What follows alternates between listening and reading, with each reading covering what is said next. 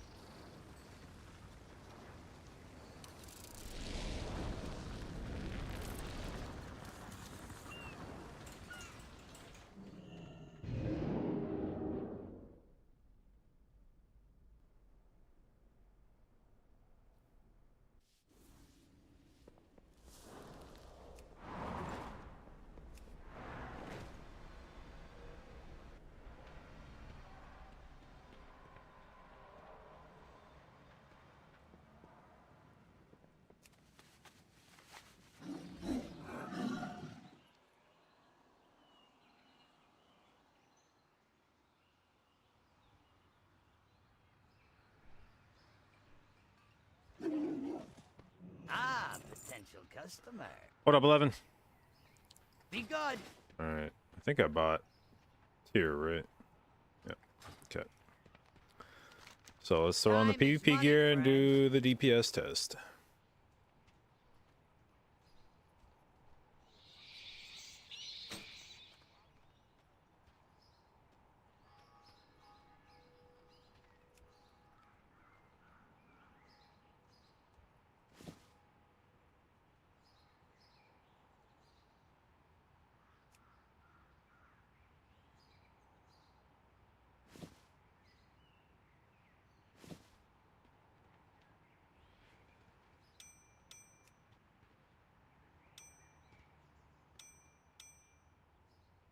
Have a good one.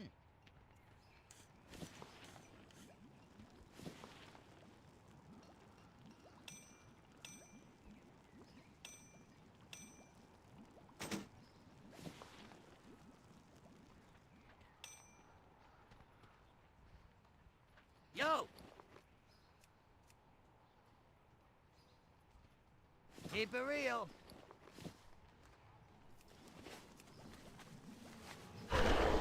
Starting retail again after your 52 died in hardcore.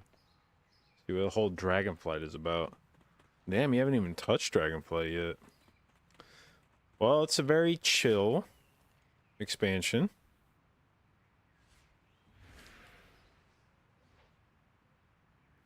Some would say too chill. I've been expecting. Take care of yourself. No one else will. The music sounds better with you, baby. Love might bring us back together. Alright. Let's go bang on some dummies.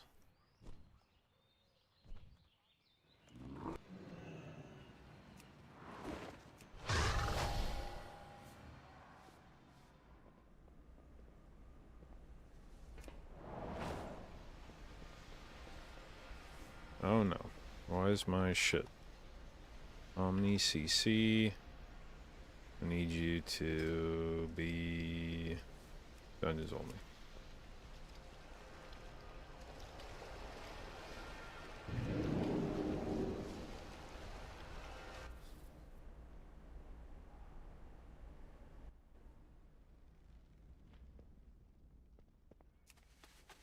The music sounds better with you.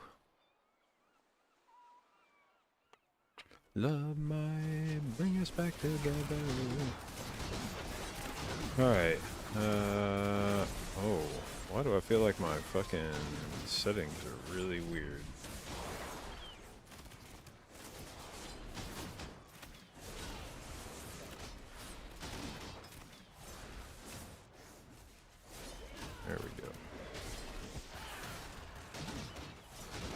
mean you're weird too?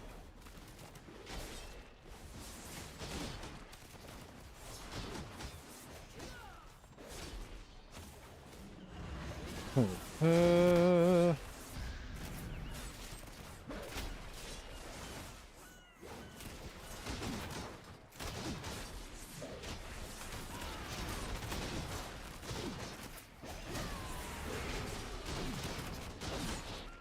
Let's see. Our rotation on single target on AoE is just drop Phaeline and spin on it. I think. I guess I could work in Zen Pulse.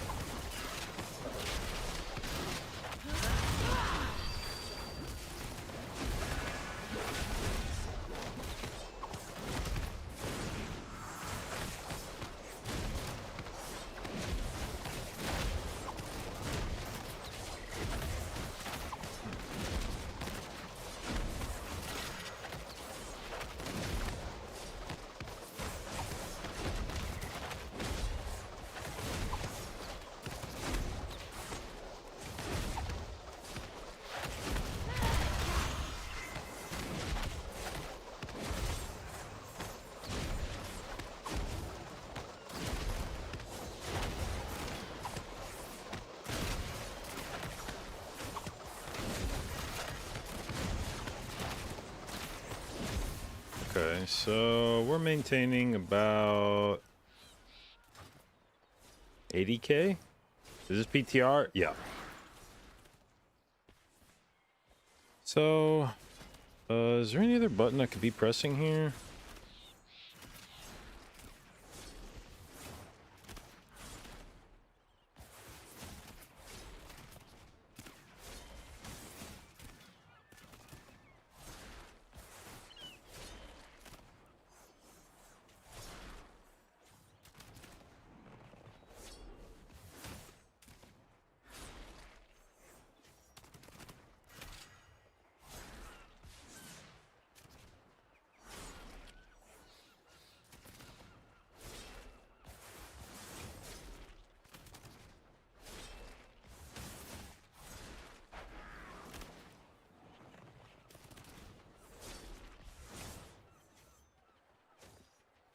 Oh, I guess I should have an expel harm button now. Do I have that on my bars? I do. Where is it? I need to get closer. What button is that? I don't even know what fucking key that is.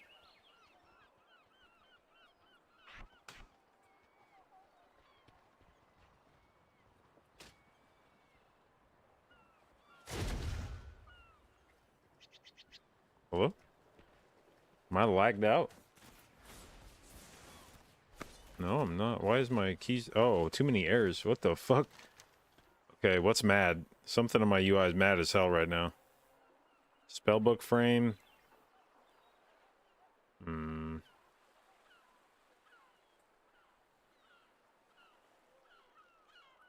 Death Note, huh? Maybe we'll give this a little reload.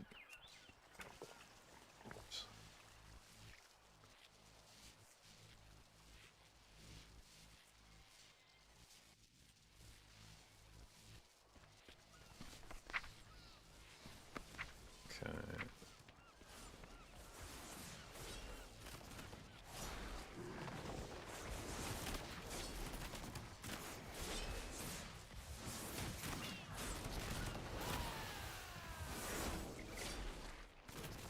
Fuck, what's still erroring out? Click doesn't like it now? And demodal. Okay.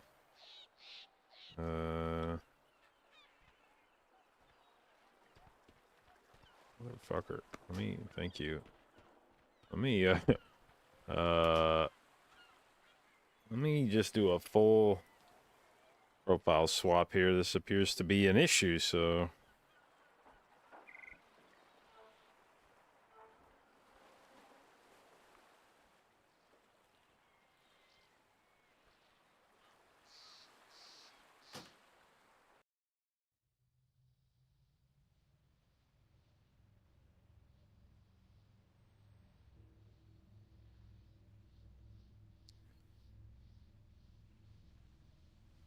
Alright, who's... We'll yoink yours. What up, Kelly?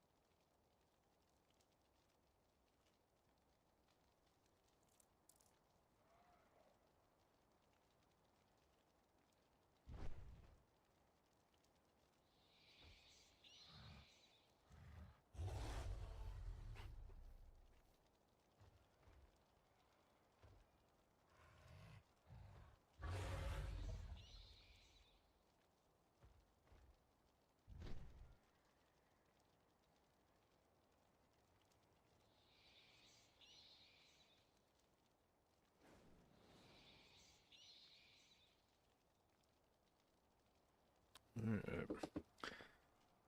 Reflux. What is the name of the profile that we are on right now? Reflux show / reflux show. I think it's just PTR actually, right? Yep. Okay. Now we'll swap back.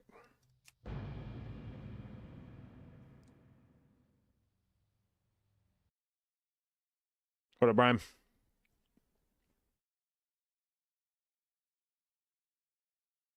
Yo, listen, you hear that? Reflux, switch, PTR. Wait, what's okay? Before I do this, because this is always the problem I have. What click profile am I on right now?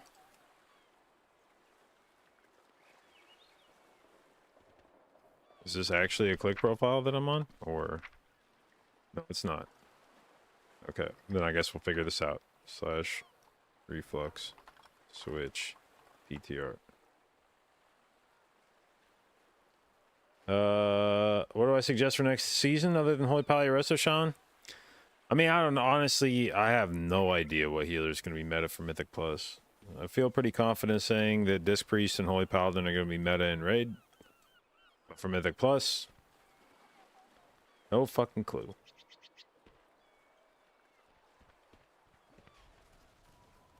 Alright,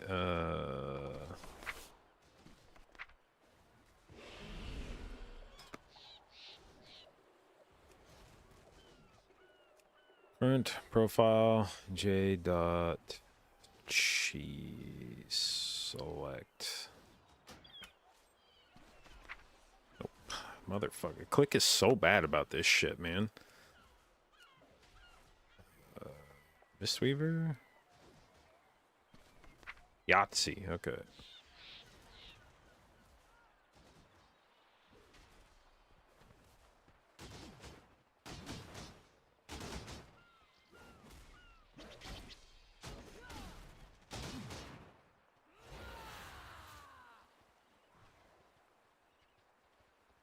Why the fuck do I have mouse over for extra action button? Well,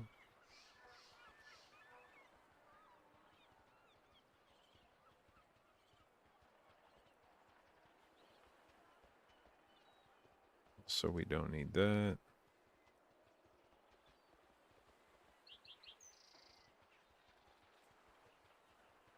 Pretty sure I guess.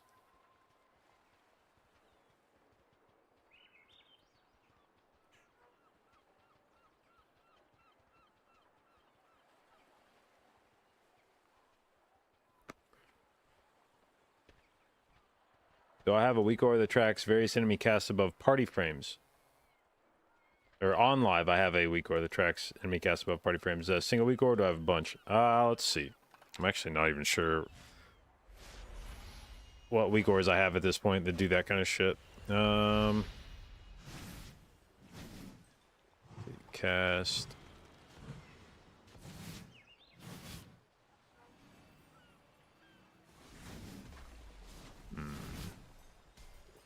Hold on, while I'm thinking about this, let me do this.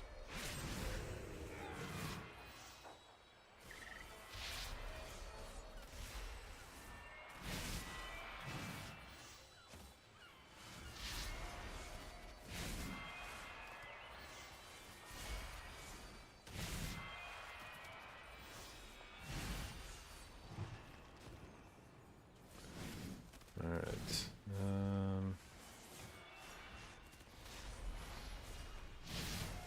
There's spell CDs on nameplate.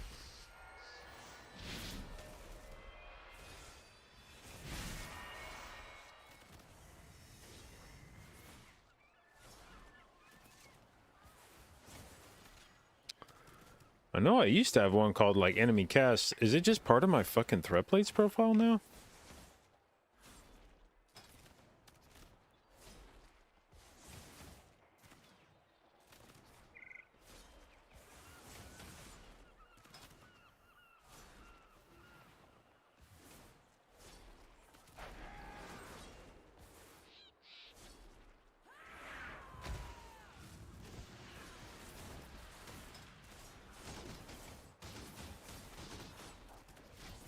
What up, Wise? This is actually a good question. I'm gonna open my live client and look at this.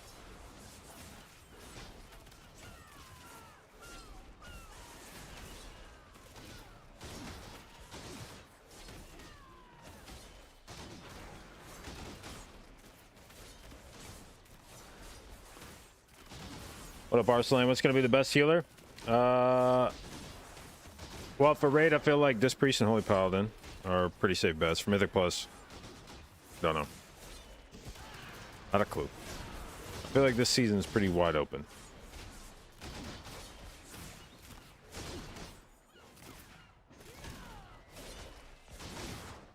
Alright. Live. Dude, I'm actually a little sad after yesterday. I feel like I finally got my UI set up for my Holy Paladin raid. To where I was like, I could start doing some blaster healing. And then that's probably the last time I'm going to heal on my Paladin in raid. We're not raiding next week. I don't think I'm going to play Paladin next year. So now I'm kind of like, whoa, what the fuck was I? God damn it.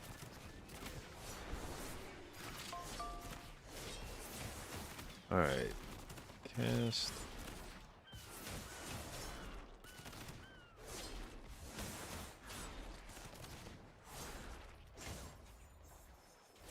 Fuck me. Actually, what is my...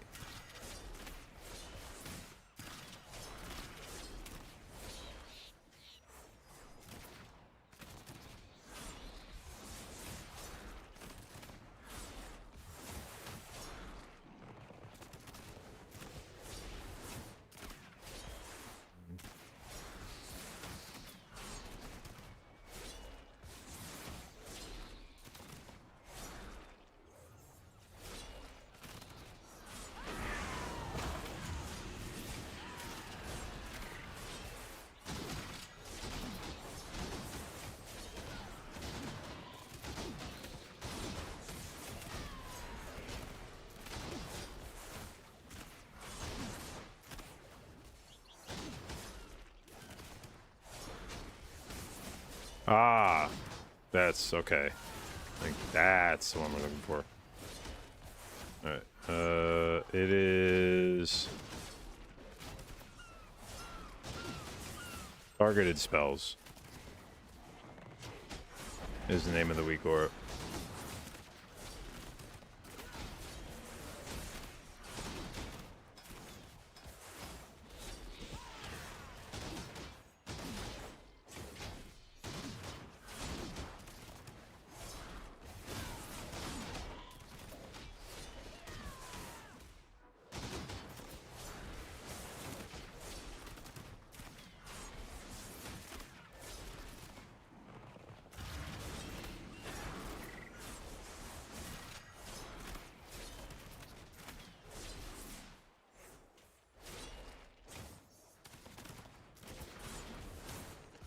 I actually don't know why this is set to...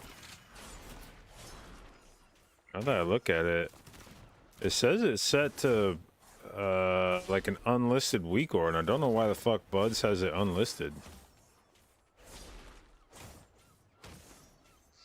Oh, wait, please use... Okay.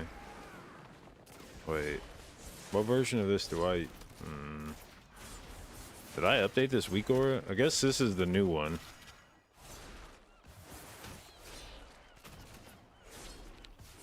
Huh.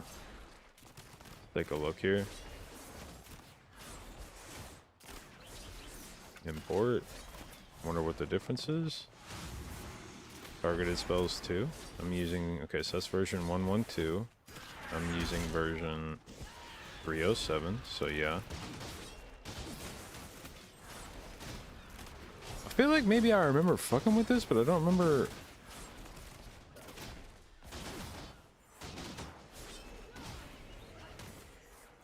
Why? I don't remember why.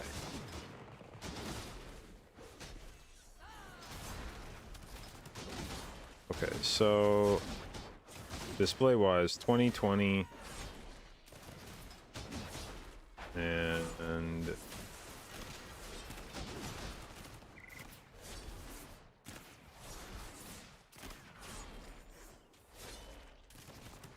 size 9 versus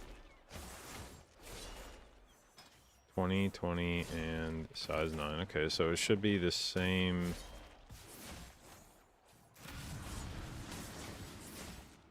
What do I have this set to load on?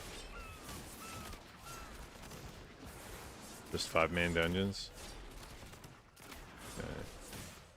Let's, fuck it. Let's try this one out on DTR, see if it does the same thing.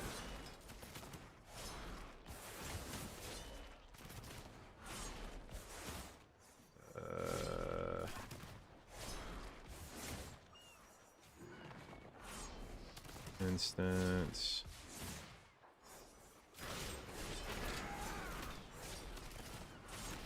Type. 5-man. Oh, Dungeon Mythic Plus. No, not just Dungeon Mythic Plus.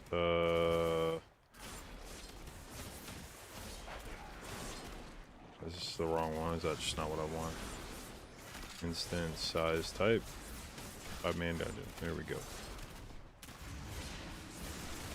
What up, Argo? Which healers do I like the most so far? I'm starting to come around on Disc Priest. I haven't tested Holy Pally on PTR too much. We might do some of that this weekend. Might try to test Mistweaver a little bit. I'm enjoying Druid, but I just don't want to get my hopes up at all about Druid because I feel like the chance that it is the Druid spec you bring feels low.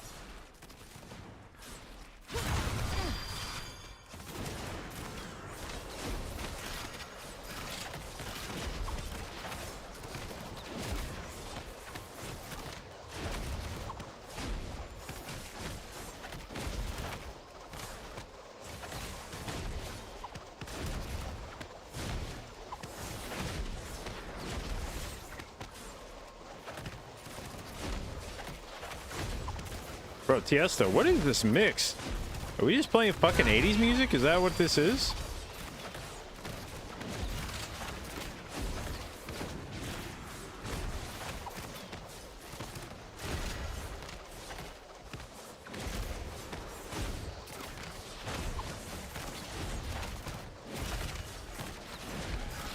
Alright, so this feels like Mistweaver is like mid-70s for 4-target AoE.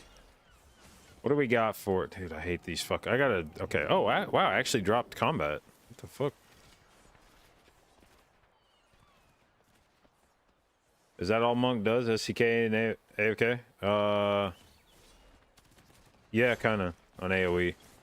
If you just want a DPS, yeah, pretty much. I mean, you drop like Zen Pulse in there.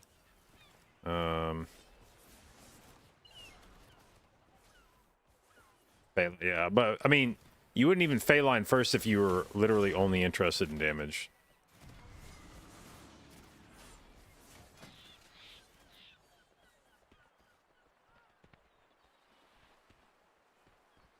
That's just that makes it do the healing. But if all you want to do was fucking slap the shit out of a pack, you would probably Zen Pulse the opener and then just start spinning. All right, so let's see how this okay, for now that Teachings of the Monastery goes to 4, do you stack it on single target to 4? No Tiger Statue? I don't. The problem with Tiger Statue right now is I feel like you trade off a lot to get it. Because if you got to get down to Resonant Fist somehow, so you got to take either Fatal Touch or Escape from Reality. So this is 2 points. This is either 1 or 2 points. So you're locking up either 3 or 4 points here. Then you could, I guess, drop like Profound Rebuttal, and now that this is only a 1-pointer, it's a little more palatable to go from Escape down to Save Them All. But I feel like you still want Close to Heart. So this is so this is 2 points that I think you absolutely want. This is either 1 or 2 points here. This makes this either 5 or 6 points. I think you still want Save Them All, which is 8 points. And I think you would want Bounce Back or Generous Pour. You can decide which. Some combination of like Save Them All, Bounce Back, and Generous Pour. Like maybe 2 of 2 Bounce Back is like too much. I don't know. But I just feel like you don't gain that much from White Tiger Statue, and the shit you trade off at the bottom of the tree feels impactful for like living. You should try Tiger Palm and Bach in 4 targets. Yeah, I guess if it stacks to 4, well, you can try that. Okay, let's see here. Does my tracker go to 4? It does. Fuck yeah, okay.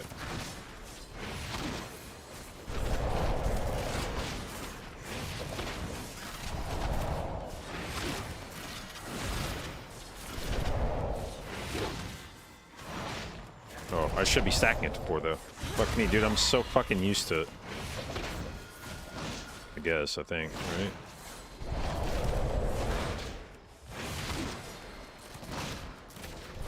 Okay, let me reset this because I fucked this up.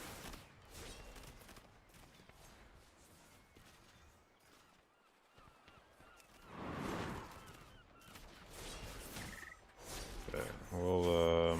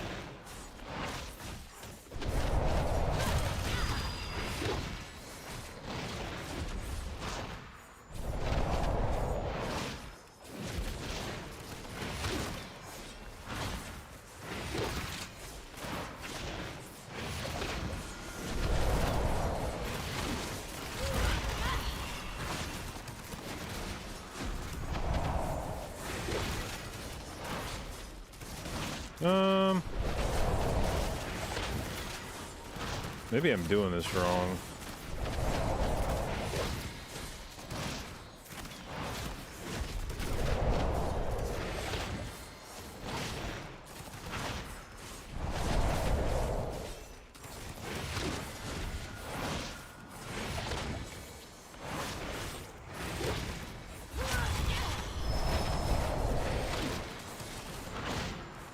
God damn it, dude, I'm so used to fucking Slamming on 2.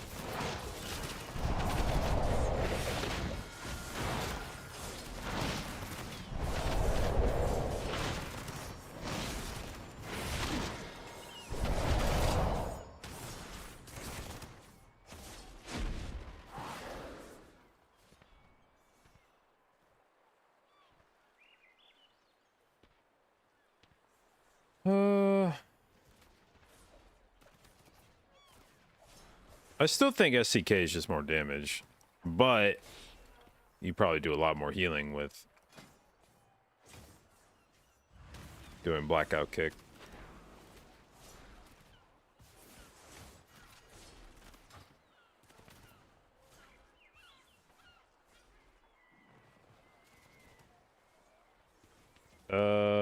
Why do top PvE players not try to get into pushing PvP? It's kind of logical after you've beaten current PvE content to go after another competitive spec of the game. I just don't think people enjoy it. PvE and PvP are two... I mean, they're like basically two different games disguised as one game in World of Warcraft, but they're... The only, like... If you looked at PvE in World of Warcraft and you looked at PvP in World of Warcraft, but you like scrubbed the names, if you like gave them different appearances, like you changed the graphics so it wasn't obvious that it was the same game. If I just showed you Arena and then I showed you Mythic Plus or Rating, and they had different graphics so you couldn't tell it was the same game, and then I asked you if that seemed like the same game, you'd be like, fuck no. And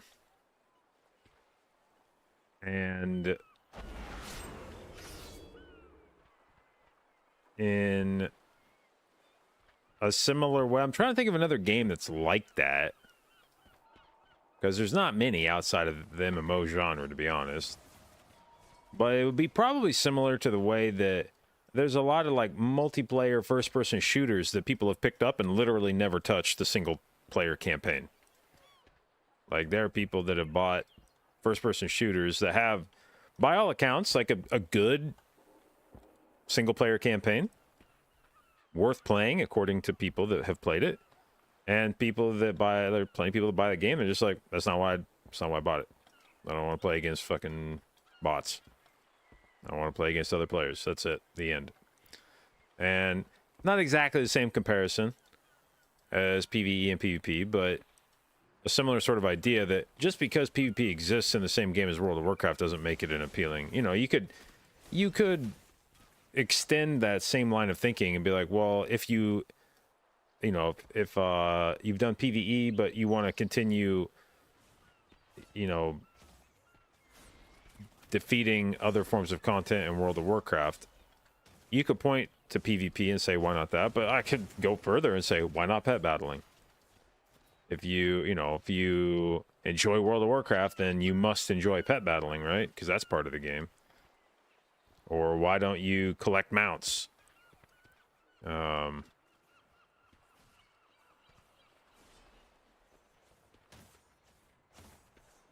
How's Mist? Well, right now we're just testing the damage on it. I didn't even test single target, really. Let's see. What's my single target rotation going to be? Is it worth stacking Teachings of the Monastery? That's what I was going to ask about. Is it worth stacking Teachings of the Monastery in single target, or do you just spam blackout kick as soon as it comes up?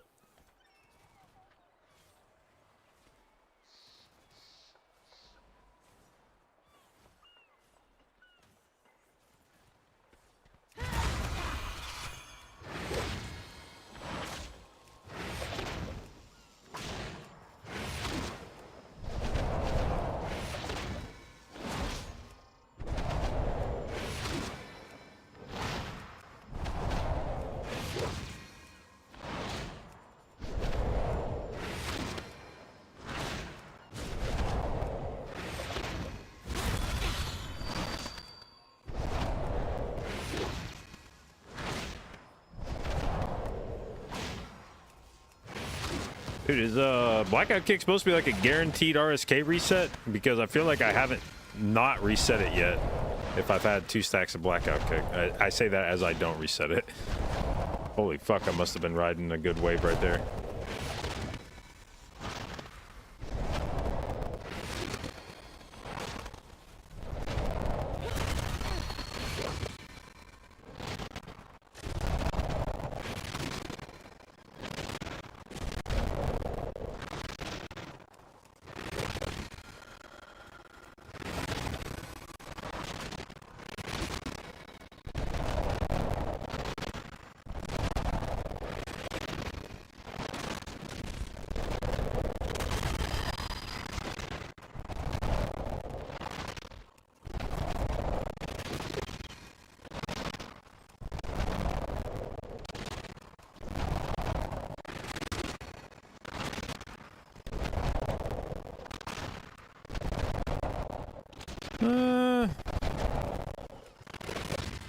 Mistweaver still feels maybe a little low on single target relative to what some of the other healers are doing. Now, this rotation right here would be doing a fair bit of HPS as well. Like doing nothing different from the buttons I'm pressing right now. This would be contributing some amount of HPS that you would not be getting from other healers' pure single target rotations.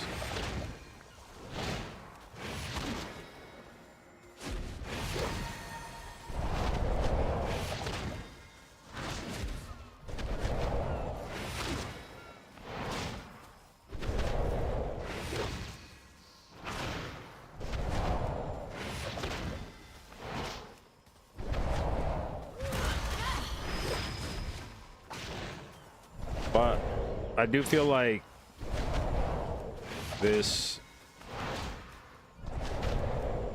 is a bit less than what I would have expected.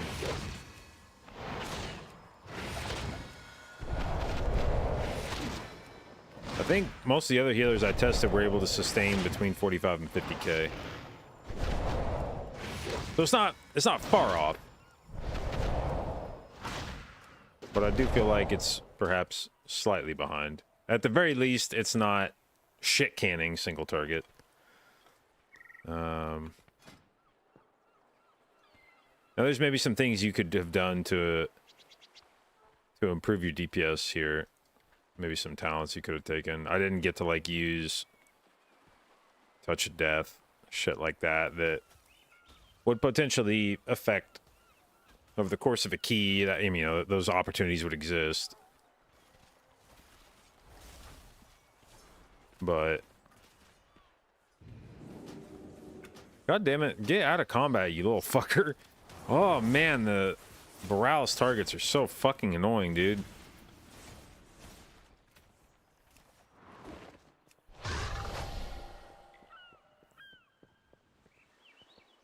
There we go. All right.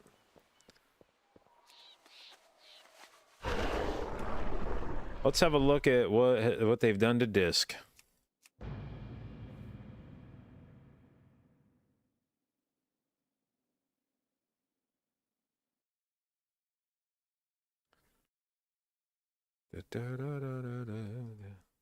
Champion, may I have a word with you?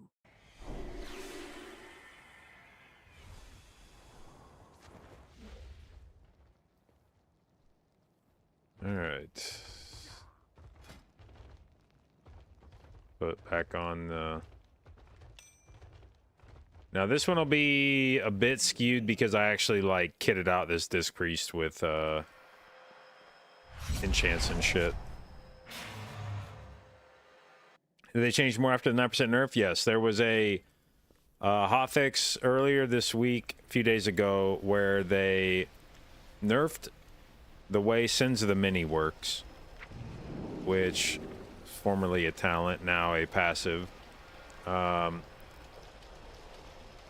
Disc Priest, which is, this used to be that your damage increased by up to 40%, diminishing for each ally affected by Atonement. It was nerfed from 40% to 20%. So many of the highest damage opportunities for a Disc Priest in the key were likely to happen when you didn't have very many atonements out, meaning you were probably getting a big chunk of damage from your Sins of the Many buff. A lot of times when you were like slamming DPS on Disc Priest, it was going to be like on pull of a trash pack where you weren't doing a lot of healing, didn't necessarily have atonements. The reduction doesn't start from 0 to 5 atonements. Oh, is it only after 5? Okay. So it's just a straight up. So it is just a straight up 20% damage nerf.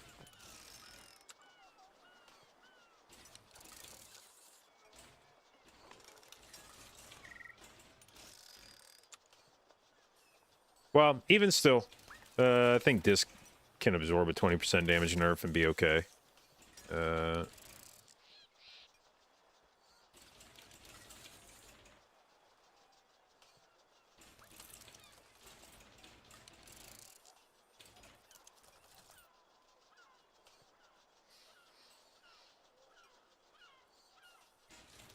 How does Arcane feel now per my runs? Honestly, I haven't done very many keys with Arcane Mages.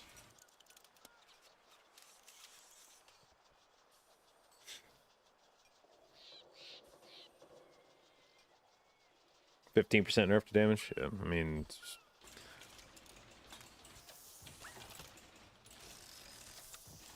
Okay, so... Let's see here. What talents do I have on here now? Now I've been playing my fucking weird-ass build on live so long, I forget even what the difference between this and... Alright, so...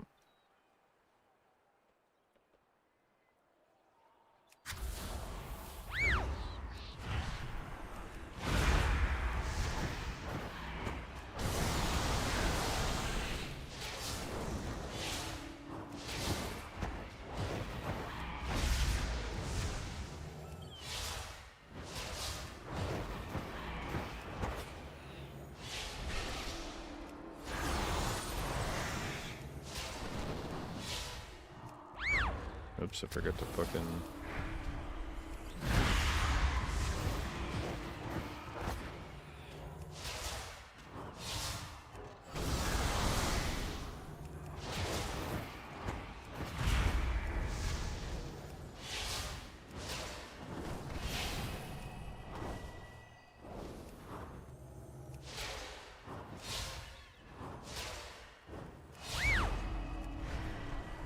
Fuck, that's what I forgot to do. I forgot to fucking Rhapsody. I was like, there's some button I didn't press there. What was it?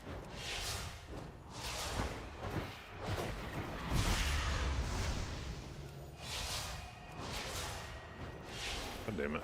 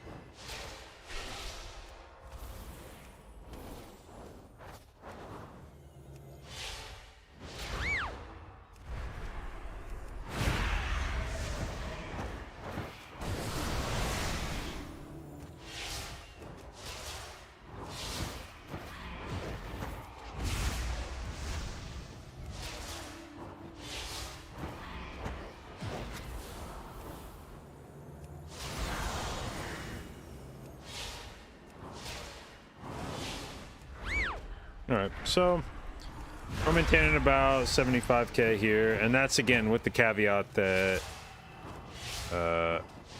this character's was like fully enchanted and shit compared to the monk that didn't have like Sophic Devotion and shit like that. So I think the monk honestly was slightly ahead on AoE damage, I would say, because I think the monk was averaging like mid 70k as well, and that was with no ring enchants, no Sophic Devotion, no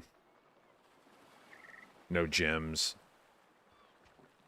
things like that. So I think monk is probably actually doing slightly higher AoE damage than priest, but it seems similar. And then on single target,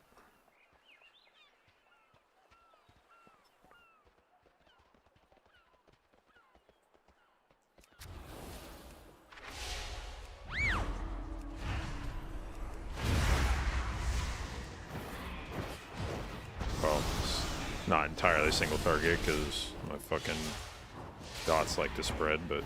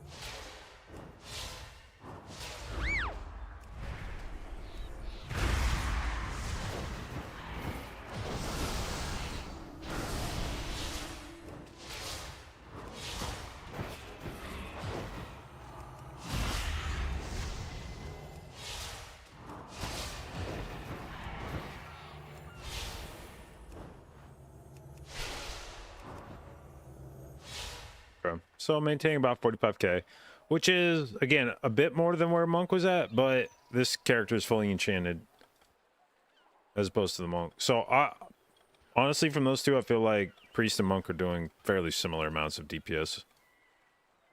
Now, with the caveat that doesn't take into account, you know, like PI.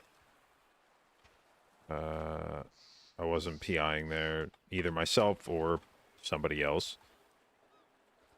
So there's likely to be more there that you could do with priest DPS.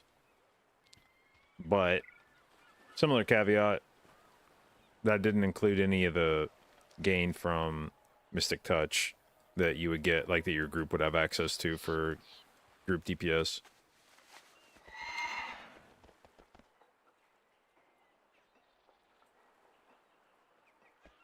Can I show Resto Druid DPS and AoE? Yep.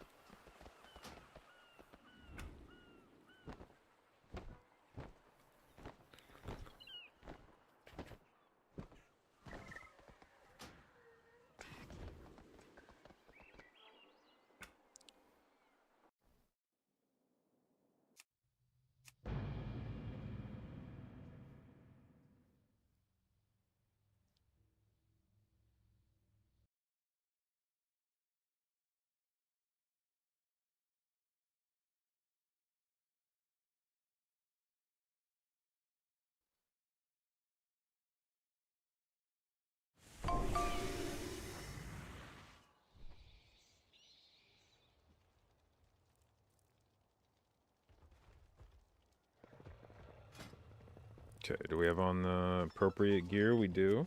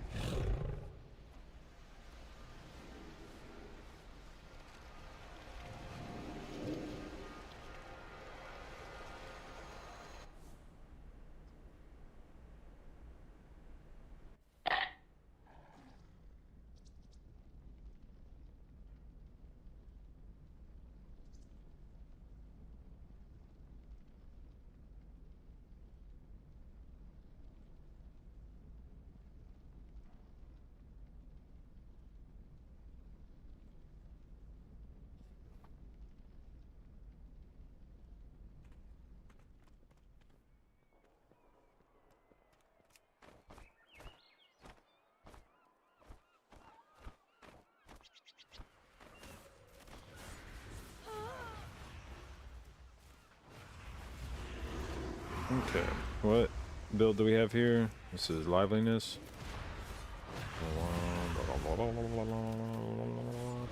Alright.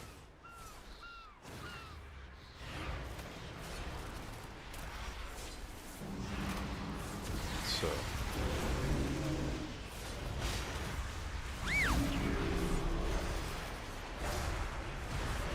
Actually, I don't think that's correct to do that, but... Wait, where's my... Oops, wrong button.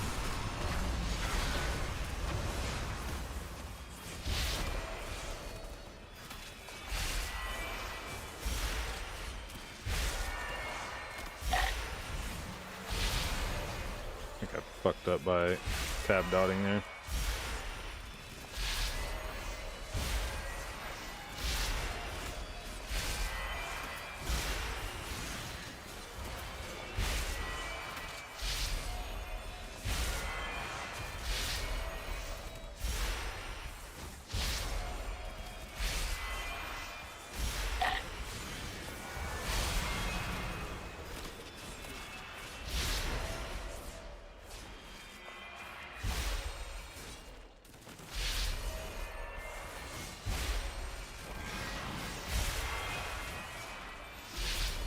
Alright, so that's with Heart of the Wild and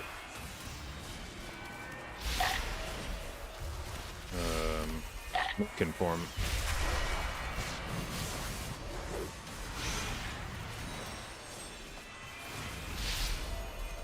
Also, this is sort of fake because I'm just like fucking hitting everything out here. It's kind of hard to test only 4 targets when there's just many things here.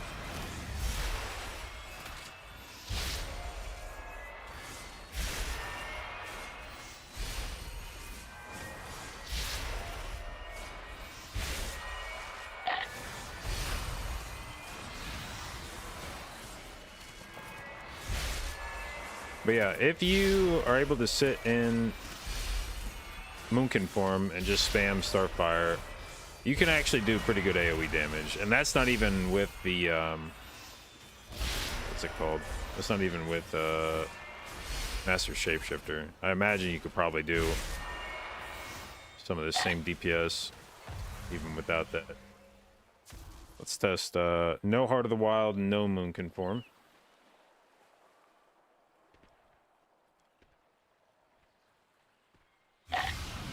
No cap form? No, after they buffed, so coming into 10.2, Blizzard buffed Wrath and Starfire by 100%. And 100% is a very large number.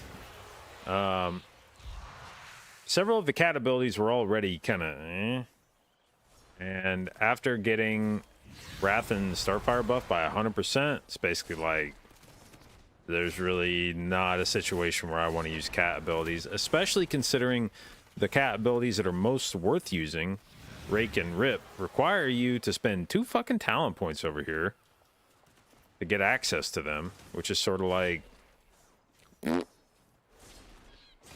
Alright. So this time we'll do a Convoke and Moonkin form and then swap to Caster form afterwards.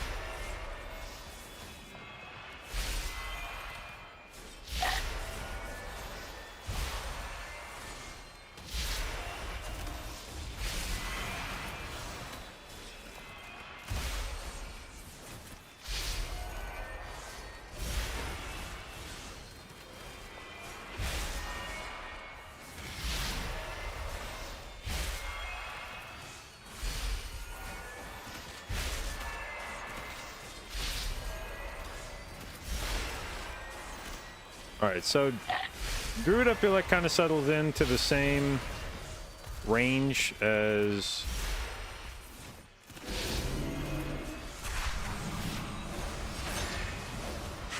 the other healers, where you end up doing about mid-70s with no cooldowns. Did they change the animation with Starfire? If they have, it hasn't been for a while.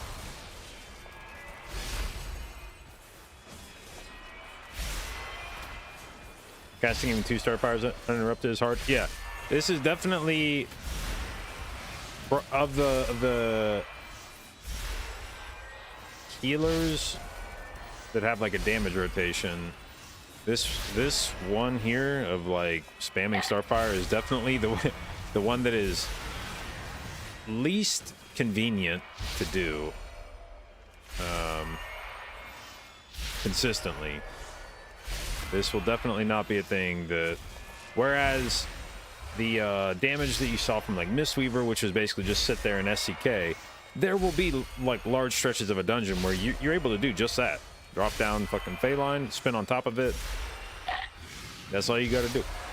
It will be difficult in meaningful keys to have moments like this on a Druid where you just slam Starfires over and over and over again. But if there is a thing for Druids to take heart from, it's that, no pun intended, I guess, it's that when you get the opportunity to just blast damage with, like, if you go Moonkin form, pop Heart of the Wild. Oh, did I pot, by the way, on my Heart of the Wild last time? I think I may have. Did I fix that macro to work? I think maybe I did. Yeah, that might have been a little fake, actually. I may have potted. If you can Heart of the Wild and then just slam damage, then you can blast, especially where I think Druid will potentially look really fucking good is if there's a spot in the dungeon where you lust and you can pop Heart of the Wild and just sit there and blast for the whole, like the whole Bloodlust. If you can Heart of the Wild, Bloodlust, and just tee off, a Druid's damage is gonna look fucking good. There will definitely be that moment where if you hit a boss like I'm trying to think of a boss that's a good example of that. If it was like it won't be this coming season, but like last season in Underrot, for instance. If you had walked into Underrot, held Lust until Liaxa, and then Lust on pull, there's nothing happening on this fight. You just sit there and or like if you Lust on Spore Collar, something like that. There would for sure be some bosses where you could just spam for like 40 seconds uninterrupted. And I think if Druid can Heart of the Wild and do that, its damage will look very good. But it will struggle more than other healers in terms of doing its like rotation, like its best rotational damage just throughout a key. It will struggle to get opportunities to just Starfire over and over and over and over and over again. Whereas like the 2 damage rotations we just looked at prior to that, Disc Priest and Mistweaver, those two, like the damage they do is a lot of times damage that still does like pretty good HPS. You would much more conceivably be able to utilize those damage rotations more consistently.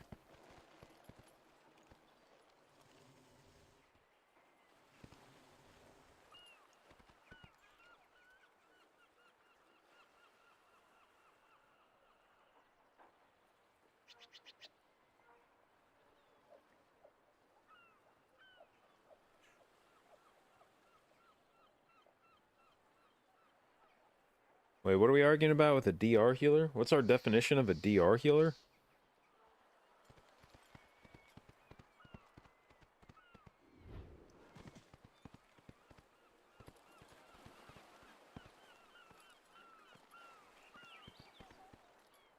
Arguing if DR healers are required for rank 1 pushes in new meta.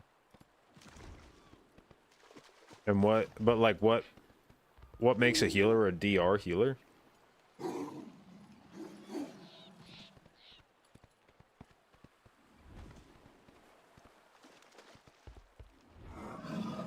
Why would Disc be the only DR healer? What makes Disc a DR healer, and why is it the only one?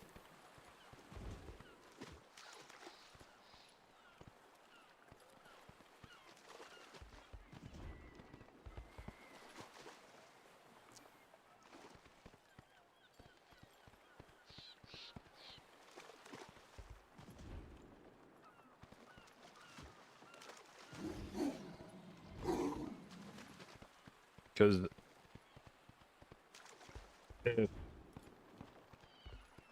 shielding barrier? Well, I mean, Disc Priest shield is like not that great. Barrier also, I guarantee you in keys, if you gave Disc Priest a meaningful alternative to barrier, a lot of them would take it. Like I did MDI on Disc Priest back in Shadowlands. Barrier was, you would use it because you had it, but not because, you know, you gave a shit. It was just like, all right, barrier's off cooldown, boss is doing a mechanic, stack up. I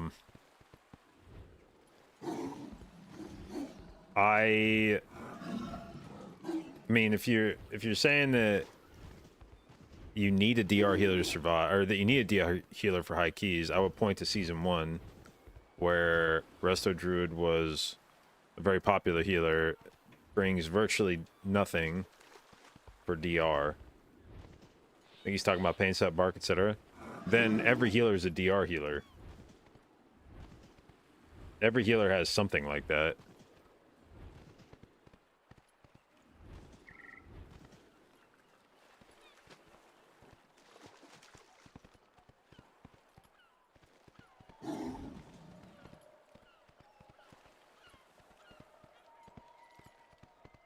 Mistweaver doesn't have DR. I mean, they have Cocoon. It's the same thing. Functionally, what's the difference between Cocoon and Bark? Like, or Iron Bark or Sack, or like, I don't think people understand. Like, I don't think people have really considered the math behind Life Cocoon versus percentage-based DRs to understand how ass-fucked you would have to be for something like Barkskin or Sack or Paint Sup to be better than Cocoon. Do you know how hard you would have to get hit over the course of something like Iron Bark or Sack or Paint Sup to be worth more than Life Cocoon?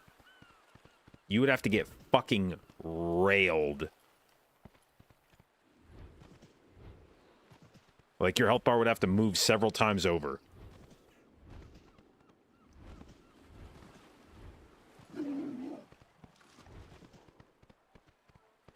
And you would have to sit there and get healed through it constantly. Instead of Life Cocoon, where you just put it on the person and now they're safe until Life Cocoon's off. Like, nobody could survive the kind of hit. The kind of hit, or the kind of damage you'd have to take in order for a percentage-based DR to be better than Life Cocoon would have to take place over a period of time. It could not all come in one damage instance, because that would kill you through, like, you wouldn't survive it with Sack or Iron Bark or Pain Sup. In order to take enough damage that those abilities are worth more than Life Cocoon, you'd have to get hit for like several million damage, and then so you wouldn't survive it with Iron Bark if it was all in one go, or Pain Sup or anything like that. So in order for it to be worth more, it has to be like a dot or successive hits, and throughout that entire time you have to be healing that person up. They'd get chunked down, you'd heal them back up, they get chunked down again, you heal them back up, they get chunked down again, you heal them back up. So you're having to sit there and babysit them the whole time. Whereas with Life Cocoon, they would get hit and their health bar wouldn't move, and they get hit and their health bar wouldn't move, and they get hit and their health bar wouldn't move, and then at the end they'd get hit really hard, and maybe you'd have to heal them. So even from a practical perspective, Life Cocoon is like a more useful thing for that. But when we look at, god damn it, why is this not a resting area right here? It's annoying as shit that I have to run over here to log off.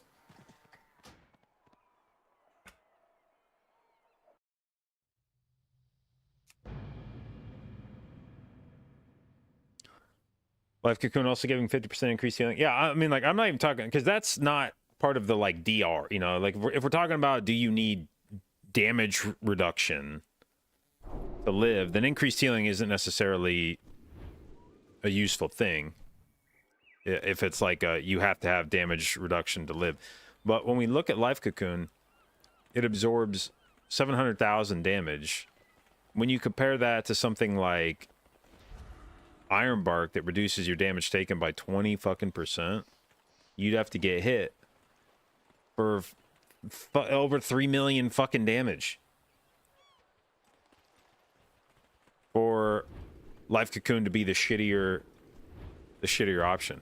Even a fucking wild ass DR like Time Dilation, or you know, Time Dilation at 50% and Sack at 45% if you're taking Echoing Blessings, which you would be.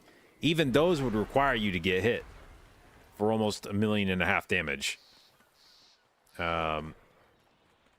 You'd have to take your whole health bar and damage over 2x in order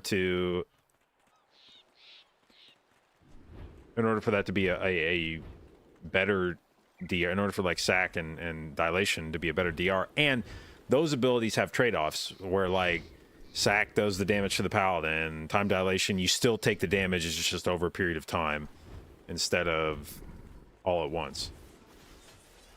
So if we're talking about DR as like do you have a button to keep people alive that isn't strictly healing, but that adds to their effective health pool, like every healer has that. Some have more than others. Like for instance, Monk has both Life Cocoon, but then also it has the bubble shit that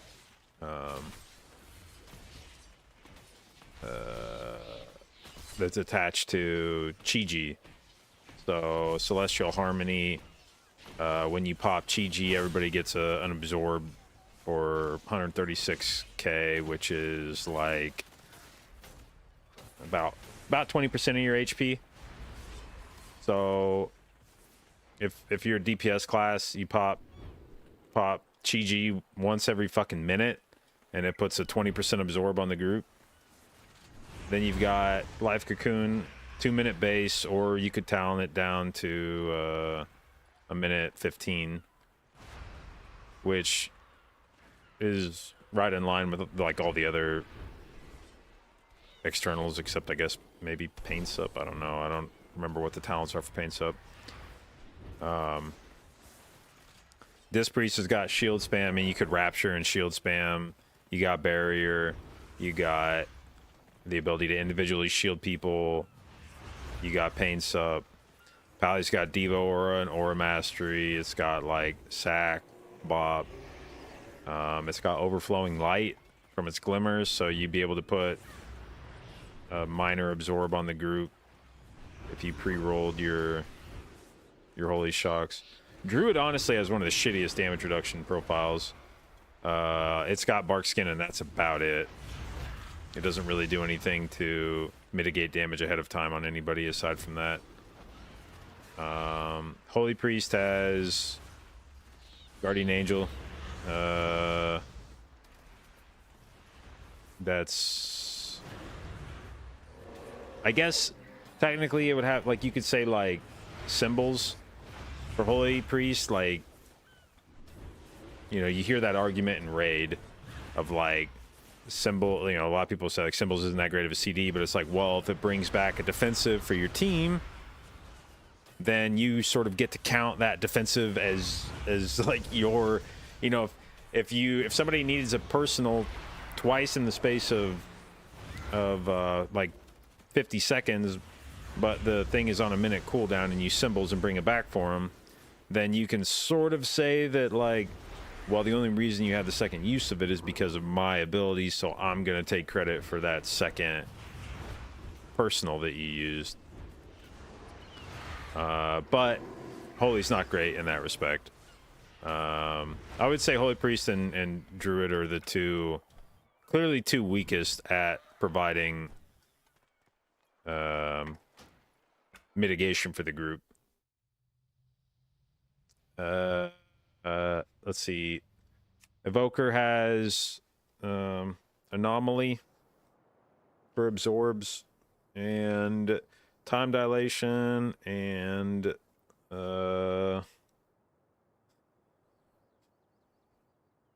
does it do anything else?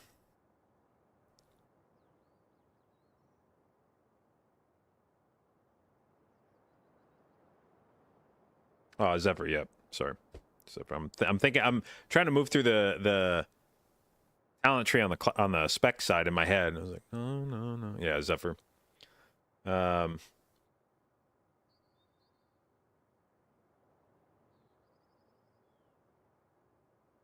So Zephyr, and then Resto Shaman has Spirit Link, has Ancestral Vigor to just give people 10% more HP, kind of whenever.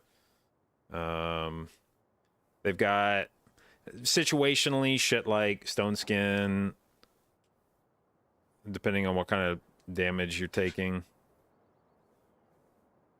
Yeah, Earth Shield. So everybody's got something. So to just classify a healer in a broad way as like a DR healer and that's necessary, like it's not. The meta has been dictated by all kinds of things in the past. Some seasons it's damage, some seasons it's survivability, some seasons it's raw HPS.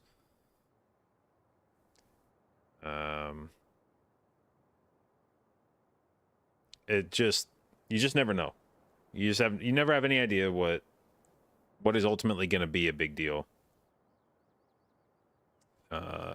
during a season.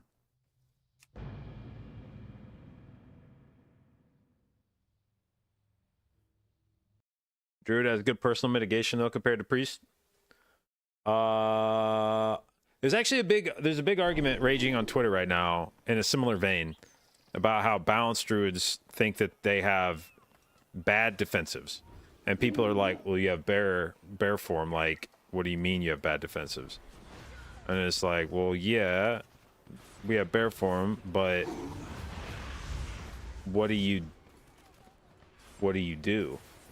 Like, so you're telling me when you compare something like bear form, like people always like jerk it to bear form because like you can just bear form whenever you want, and it's like, cool. So how often do you want to spend 2 globals to gain some armor and HP? Because you can't bear form as a healer if there's heavy group damage happening. Like, cool, I'll live and everybody else dies. Sick. Cool defensive. Very fucking cool defensive. I guarantee you if there were other healers that had defensives where it was like a channeled, because that's essentially what bear form is. Bear form is like a funky way of doing a channeled defensive. You gain survivability, but you're locked out from doing anything else. And if you had channeled defensives on other healers, they'd fucking screech. They'd be like, what the fuck, this is worthless. Channel fucking, if I'm supposed to stand here and not fucking heal, what's the point?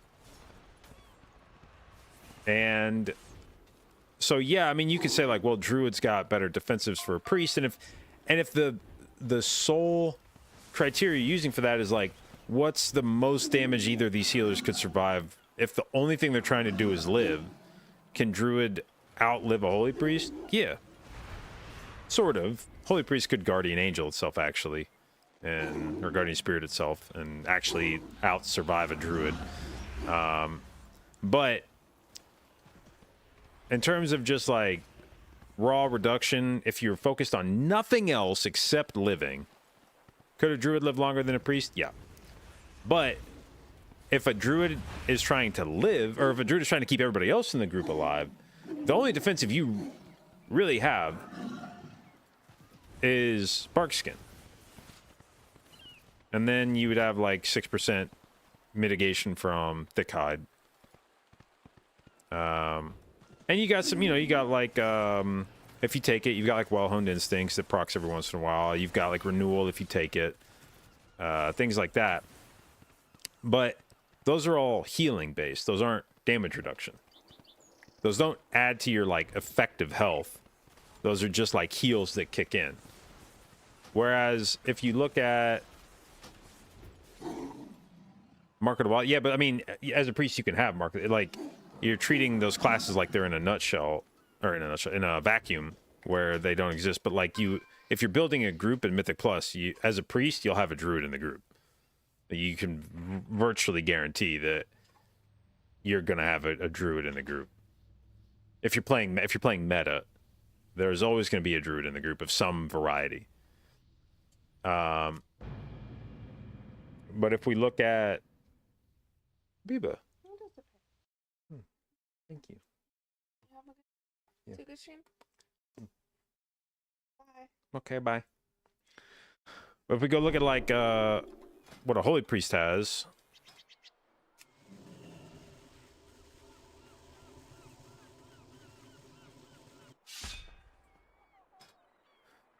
So holy priest has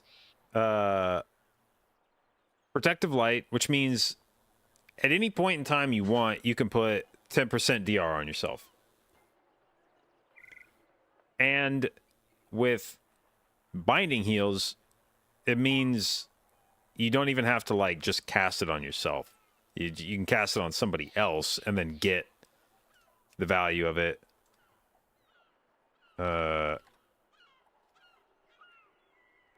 Like it'll splash the flash of light to you, or flash heal to you, excuse me, flash heal to you, which will give you protective light. So you've got 10% mitigation whenever you want it. You've then got Fade, which is another 10% reduction, and Fade is on a 30-second cooldown. So really any large mechanic that exists is probably not going to occur more than every 30 seconds. If there's something that's like a really, really scary AoE, that's probably not happening every 30 seconds. So you likely have Fade up for every serious source of damage on a boss fight. Like, that should be up virtually all the time. If you're going to be taking a big source of AoE damage. So you have 10% whenever you want it from Protective Light. You have 10% reduction from Fade. Probably about whenever. Both of those are fairly... I mean, like, this is a 10-second buff when you Protective Light yourself. Fade is a 10-second buff. So these aren't even short. You know, like, you look at a class like Mistweaver, who they've got Diffuse Magic, which is 60% magic reduction. Very big. And the cooldown on it's not super light. It's not like a 2-minute cooldown or anything. But it only lasts for 6 seconds. So you can't just, like, hit it whenever you want and be really confident it's going to last the whole time. Like, there's some mechanics that will stretch out longer than 6 seconds. And if you pre-press it too early, you may miss the end of a mechanic because it fell off. Whereas Fade, 30-second CD, and it lasts for 10 seconds, that's a shitload of uptime. So just those two things by themselves, the ability to flash heal whenever and get 10% damage reduction, and then Fade probably most of the time and get that.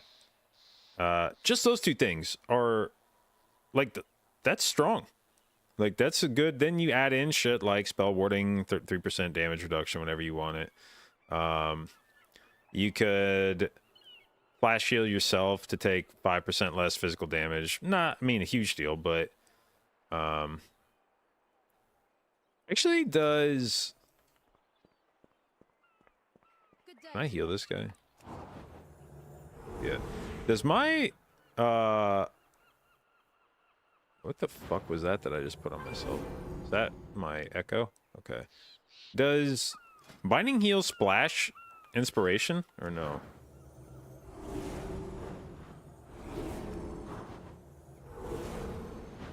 Crit, you little rat. Hello? There you go. It does not appear to splash. Okay. Ahoy!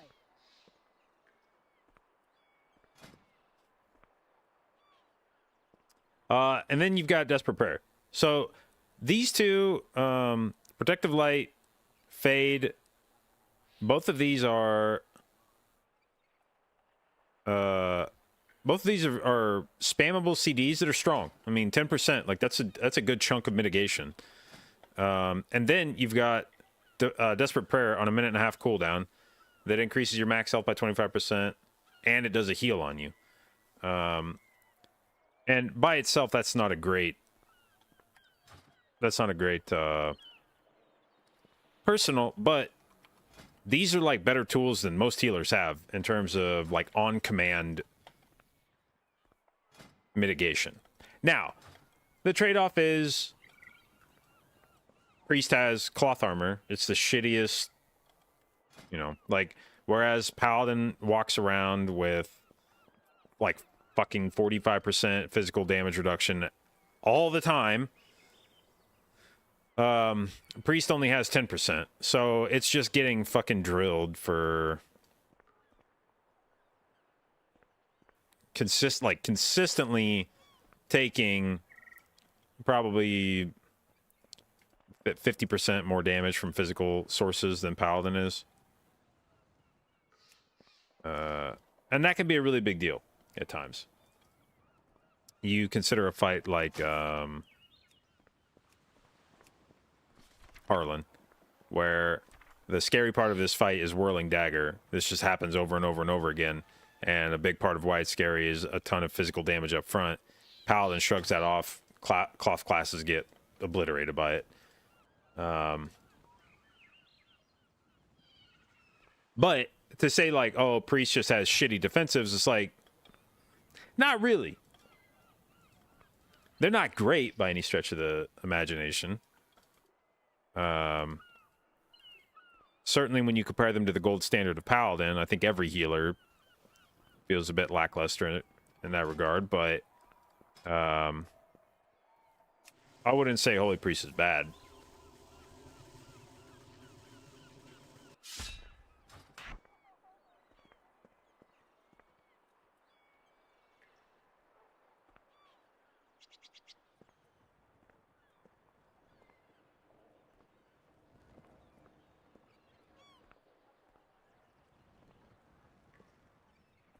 Last boss, Star Card ticket. Yeah, but that's such a very, very specific damage pattern. I mean, you've picked out one of the very few boss fights where, as a druid, you are essentially free to go in bear form without any downside.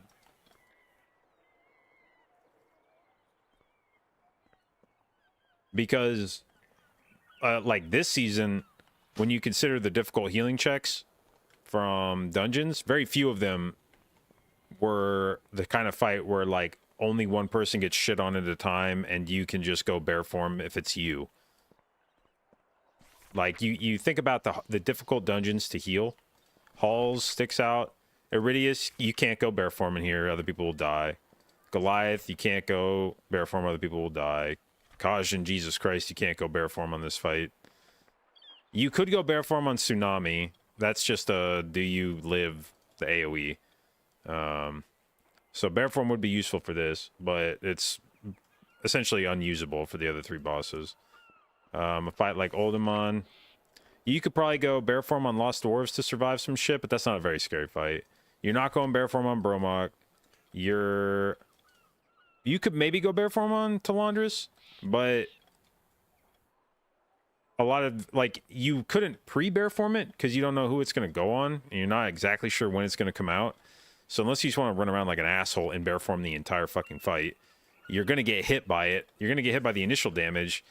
And most classes have a way, or most groups, I should say, have a way to dispel the bleed pretty consistently. So a lot of it is just like, can you live the initial application of it? And Druids know better at that than anybody else. Bear for the Stomp. Yeah, you can bear form the Stomp. That's not bad. But a lot of times the stomp was the only dangerous part of the stomp is if you also had the bleed. And if you're in a situation where you have the bleed and the stomps coming, most classes probably had a defensive they were going to use there anyway. Like, you're probably not just going to go into bear form for the stomp. You would, if there was like an overlap that was scary, you would bear form and use your bark skin for that or something. So anyway, I can tell you there have been, like, I did feel like in Legion there were a lot more fights where bear form was really nice. And DHT was one of those. DHT was actually a dungeon that was like incredibly good for bear form. I remember Elsarat was a healer back then, and he had both a paladin and a druid that he would push keys on. And most dungeons he would play paladin, but I remember even he played druid in DHT because the ability to go bear form for mechanics like feed on the weak, especially frenzied regen back then. It scaled with damage taken, so you get feed on the weak and it would tick like once or twice, and you press frenzied regen and your health bar would just be like top. But you could also like displace your beast away from nightmare bolts. You could shapeshift around and break roots on Oakheart. You could be in bear form and soak grievous leaps on this and then just frenzied regen it back up.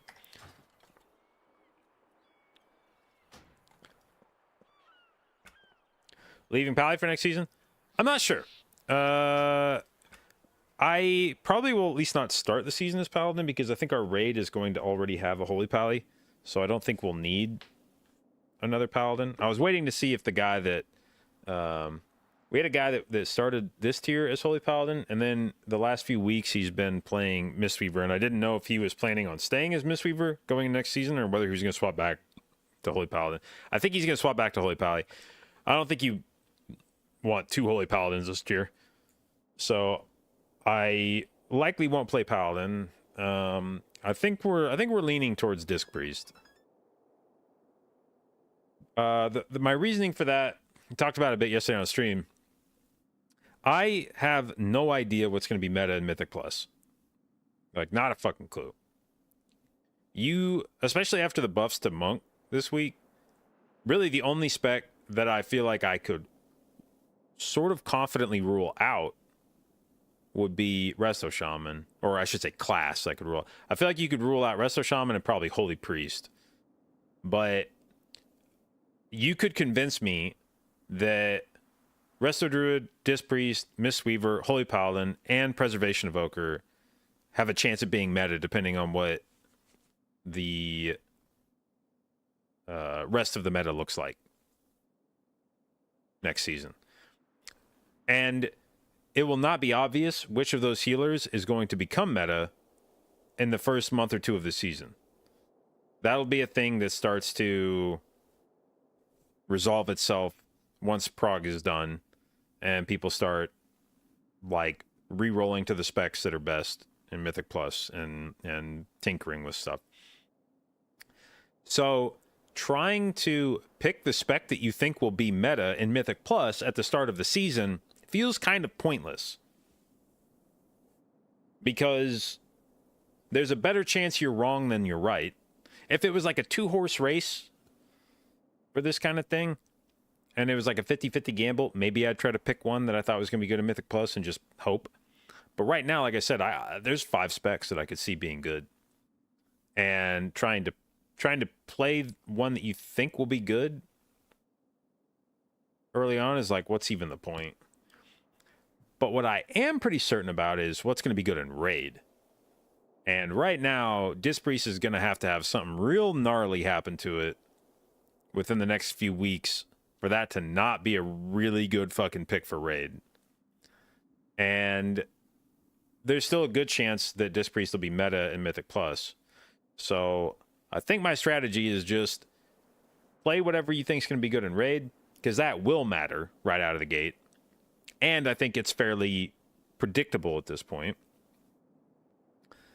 And then figure out what the fuck the Mythic Plus meta is going to be later. And play that. You know, when it becomes more obvious.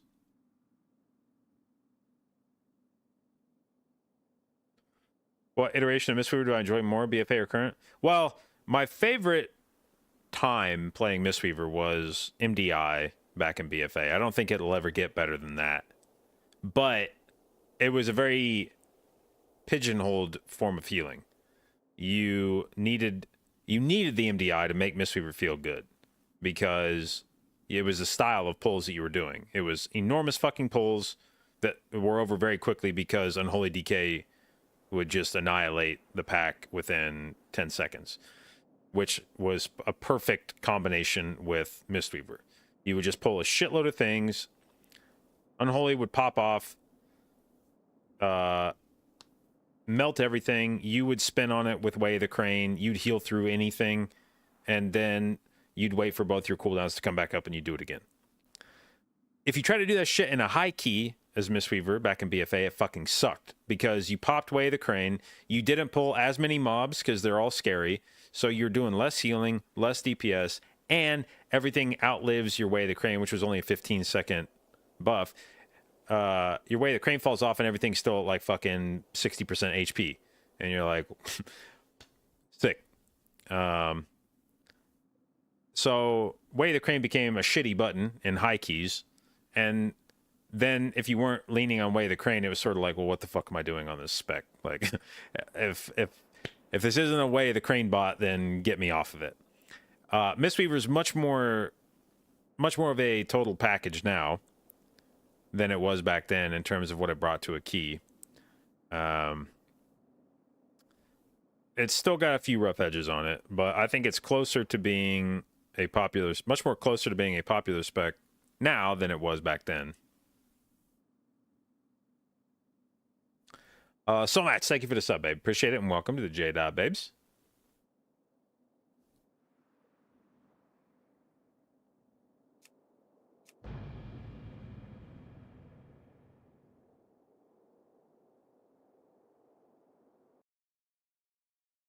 What do I think about Resto Shaman? Is it worth it on Raid or even Mythic Plus? I think it'll be decent in Raid, but definitely not one of the core healers. You won't necessarily avoid playing Shaman, but I don't think you would. You know, right now it feels like there's a few pillar specs that you are going to put in your heal team in virtually every guild within the top, like, 300 world guilds. There's going to be a few healers that, like, everybody feels like they need to have. You're going to feel like you need to have a Holy Paladin. You're going to feel like you need to have a Disc Priest. Maybe even another Priest, either 2 discs or 1 disc, 1 holy or something, depending on the healing profile. And then I feel like guilds will probably feel like they have some wiggle room with the last spot or two, where you could bring whatever somebody wants to play. Mistweaver, Druid, Resto Shaman, Evoker. But you wouldn't start with Resto Shaman. It wouldn't be like, oh, we're for sure bringing Resto Shaman. What else are we building around it?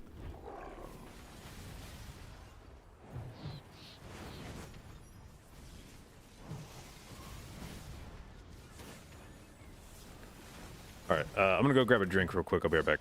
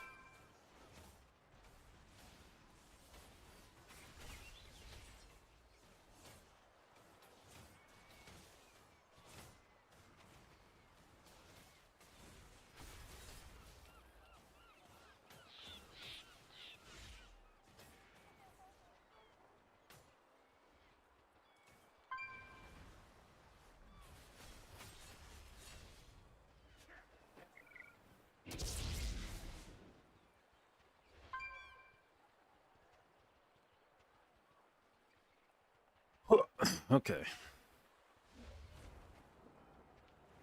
Am I going to be at BlizzCon? Yes. Yes, I will.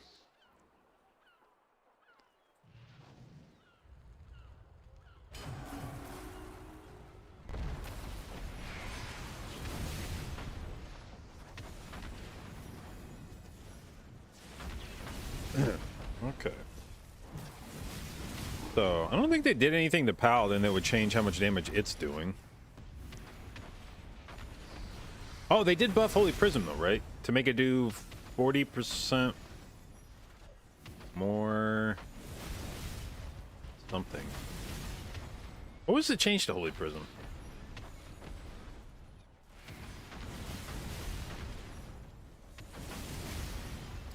Mankids, thank you for the resub, babe. 15 months. Appreciate it. And thank you for your continued inclusion in the J dot babes. 40% more healing. Okay.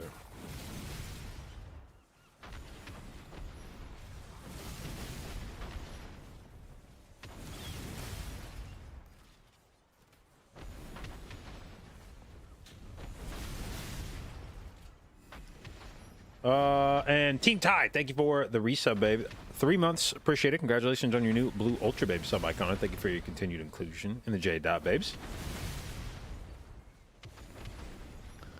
New to Holy Pies, anything major changing for the new season?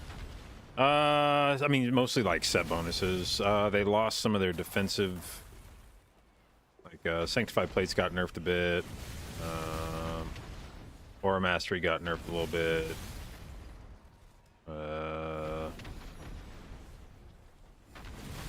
Lights Protection got nerfed a bit.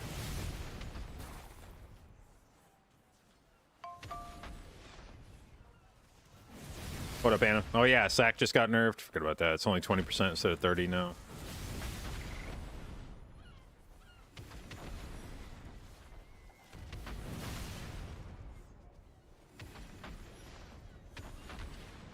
By the way, I do like that Blessing of Sacrifice is normally a 2-minute cooldown, and it gets reduced down to 1 minute with the talent.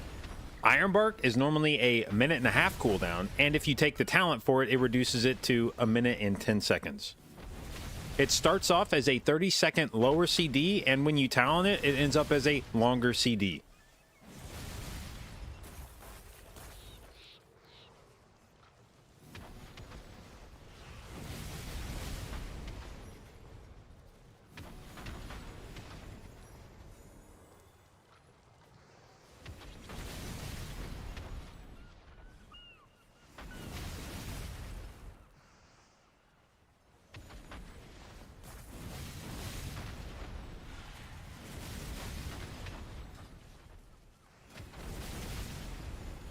All right, so these are the... This is the shit we put on for testing. All right, so...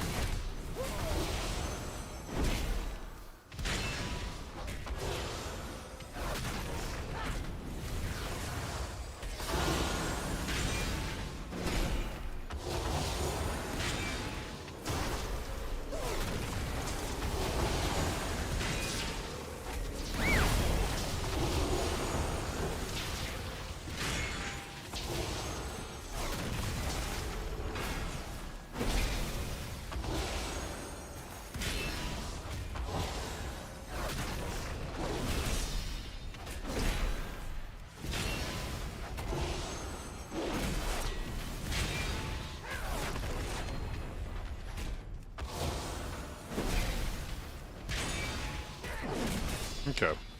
So Pally's doing about the same. 4 targets, like sitting 75, 80k, which is about where you saw maybe slightly more than Monk. About the same as Disc Priest doing its rotation.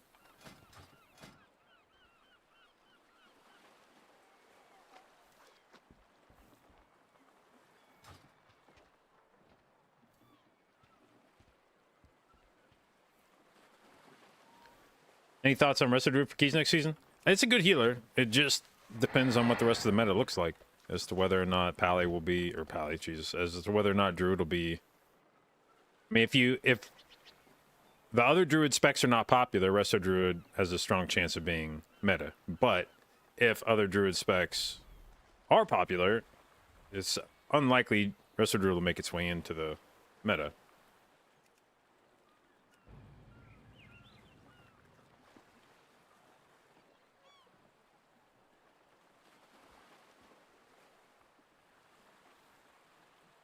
Havoc, Outlaw, AUG, that's your DPS. Can't change that in any way unless they nerf. I mean, they have been nerfing those specs, though.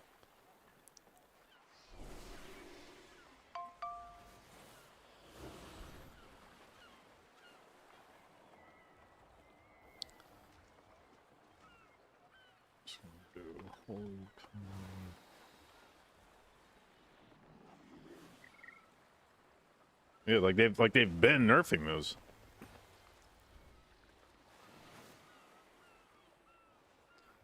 All right, we bring.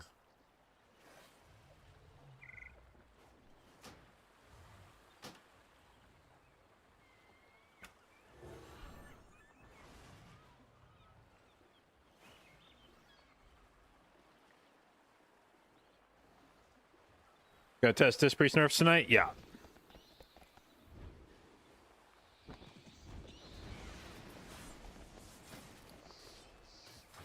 Alright, how much damage did Light's Hammer do? Light's Hammer did 3% of my damage. Bro, what the fuck?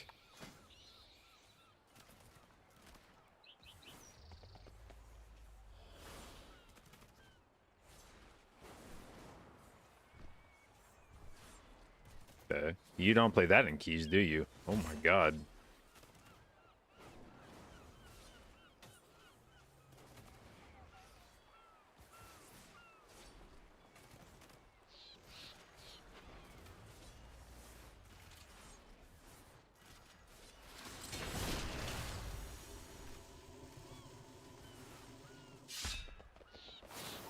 How many uses of Light's Hammer did I get that time? It was like 2, right? So we could have Holy Prismed like maybe 5 times? How much damage does this shit do? 45k? How much did the...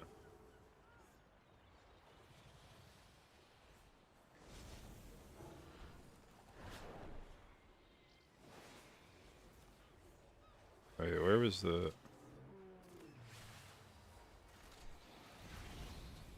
That doesn't seem right. Fuck.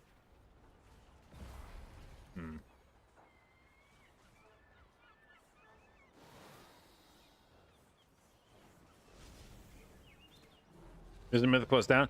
Yeah, we're just testing out some damage stuff.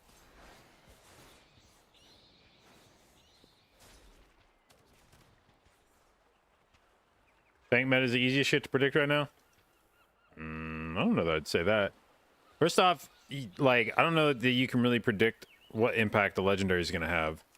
The legendary could be good, and it still might not be good for what you want it to be. Like, it could make you fucking invincible, but if it doesn't do a lot of damage, like, you may think that it's an insanely good legendary, and it might be insanely good, but it may not be insanely good in a way that you care about for Mythic Plus.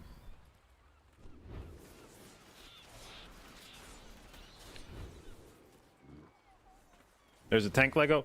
Well, there's a two-handed axe, and the only tank that can make use of that is a Blood DK. So it's a tank legendary to the extent that one of the tanks can use it.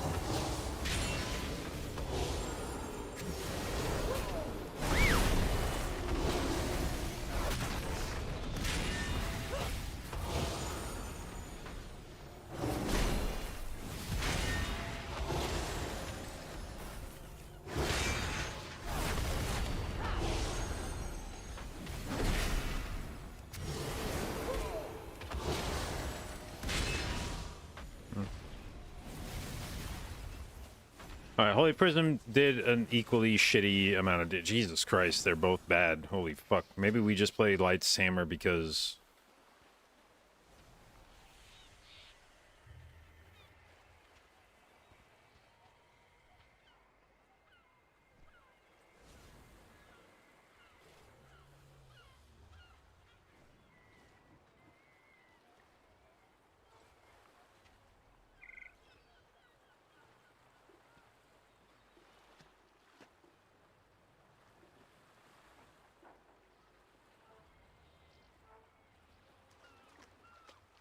Are keys in 1 hour? I think they should be. I don't think they've announced yet, but they should be. Now, thank you for the resub, babe. 15 months, appreciate it, and thank you for your continued inclusion in the J-Dot, babes.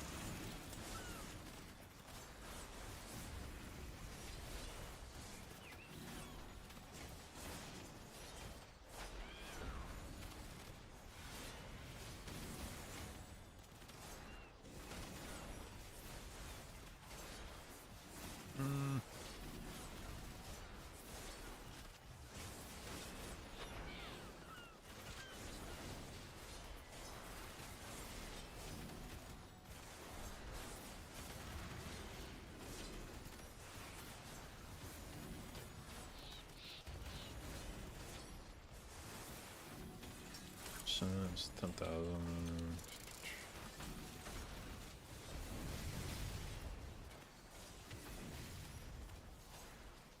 Actually, I wonder if you do like... Oh, wait, I need to take that for Righteous Judgment. Oh, fuck. Okay. Well, I guess you're locked into using one of these fucking abilities. God damn it.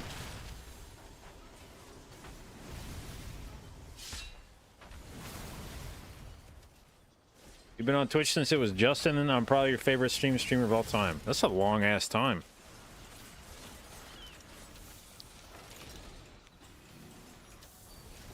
I realized when we were at TwitchCon this past weekend, Shauna mentioned Justin to somebody, and I remember thinking for the first time, maybe ever, that I was like, you know, it's been long enough since Justin that I wouldn't assume that if I'm talking about Justin TV with somebody who's a Twitch streamer, that they would know what the fuck I'm talking about.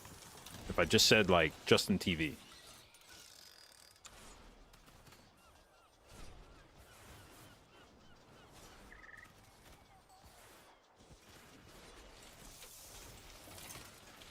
Will there be Mythic Plus test this weekend? There should be, but they haven't announced it yet. But they usually only announce it, like, an hour before it starts, so...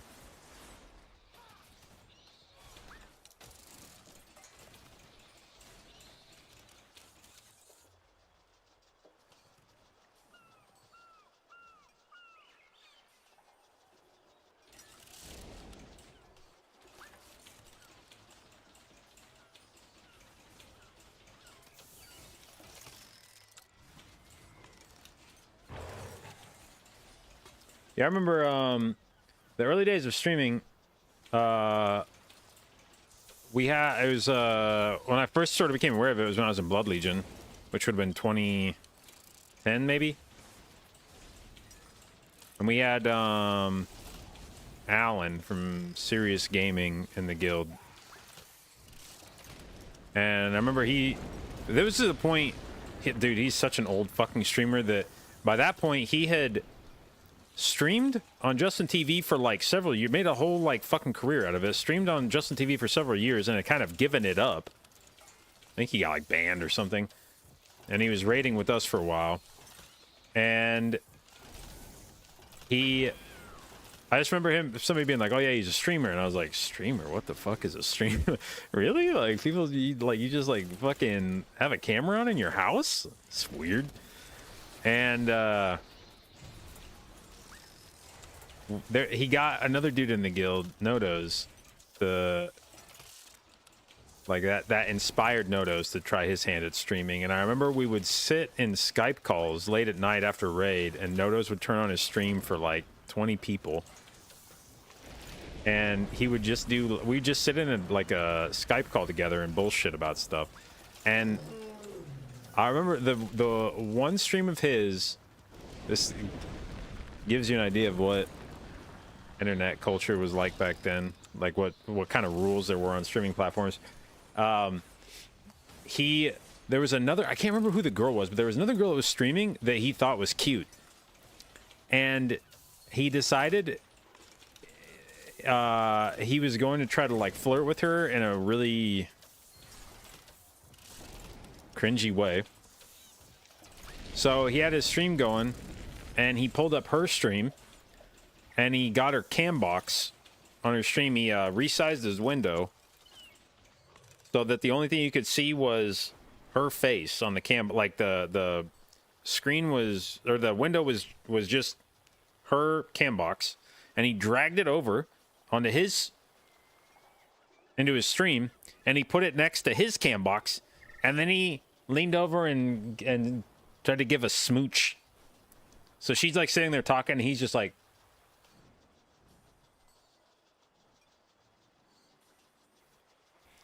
and I was like,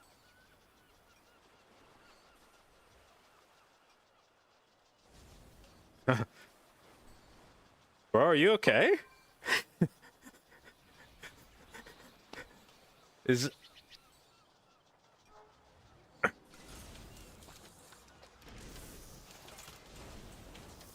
streaming career didn't last very long. But it probably, honestly, if he'd have been a streamer in today's era of WoW, he probably would have been a successful streamer.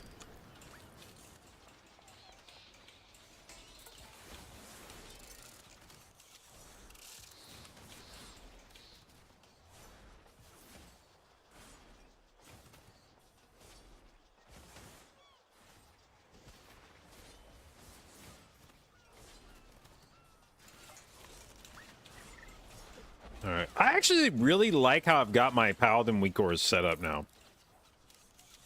I've got a system of glows. So if I have a Holy Shock Charge, or even two, as long as I have more than no Holy Shock Charges available, we Holy Shock. If I have an Infusion of Light proc, and I have a weak ore charge available, it'll still glow the a Holy Shock charge available, it'll still glow the Holy Shock. But if I have an Infusion of Light proc and Judgment is up, then it'll glow the Judgment, so make sure to use that. Hiya, thank you for the host. It was a pleasure seeing you this past weekend. And, I hope we get to hang out at BlizzCon, though I know you'll be busy.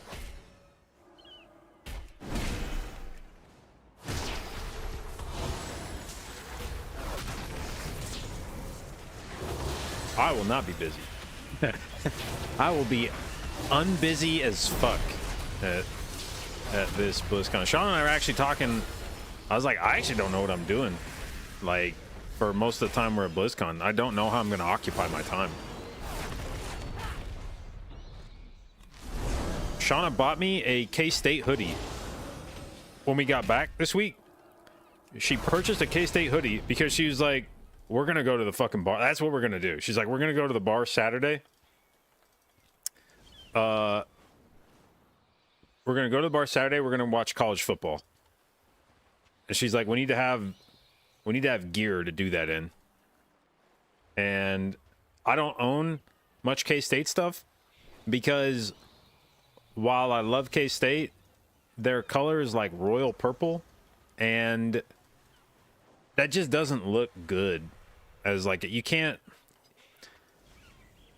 not a lot of royal purple drip out there. So you basically would wear it to the games. You'd buy articles of clothing to wear to games, but you never want to get caught in that shit out places. You were very obviously a fan when you're wearing that. You can't like casually wear it and look good. But K-State recently has started experimenting with lighter shades of purple, some lavenders, and they look fucking fire. Like, it's so good. And so we bought a hoodie with that shade of purple on it that I can wear out to the bar and not look like a fucking nerd on Saturday. And so we're gonna do that. But yeah, I actually don't know. I think we're getting in Wednesday night. I don't know what the hell we're gonna do Thursday. You know, Friday is convention stuff, and then hopefully we find some shit to do Friday night and Saturday night. But yeah, without having, I've been annoyed the last few BlizzCons I've gone to because we had to compete, and you know, it's like, goddamn, I just want to be at BlizzCon and hang out without any stress or pressure or anything. You know, BlizzCon should be a time for celebration and hanging out with people, not for being sweaty in the fucking practice area for 10 hours a day. But now that I've actually gotten my wish and I'm not competing, I'm like, I don't know what the fuck I'm supposed to do with all my time. So naturally it'll just be drinking. We doing Disneyland? No, originally we were going to. Shauna wanted to go to Disneyland. Then, I don't remember why she ultimately backed off of that. I think she wanted to go to Disneyland on Thursday originally, but then I don't even remember what it was now. Something happened and she was like, I guess not. We'll do it some other time.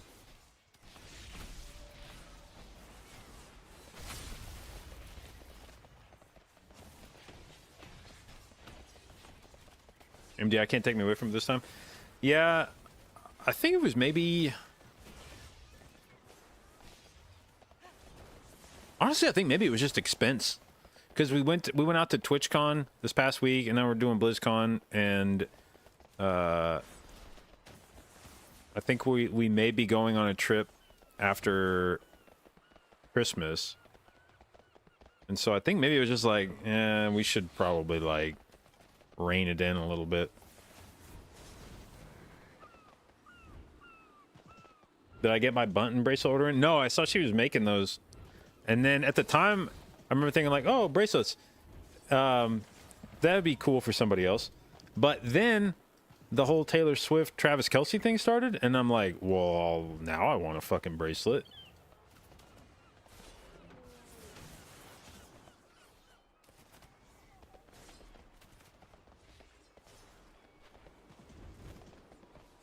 Someone who lives 7 minutes away, you're with her, I'm not going? Well, she really wants to go.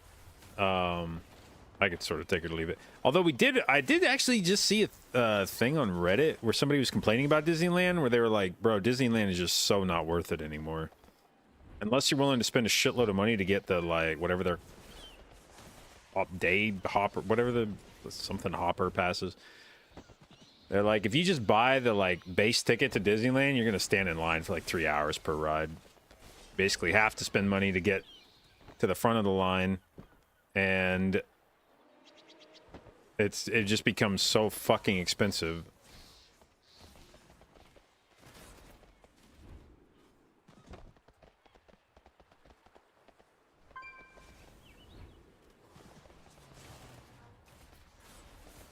And it was like, you know, obviously Disneyland for little kids, there's no replacing that. You know, you can't, small children are not rational actors. You can't reason with a child that's like, hey, it would be a lot less expensive for us to go to Universal Studios, and they've got rides that are fun too, let's go there instead. So Disney has you by the balls and they know it. But if you're like an adult and you're just looking for a theme park that you want to go to, there's like plenty of other options out there where the prices are not insane and you can go have a good time. And I mean, it's gonna be relatively expensive, but compared to like Disneyland, you're saving shitload of money. But for that demographic of small kids, it's just like, it's Disneyland or not.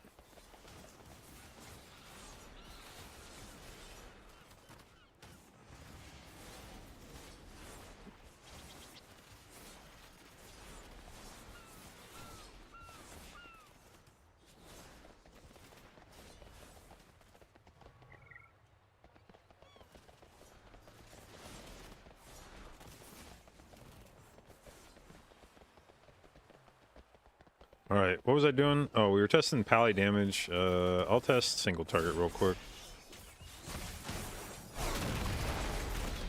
Alright, so let's see here. How do I want to do this? Let's go...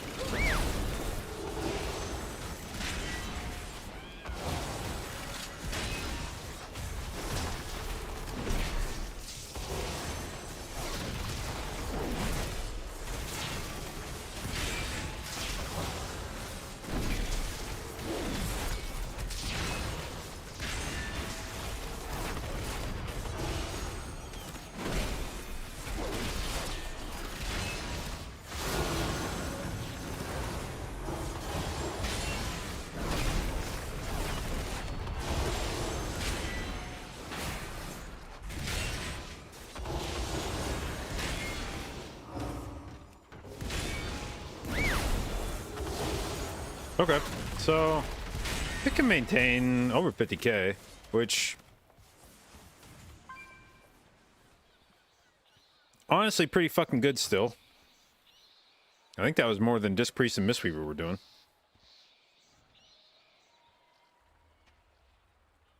Any chance I can give you some insight on why Holy Pie is getting nerfed so much? Well, the thing is, they didn't nerf it necessarily.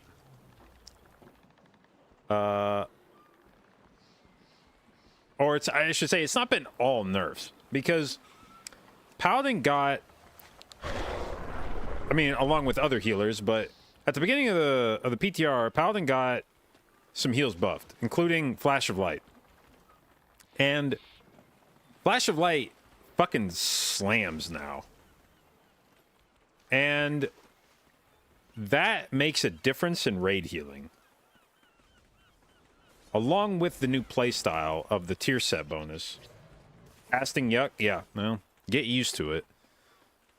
You're still going to be even more, I think even more so this tier, you are trying to cast as many Holy Shocks as you can, but you now accomplish that by aggressively utilizing your Infusions of Light procs. And so, especially with Inflow, this is not a Mythic Plus thing, but for raiding, with Inflow, you're going to be generating a lot of Infusion of Light procs, and you will be sending a lot of Flash of Lights in order to get your, via Imbued Infusions, you'll be sending a lot of Flash of Lights to get your Holy Shocks back. And the buff to Flash of Light, that's already the way that you should be playing on live, but that playstyle basically got a straight buff because Flash of Light got cranked enormously when PTR, you know, they did the buff to like every healer's like single target healing. And for a lot of healers, the things they buffed were not necessarily core parts of their healing rotation. But for Paladin raid healing, Flash of Light is actually a fairly often, like a fairly frequently casted ability, to the point where Paladin gained a decent chunk of throughput from that. And this tier, you will be trying to utilize all those flashes of lights for the, or excuse me, all the infusion of lights for the flash of light, and it will do quite a bit of healing. All of which is to say, on PTR, Holy Paladin HPS has been good in raid. Like, I think kind of sneakily good, because I think everybody sees their HPS on live, and they're like, oh, Holy Paladin HPS is dog shit. Like, it's already the lowest HPS healer. Why the fuck are you nerfing this? And it's like, well, have you been following the PTR healing at all? Because Paladin was going fucking crazy in early testing. Like, it was doing a shitload of healing in early testing. And they've since started nerfing some of it. But a lot of the nerfs that Paladin has absorbed are unrelated to healing. And it's been the things that Paladin has needed to be nerfed on, because they're the things that Paladin... It's the reason why, or a big part of the reason why Paladin was like so meta this last tier, is it's the things that aren't HPS, but are contributing to people living. Things like the power of sack, the power of aura mastery, the power of absorbs via overflowing light and light's protection, DR. It's all these things that contribute to sanctified plates. All these things that contribute to Paladin's ability to live through shit and allow other people to live through shit that doesn't show up on the meters. It's the hidden things, the stuff that isn't easily measured, and that's honestly one of the things about WoW that makes it, I feel, difficult for developers to stay on top of the meta and why things are meta. Is that there's a saying in business: what gets measured gets managed. And then the corollary is essentially the opposite of that, which is it is harder to manage a thing that you can't measure. And when you look at World of Warcraft, there's some facets of this game that are heavily measured. You look at the meters. This is the most spotlighted measurement maybe in any fucking game of all time. However much damage you're doing, however much healing you're doing, everybody knows. Your HPS number, your DPS number, those things are on a fucking billboard. And those are the things that will be the first to get noticed and the first to get adjusted. And Blizzard usually does a fairly good job of bringing those things in line. Not always, but they are usually aware of those things and looking to bring them in line with each other. It's the things that don't show up on the meter that very often end up dictating a lot of why something is good, why something is meta. So for Paladin, you know, if I put Blessing of Sack on you, that doesn't show up on the meter at all. If I use Devo Aura to mitigate damage, it doesn't show up on the meter. If I have Light's Protection on you and you take less damage from an ability, it doesn't show up on the meter. And so those are the things that they're very impactful over the course of a key, but they don't get measured in the popular ways. And so people just tend to ignore them. You might be sort of incidentally aware that those exist. You know, you might conceptually understand that Paladin is doing like mitigation, but since it's not in your face the whole time, it's easy to overlook it and underappreciate it. But it's those things that have made Paladin historically a very popular pick in keys. Like, all else being equal, if Paladin is doing a reasonable amount of damage, a reasonable amount of healing, then it tends to get an advantage over other healers, because it then also brings all these other things that don't show up in the logs. So the fact that they've started nerfing some of these other things that Paladin has, like Blessing of Sack, like Devo Aura, like their damage reduction from glimmers and shit. That's a good step towards bringing Paladin in line. But specifically with regards to their nerfs to HPS, a lot of it is just Paladins have been doing a lot of HPS on PTR. Let me go look at. I haven't been around for last raid test because of TwitchCon last week, but let me see if we have logs from. Or actually, hold on. Where was the? There was the one that was in hospital is getting updated. Where is that one?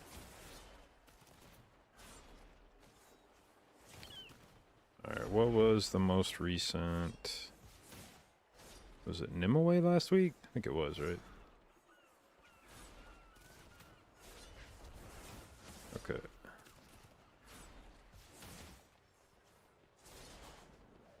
Oh, Jesus.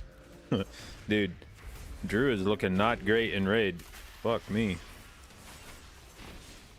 I don't understand how they buffed fucking Mistweaver again. Whatever. Anyway, so here's this is a little spreadsheet that has been kind of maintained throughout testing. It's not, you know, the end-all be-all of these metrics, but it gives you a high-level view of trends. And you can see here in this corner they have, yeah, like that. You have the average HPS of a lot of these logs, max HPS stuff. Paladin clearly not competing with like Monk and Evoker, but it's right in the mix for the other healers. And when you consider that very often Paladin gets brought to raid for reasons other than HPS. Like, Paladin should do less HPS than Mistweaver, than Evoker, than Holy Priest, than Resto Druid, because it brings other things that contribute to survival. Devo Aura, Aura Mastery, DR from Glimmer, things like that. It aids the raid in things other than just HPS. So the specs that don't need to have something that propels them. And in that light, Paladin is, I think, very competitive right now. And it was in earlier testing. So this was Laradar, and then like it looks even better here on like Nimue. I don't know what the fuck is the difference between I don't know what the fuck is the difference between these two fights, where on the one hand you've got Monk and Evoker gapping the shit out of everybody, and then on the next fight they're at like the bottom of the meters. This is very weird. But so let's see, Holy Paladin's bottom here, almost top here, almost top here, bottom here. Jesus fuck. Okay, maybe this is like not useful at all actually. Pally. But if we go back and look at like very early testing before they started doing some of these nerfs to Paladin, like where's a mythic log? Yeah, like here on Mythic Gnarlroot, this is the first Mythic testing. You had Paladins hitting 200,000 HPS, where most other healers had difficulty doing that. Pally here doing 211,000 max HPS. Like, and part of this was their 2-set was like sneakily good, even though the Paladin community has bitched about their 2-set the whole time. That's just a very typical Holy Paladin community thing to do, because their 2-set actually owns enough that it got nerfed. This is why you just can't, dude, you cannot trust the own communities of healers to ever give you a fucking straight answer about this kind of shit, because they'll sit around and bitch about, oh, our 2-set's so bad, it's so bad, it's so bad, and then it catches like a 30% nerf. That's weird. Why did that super shitty set just get nerfed?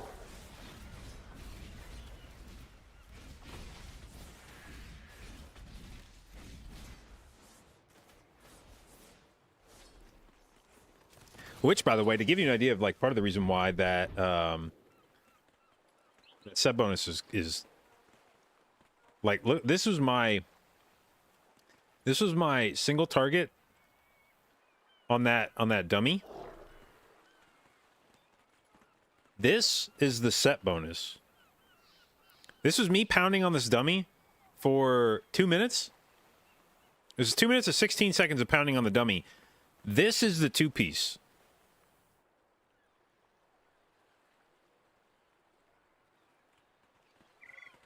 Do you see this shit? And this just got nerfed.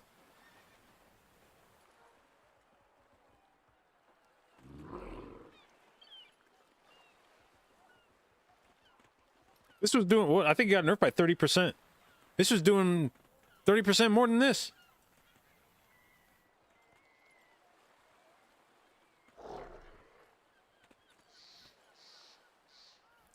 What up, Vibes? Can you link a picture of the changes for Mistweaver single target on a dummy? Yeah, sure. And you can link it in here if you want.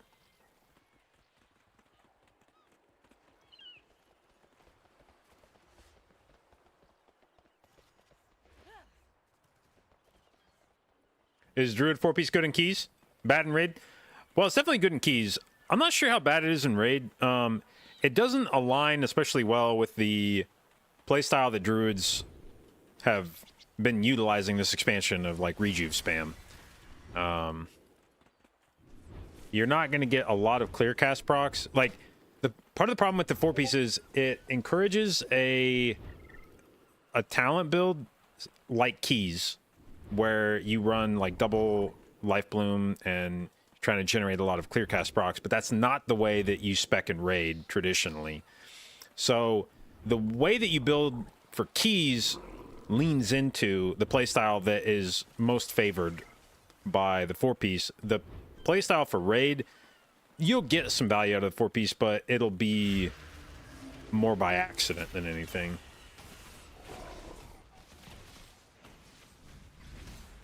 Alright, a 130 fight with no lust.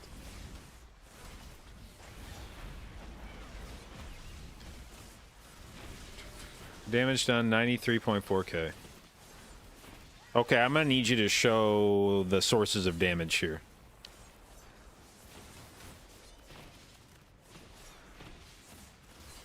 Because this was not my experience hitting a training dummy for a minute and a half.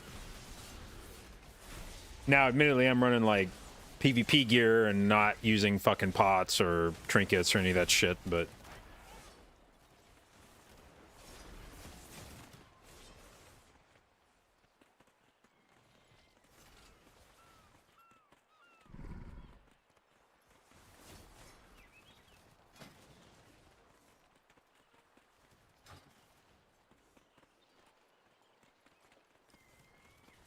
Tiger Palm does same damage as... Hold on. Let me get back on the Mistweaver.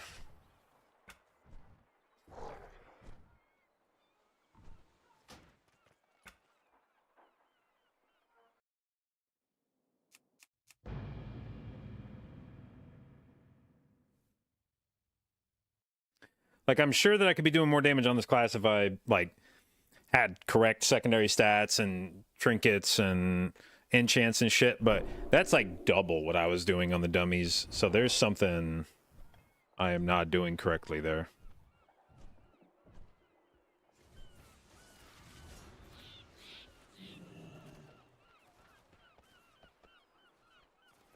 This is the breakdown.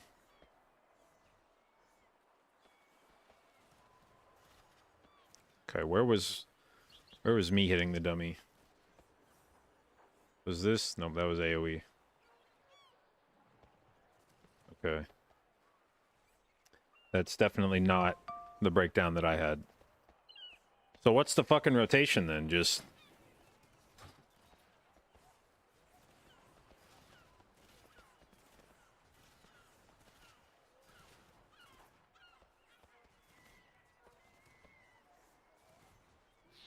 Oh yeah, what the fuck is Brutal Haymaker, by the way?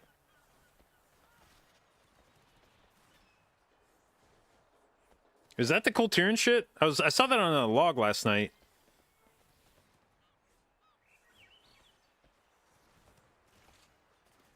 Why the fuck is Coltirin? Oh, it's a trinket. Okay. Okay. So, yeah. So, like, 2 trinkets are contributing, like, what is that? Like 20% of that damage?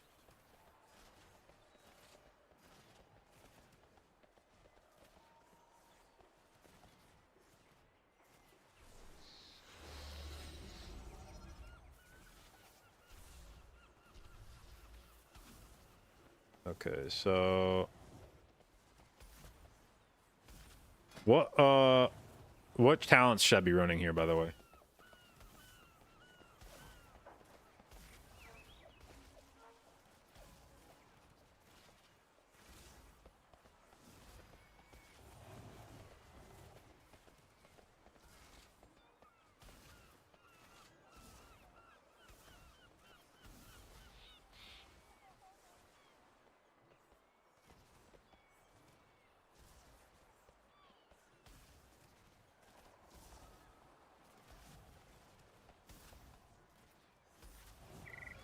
Hungering Shadow Flame is the one-hander, right? Yeah.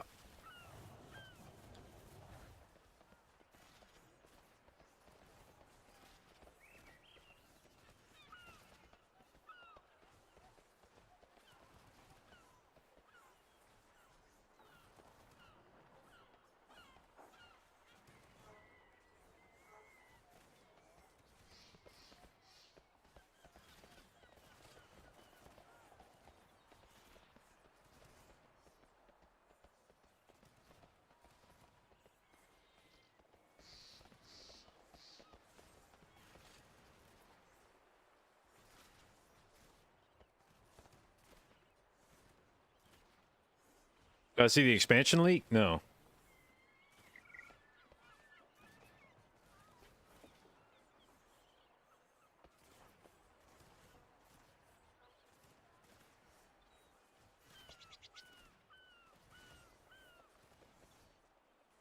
What's the idea behind it?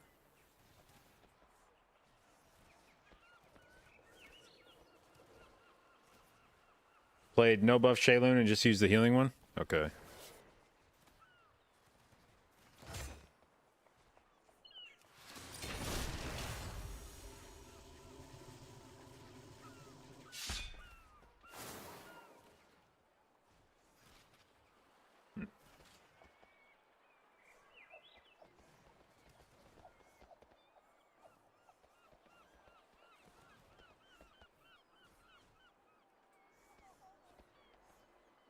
Yeah.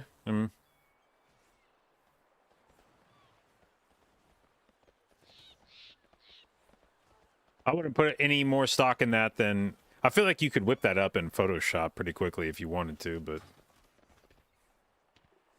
Colombo, thank you for the resub, babe. 10 months, appreciate it, and thank you for your continued inclusion in the J dot, babes. Yeah, honestly, shit like that now, something like that, where it's just a picture of vague terrain and then, like, text, that feels like exactly what ChatGPT was invented to do. Like, ChatGPT feels like it was invented to give fake expansion leaks. Hey, ChatGPT, show me 4 fucking screenshots of fictional zones in World of Warcraft. Cool.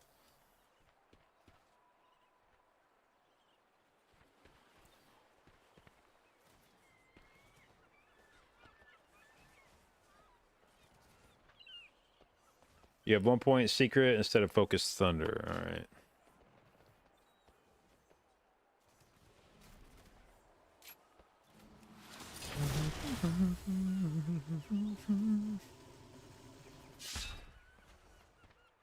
All right. So what was that opener? Starting focus on RSK, and then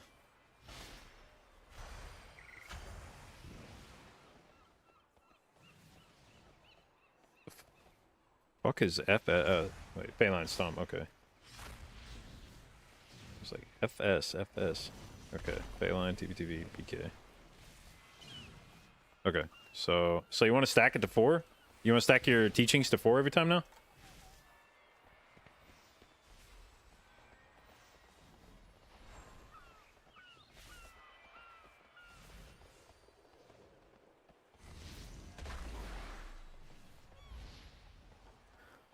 Zebra, thank you for the resub, babe. 34 months, appreciate it, and thank you for your continued inclusion in the J-Babes. All right, so okay. All right, so you.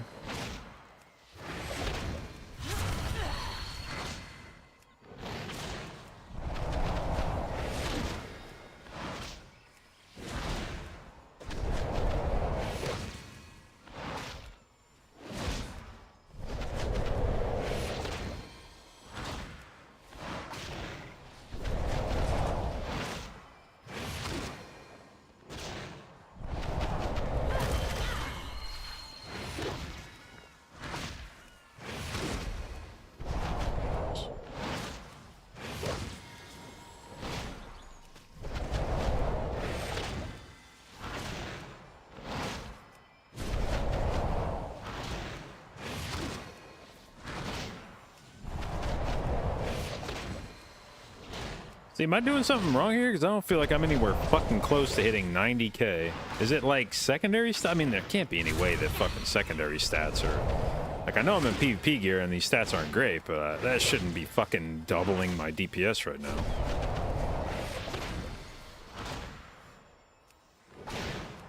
Haste is so low? Yeah.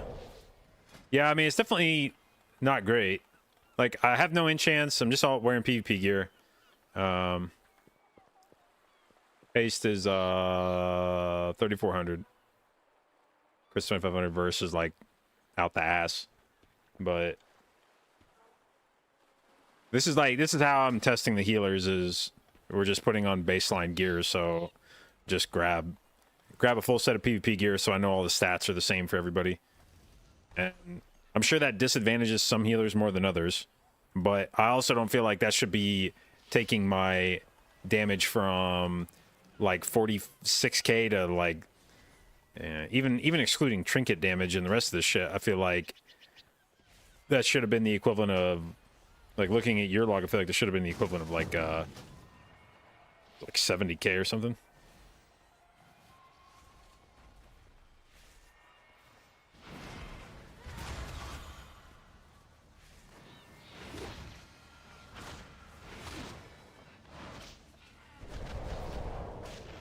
Okay.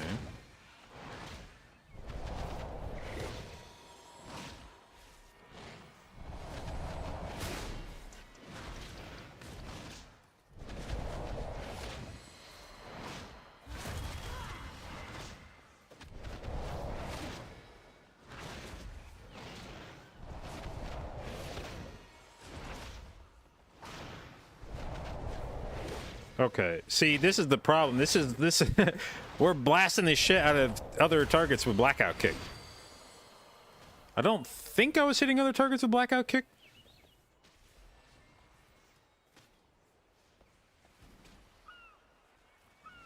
No, I guess I was too.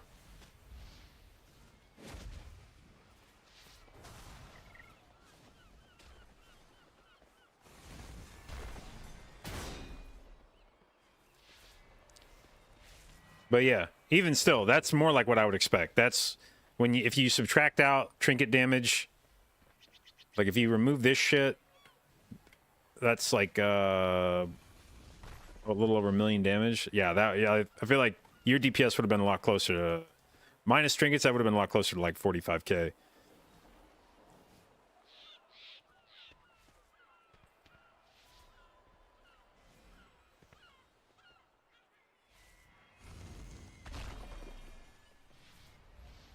Big Peeker is always 2/3 verse. Yeah, I just there's no other source of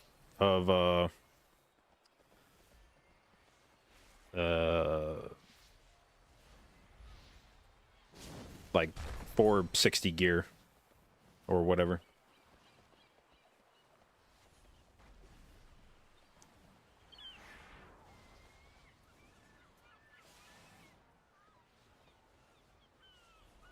Yeah, my takeaway after having beat on a dummy with Mistweaver is that it's now competitive with other classes on single target.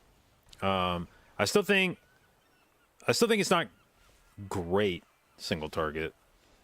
Like, I was doing consistently more consistently more single target damage on Paladin than I was on Mistweaver, but it was definitely closer. Partly that Paladin set bonus is just so fucking stupid. I actually can't believe that it like snuck in as a source of damage. I have no fucking idea why the fuck Blizzard was like, yo, we're gonna make this 2-piece and we're gonna make it put an overtime effect, but it's gonna be damage and healing. It's like just such a fucking Blizzard thing to do. Just be like, oh yeah, we're gonna put no form of damage on like Mistweaver, Druid, Holy Priest, Resto Shaman. None of those sets are gonna have even an ounce of damage contribution.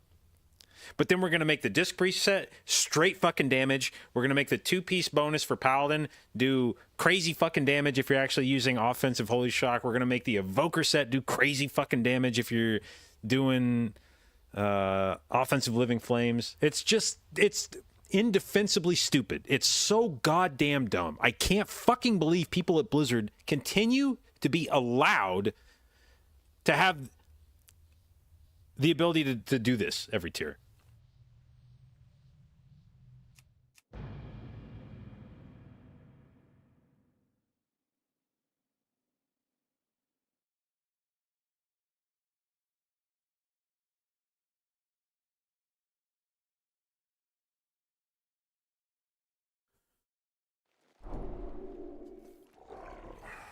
Because yeah, this was me beating on a dummy out here for a couple minutes. This is the 2-piece.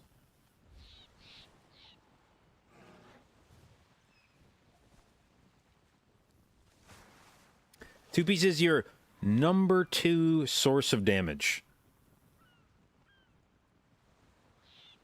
I'm not actually sure that isn't stronger than the Disc Priest set bonus for damage contribution.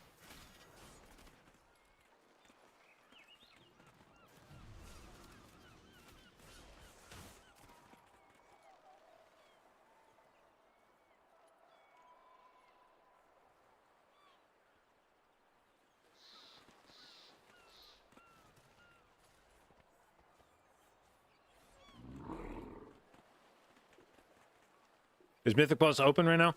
No, if it opens, it'll open in like 15 minutes, I think. But I don't think they've announced yet. Oh no, they have. Okay, they did. Yeah, it'll open normal time, 10 minutes.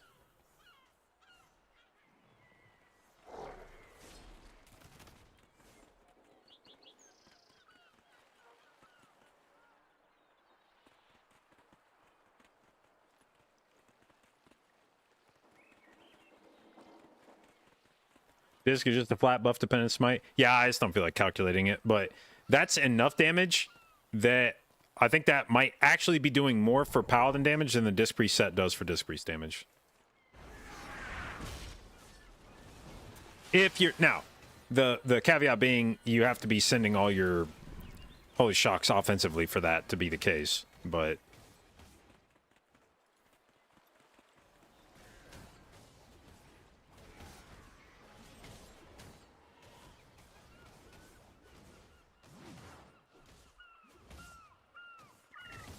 do they have HPS components to them? Yeah, this one is, the Holy Paladin one is just that whenever you hit, or whenever Glimmer falls off or is refreshed, it puts an overtime effect, either healing or damage, depending on whether it's a friendly or enemy target, and it can stack up to 6 times.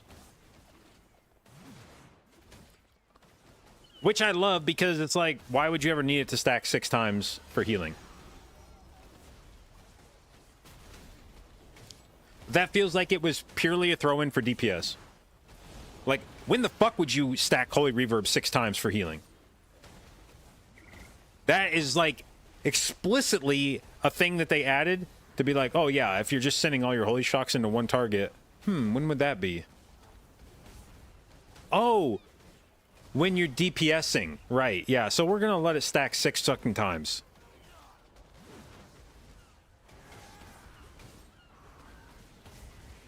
And then the Holy Paladin community had the fucking nerve to complain about this set bonus.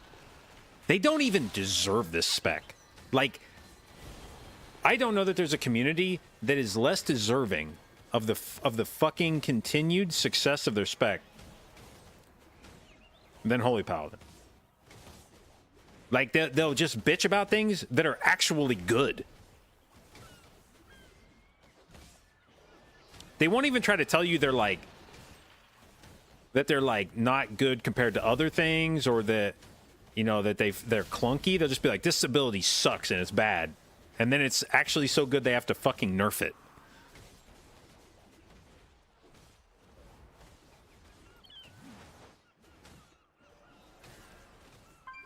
Honest to God, the more I look at this, the more I'm like, you know, this might be another Holy Pally tier.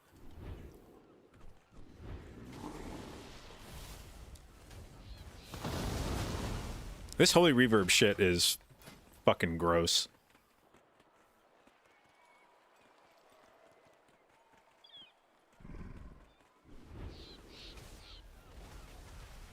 And the nerf has already gone in, right? Like, this is already nerfed. Like, that was a hot fix, I believe. Or maybe not. It was a weekly patch, I guess. I think that... Or was that part of the... I don't remember.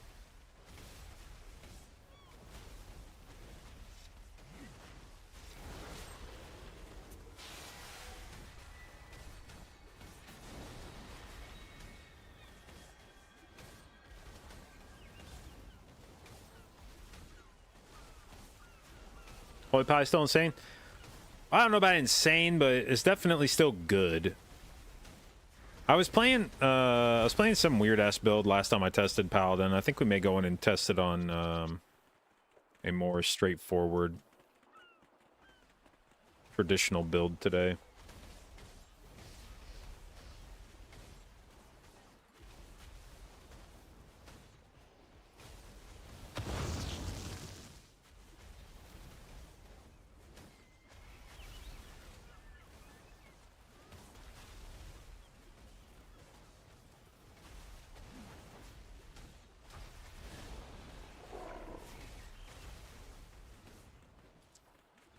The one thing I have heard mentioned about Paladin is that mana is a bigger problem now. So that I guess is what I want to see today, is like, is mana actually a problem?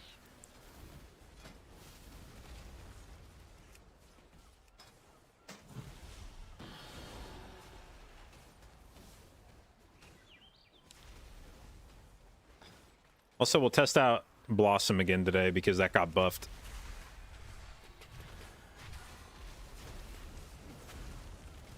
Did I not pick up the damage trinket on this guy? The fuck?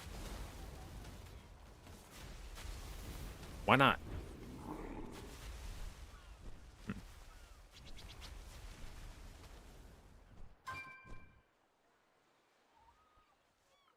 Is there a mana trinket to replace Rashox?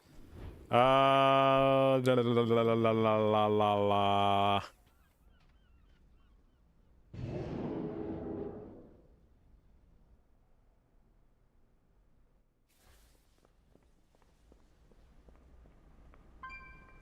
I don't think so. Oh yeah, Amalgam from BRH. But depending on what class you play, I don't know that that's good. Actually, it might be good on Holy Pally. Is Flash one of the things that buffs? I can actually see that being decent on Pally for raid.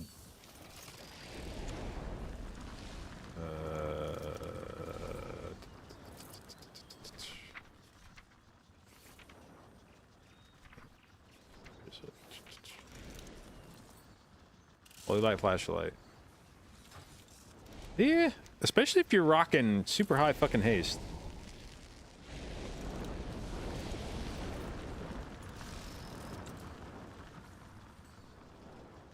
Playing with Sport Cloak, damage or lariat? At the moment, damage.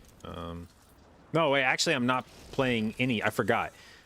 Because of the set bonus I'm using, I actually don't have any other embellishment on. I am just wearing Sport Cloak.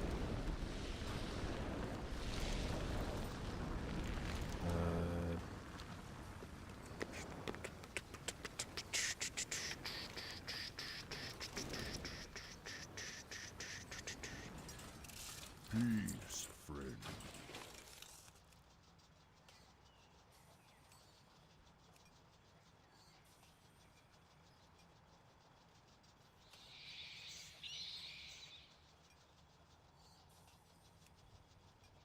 All right, so where was the counterweight? So that's... I don't know, I always thought of this as like a melee DPS trinket, but I guess it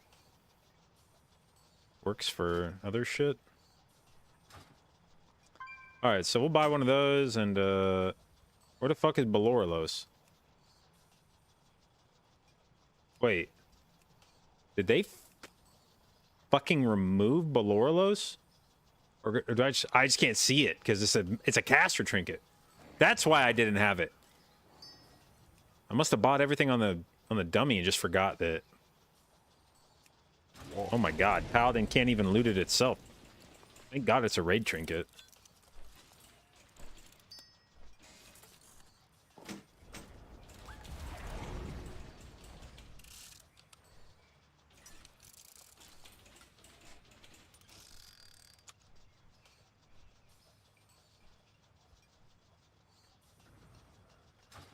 All right.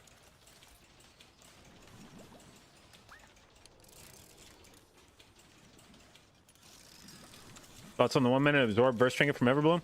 I just don't know how...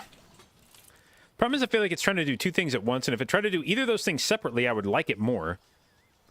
But the problem I have with the Everbloom trinket is that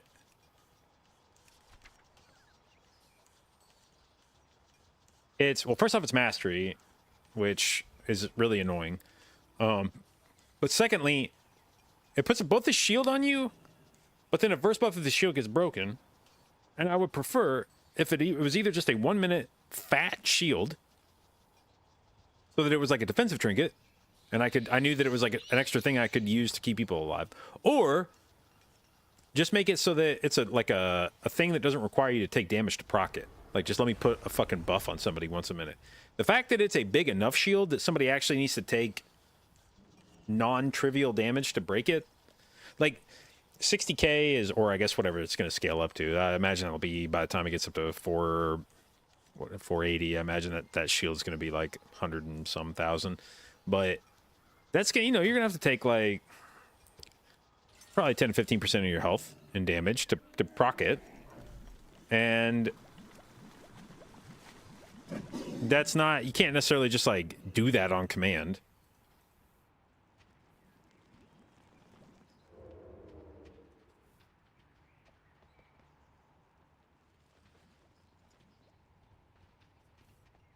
All right.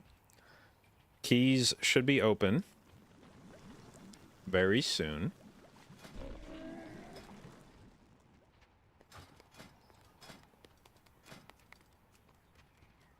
Do we have all of our Chinese filters on? We do. Good. Good to go. Good to go.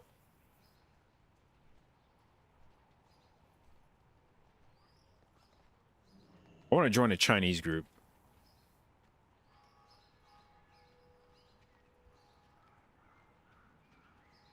Like, doesn't that just look like a... Doesn't this dungeon just look... Like, if you were signing up for dungeon... Look, you could sign up for fucking 20 fort. That's boring, right? Or you could sign up for this, which looks like a fucking... Like the marquee on a theater. This looks like it's announcing some fucking feature for the evening.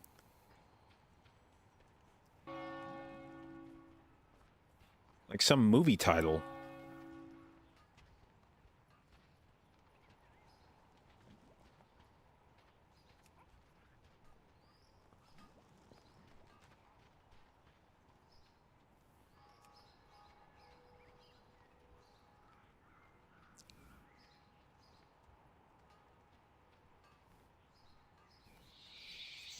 Come on.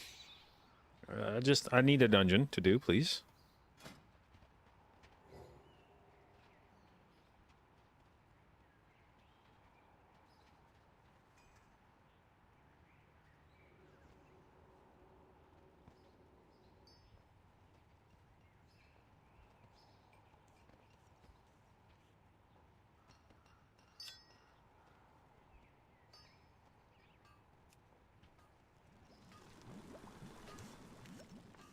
Don's the only one who can actually do it at the moment.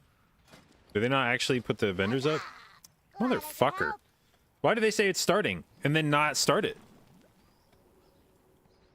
What kind of horse rat shit is this?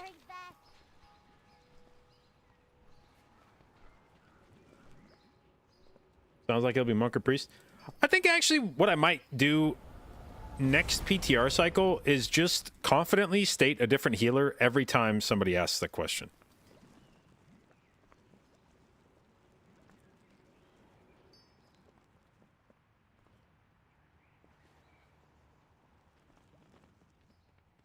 Like really confidently. Somebody's like, what do you think about Druid? It's no. This is the most obvious monk tier of all time. If you don't play Mistweaver, you're a fucking idiot. And then like 30 seconds later, hey, do you think fucking Holy Paladin's gonna be good? Yes. Holy Paladin, still disgusting. There's not a reason to play any of it. Like, delete your alts. Just make more Holy Paladins.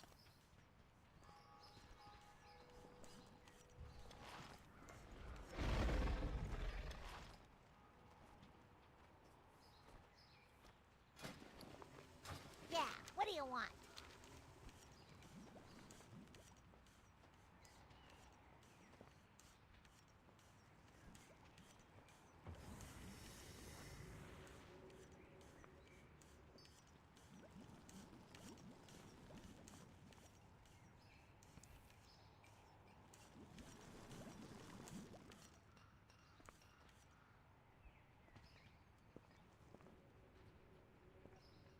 Dude, I need to farm some Paladin artifact appearances on live. Paladin's got some good looking shit. I need to do it on Druid too. That's like the biggest thing I miss about having my transmog and mounts and shit from NA moving to EU is losing the Druid artifact appearances. That one hurt. The rest of the shit I could really... There's a couple mounts. Like, I don't have Invincible on EU, and I wish I did. I really like Invincible. There's like maybe one or two other mounts. Oh, I don't have my TOGC mount, my Immortality mount, the fucking wolf and horse. I like those two. But most of it I could care less about. But the Druid artifact appearances are like really, really good. Oh, there we go. Okay, there's the dungeons. Let's go. 20 Tyrannical Fort. Yeah, fuck it. Hook it up.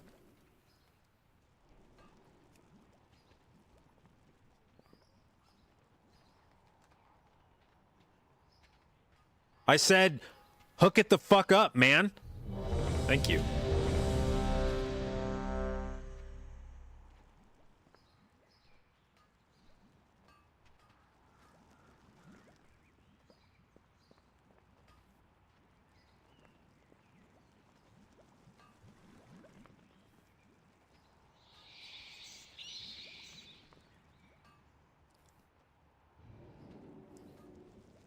All right, what sort of a druid is this? Come on, reveal it to me. Balance. Has the I guess I never really thought about it. Has the priority for who you put summer on changed at all this patch? Is balance actually like is balance a good guy to use summer on, or?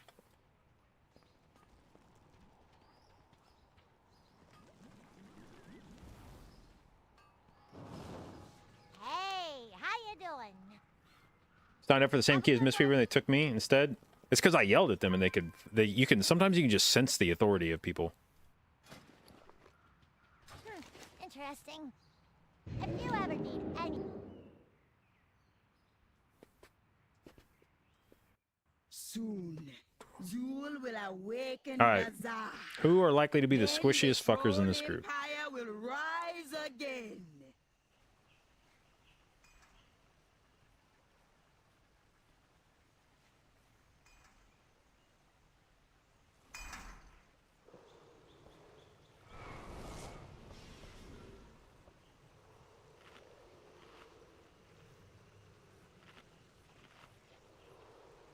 How long will keys be up for? Until Monday, same time. All right. I feel like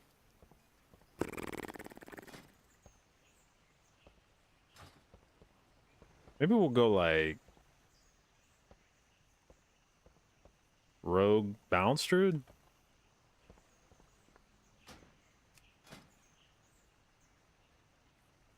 Ba, ba, ba, ba, ba, ba, ba, ba, ba, ba.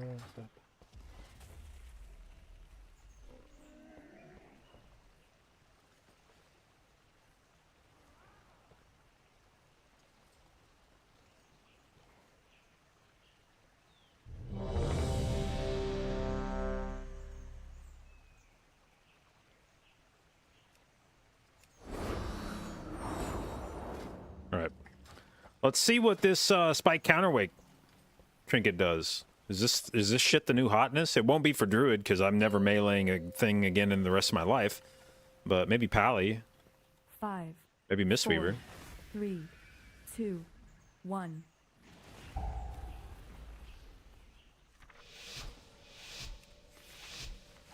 All right.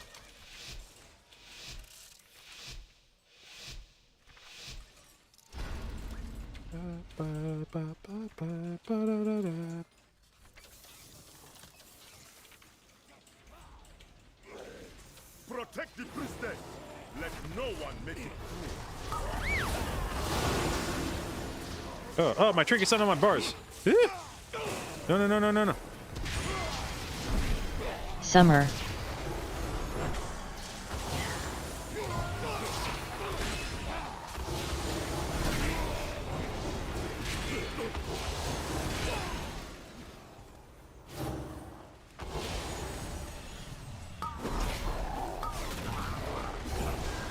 Hey, yo, what's happening to the road?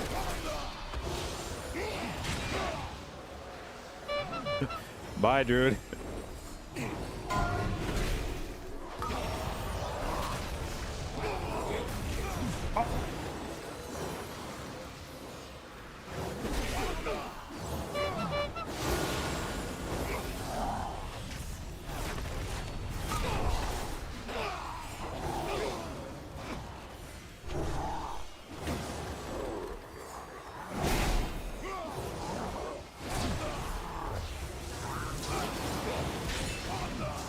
Okay.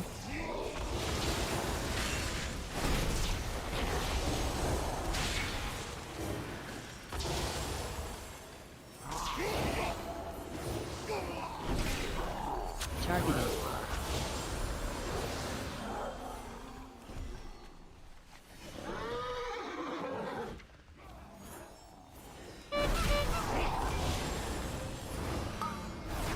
Targeted.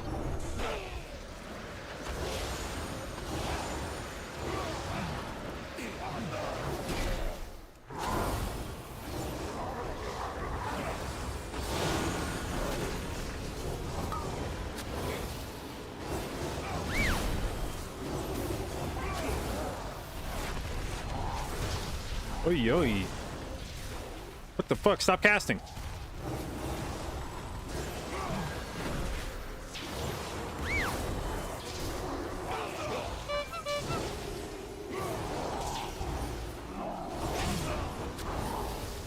Targeted.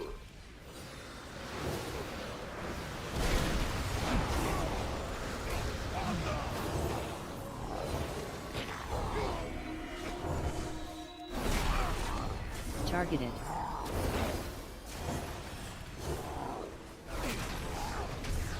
Okay, I'm starting to see maybe a little bit about this mana problem that they were talking about.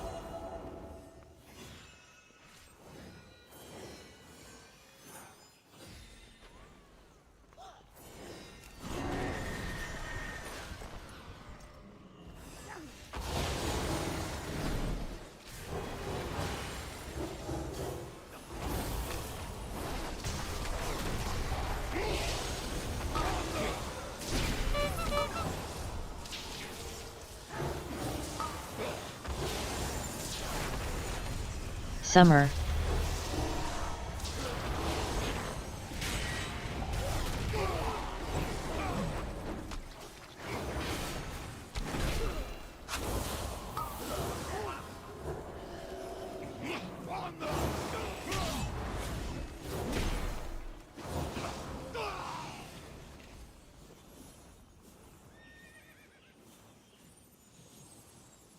Servants of Yasma are not welcome here.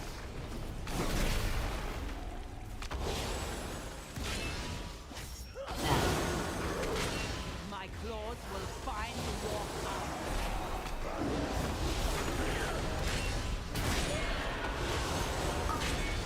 Five, Enter. 4, 3, 2, 1. You do not belong here.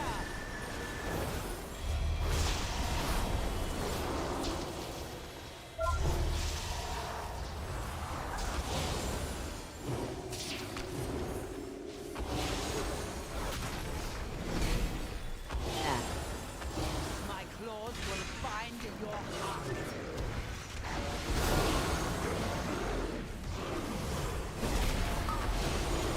Enter. 4, 3, 2, 1. Corruption be purified.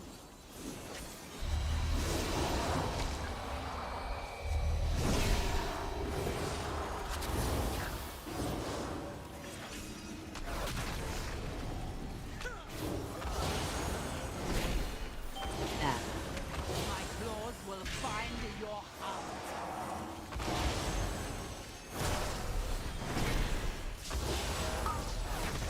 Five, Enter.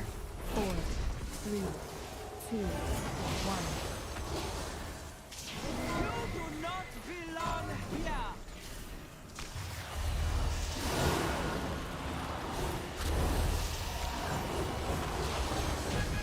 Oh, why is my game doing that? Don't do that. My thanks for killing the priestess. You have only succeeded in strengthening my hold on the temple.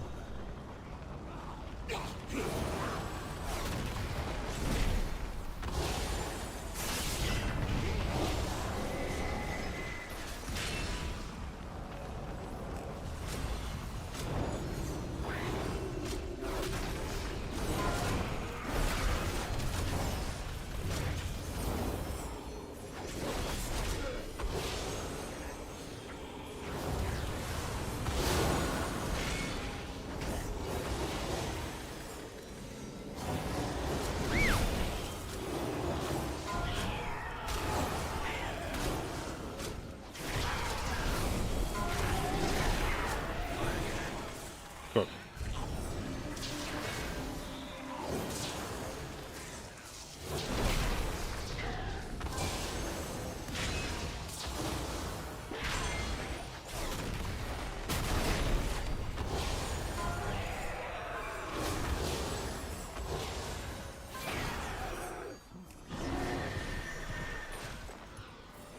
What's the plan here? Yeah.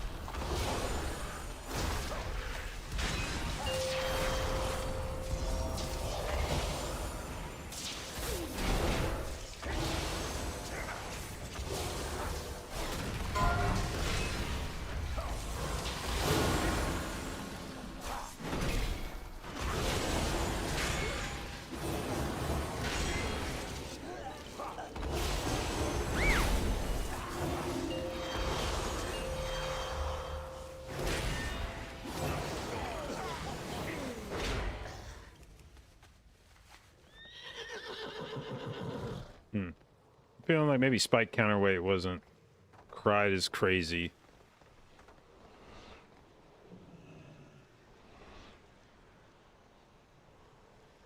Master, walk your boat!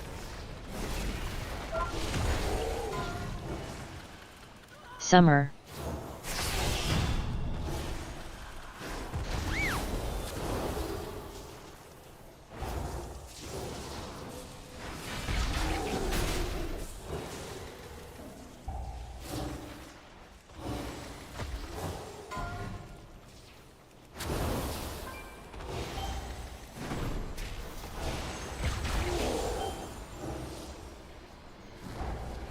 Oh no.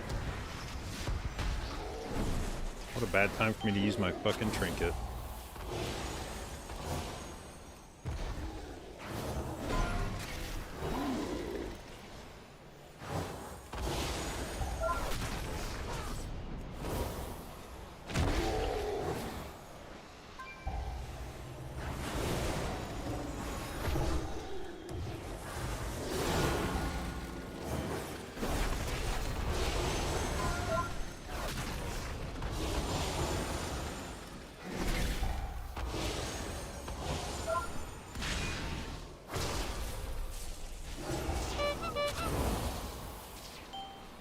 Okay. Group's not a fan of this, Okay.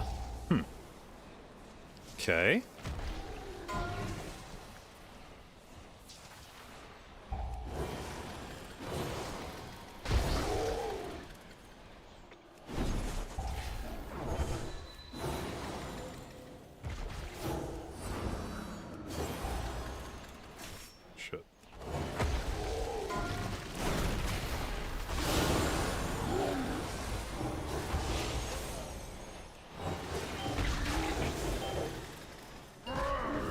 You die with me!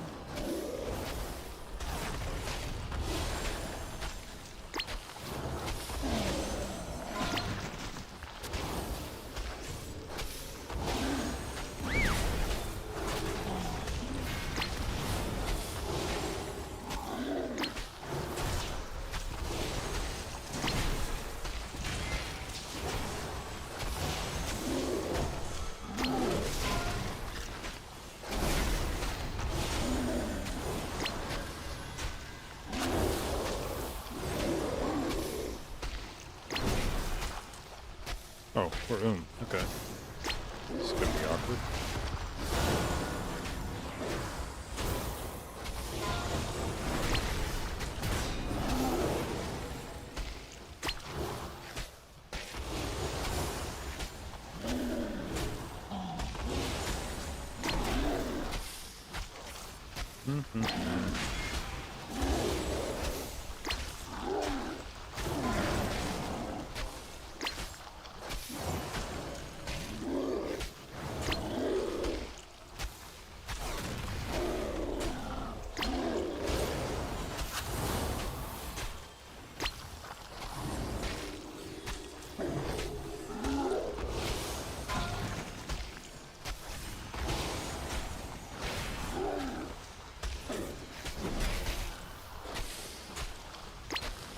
Holy shit, I don't even have enough fucking mana to divine pull.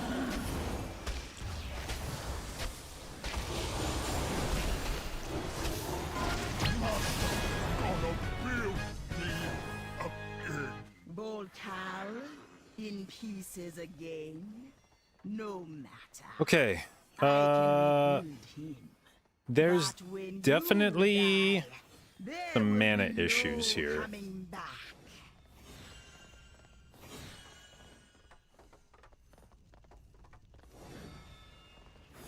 Oh, we don't have fucking count. Whoops. Why, Boomy leave? Wasn't a big fan of how we were pulling, I guess? Oh yeah, we do Razan. Forgot. We do Razan.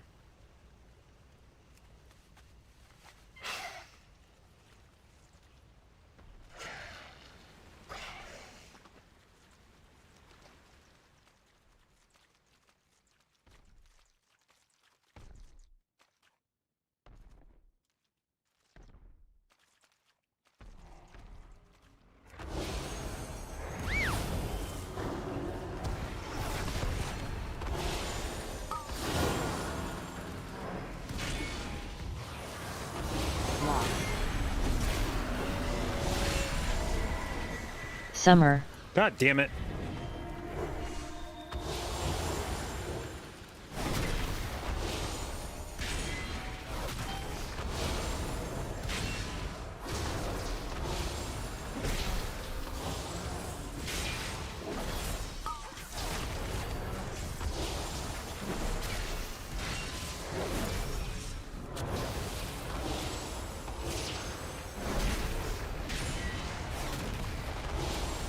Loss.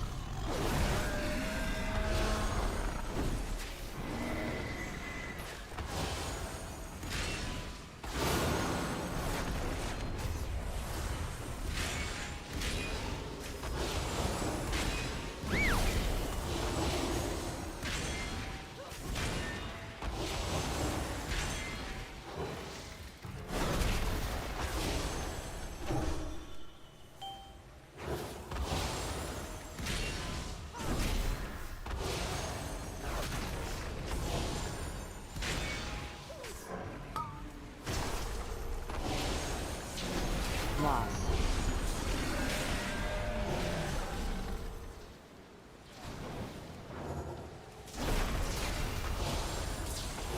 Fixate. 5.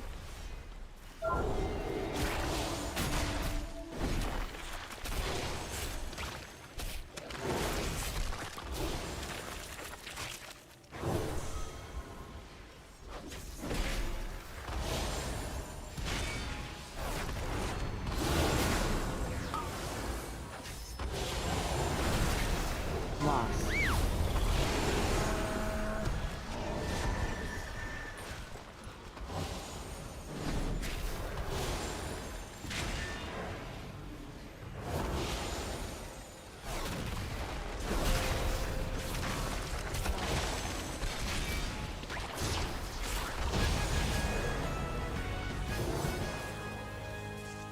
Rezan was a powerful Loa. Perfect duration for bot? Perhaps Yeah. make a worthy Yeah. sacrifice for Zul. Imagine that. Paladin having the perfect duration for something.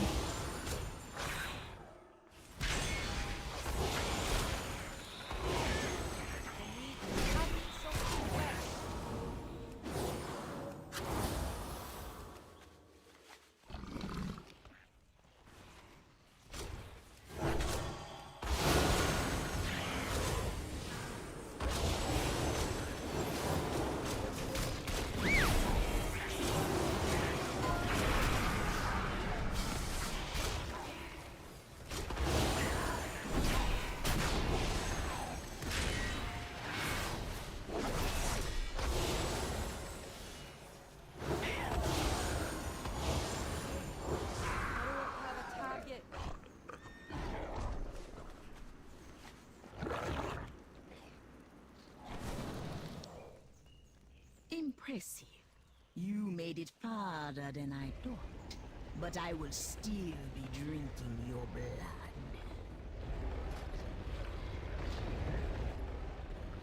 Alright, so is there anything else that we could take here that would give us... Oh, shit. Hit escape, dude. Is there anything here that would contribute more to mana? Because that is definitely like a It's definitely a problem.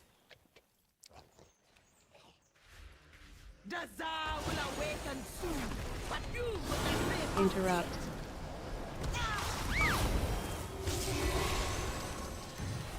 Stack. Tear your soul apart.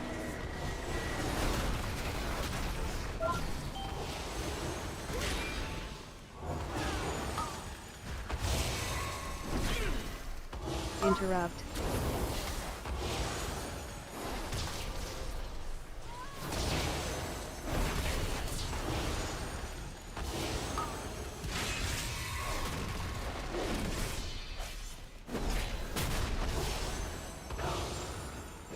Interrupt.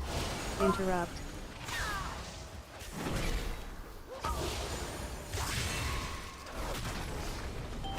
Summer. Stack. Tear your soul apart.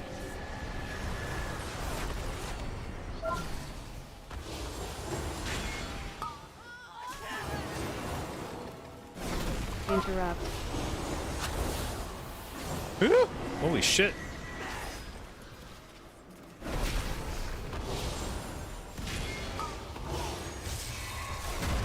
Oh, fuck, there was a guy in there. Interrupt.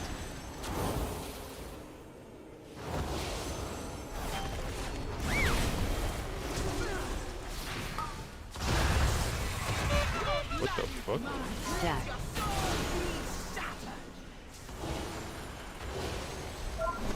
Interrupt.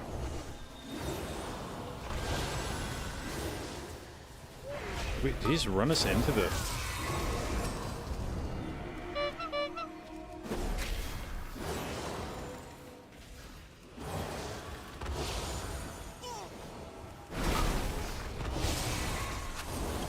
Whoa, whoa, whoa, why didn't Bubble get rid of the...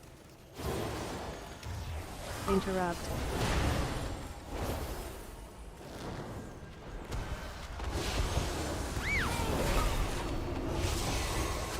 Stack.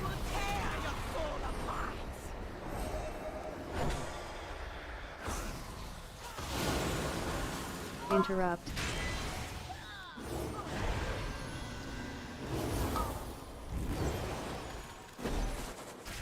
Cool, cool, cool, cool.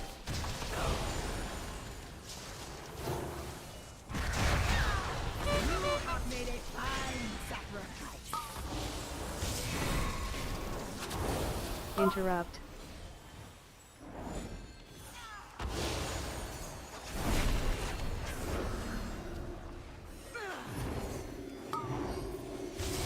At least it gets easier to heal as people die.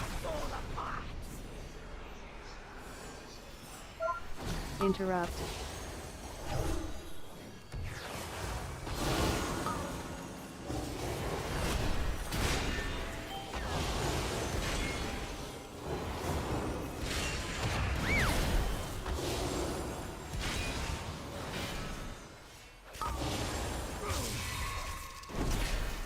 Interrupt.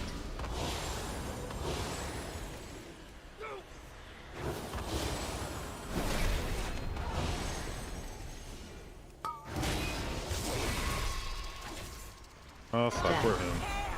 I have a pot? I do. Yes. Holy fuck, are we mana potting in dungeons now?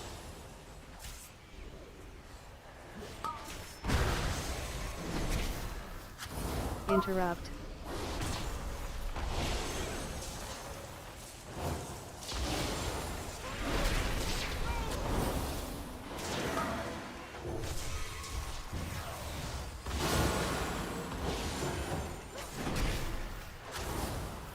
Interrupt.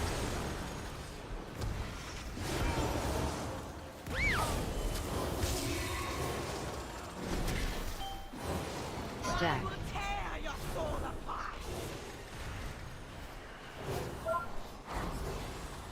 Interrupt. Fuck, I'm home again. Okay, yeah, this is actually like really shitty. It's actually like really shitty.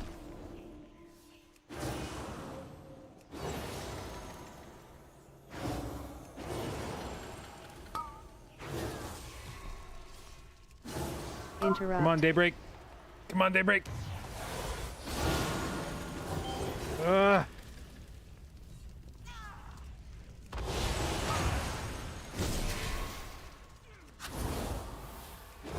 Stack. This thing over here, I guess. Interrupt.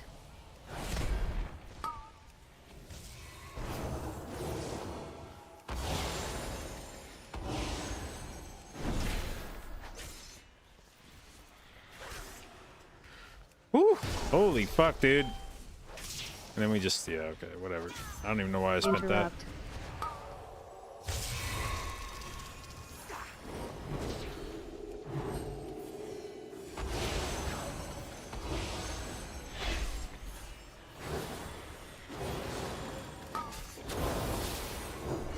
Oh, Blessing of Winter.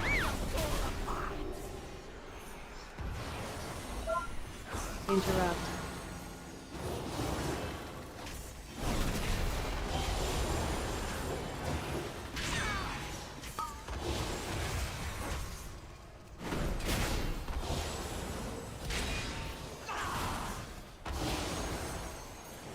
Interrupt.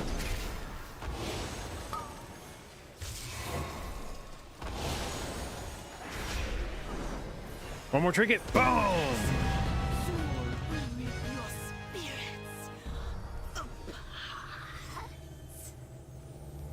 Am I in a church's mood? Yeah, actually, it's a good question. Why is it spamming church's shit? Oh, church's bones. Okay, so it's just a fuckload of church's remixes.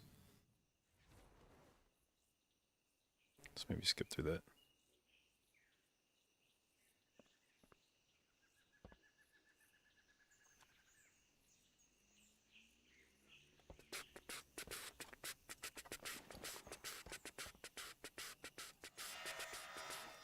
Alright, I don't feel like counterweight was a strong play. I kind of picked up, I guess, on the back half of the dungeon, but...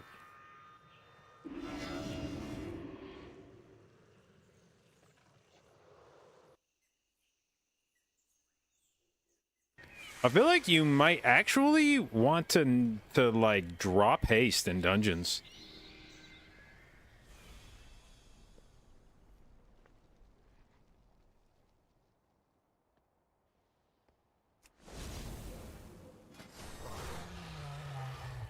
Divine Revelations restores some mana %.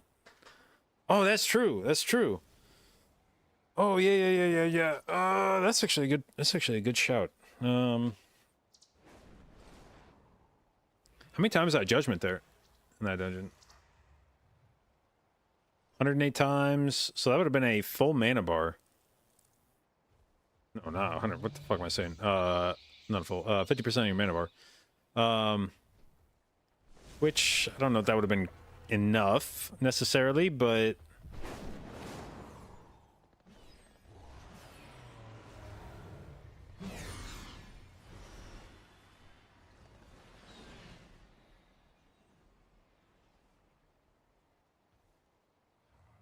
Days Crusader? I don't think so. Not much. 12 times.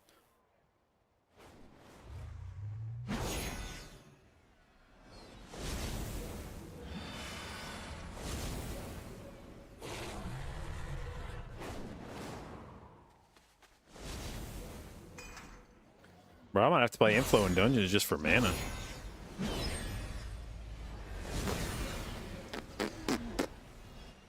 And maybe we play... maybe we play Tyrion's Devotion, just try to send fucking Lay on Hands as often as we can for mana.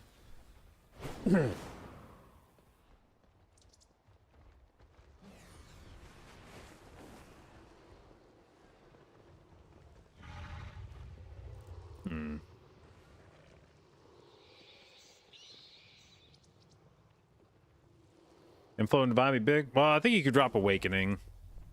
Probably. Drop Awakening. And then up here you could probably drop like Saved by the Light or... I don't know, maybe like Hand of Divinity or some shit. I mean, probably not, but...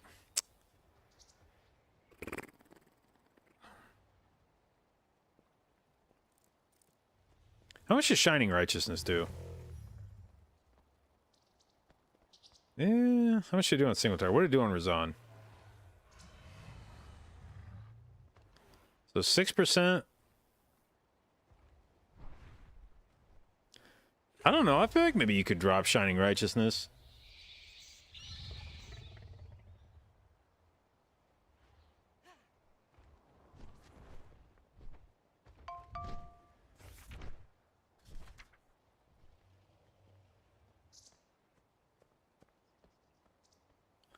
Maybe Overflowing Light? Although I wasn't really doing much healing with my Holy Shock, so that would probably be bigger in an actual, like, dungeon. Alright, not Spike Counterweight. Just put in Blossom. Let's try running that. This will drop some haste. I think that's part of the problem. I think you actually just want to run less haste with this shit. Okay, so let's see. If we did, we'll just try. We'll try just getting Divine Revelations and see if we can avoid doing inflow. Too many flows. So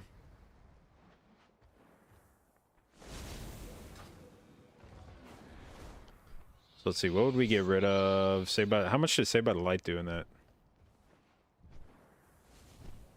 1%.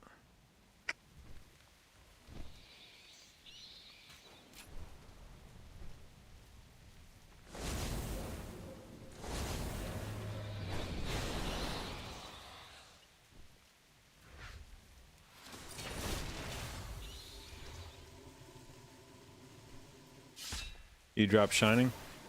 Wow.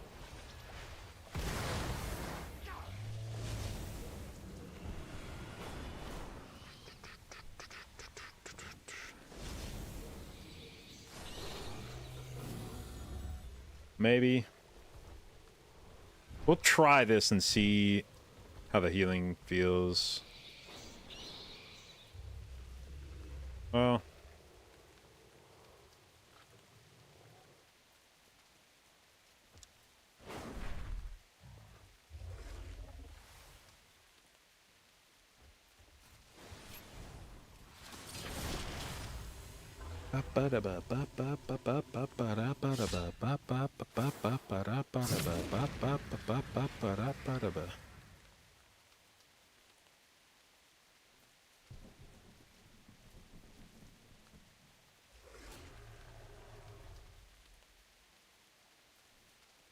Oh, I see, I see, I see. Is they buffed one of these things, right? Touch of the light.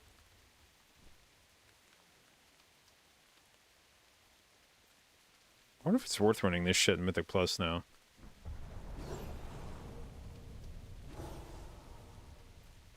How much of my healing was Word of Glory? 8%?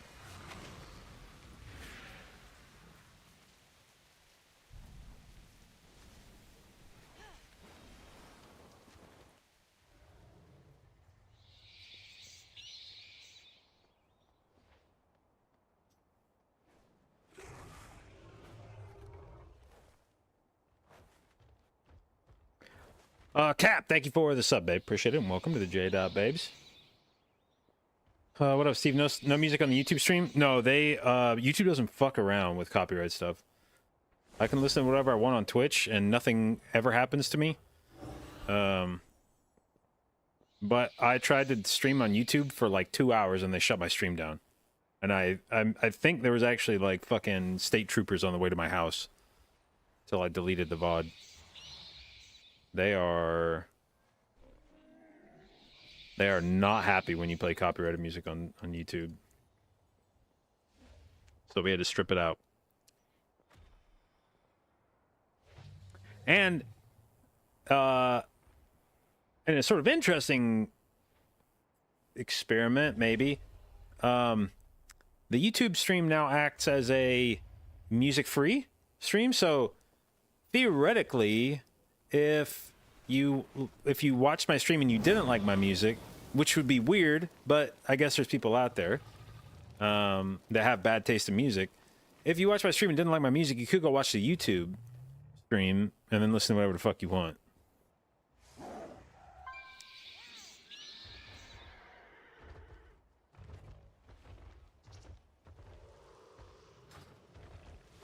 Alright, is there any other haste that I'm wearing that I could get rid of in some fashion?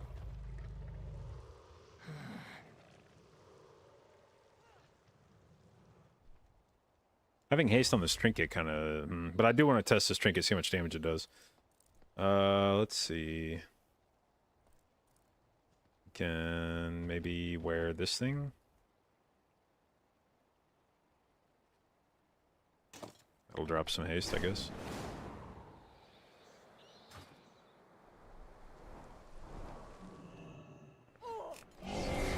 Ipsum, thank you for the sub, babe. Appreciate it, and welcome to the J.Babes.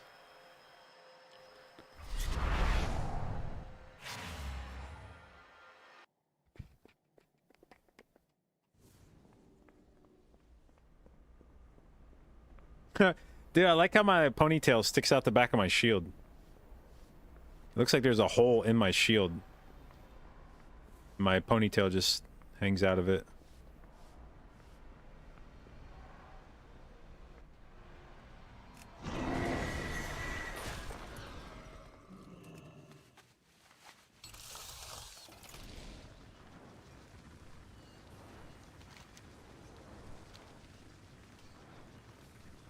Alright, we want to buy Sophic Devotion, Sophic Devotion.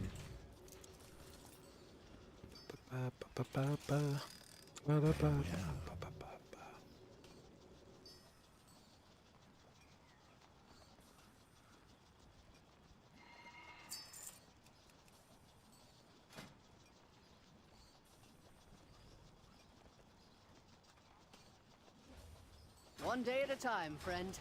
Okay. Let's swap out you, and then Don't die out there. so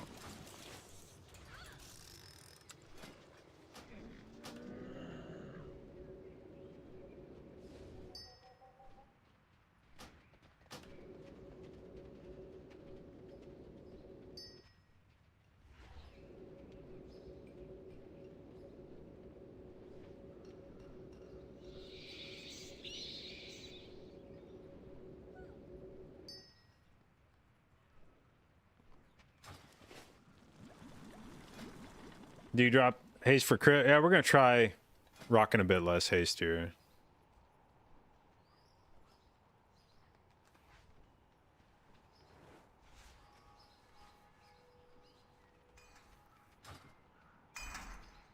All right.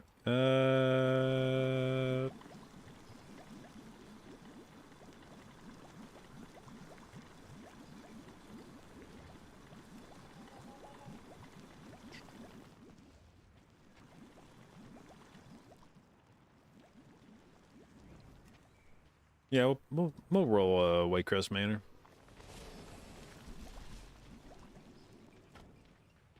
How many non-crit Holy Shocks did I have?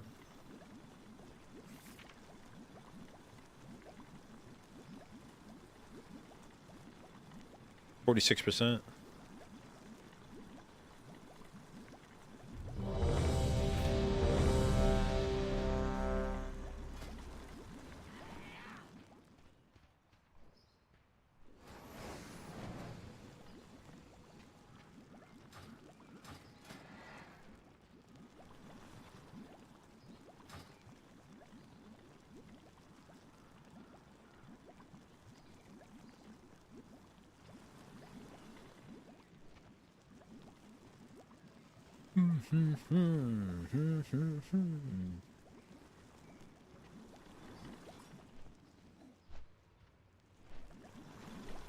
Goes to 70k overall and 20 without really spending that much.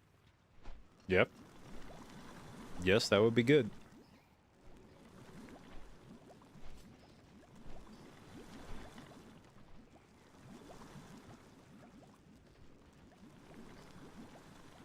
How much of it was trinkets?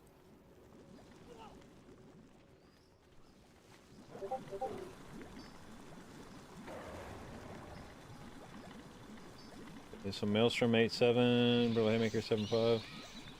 Yeah, you definitely got more value out of that counterweight than I did.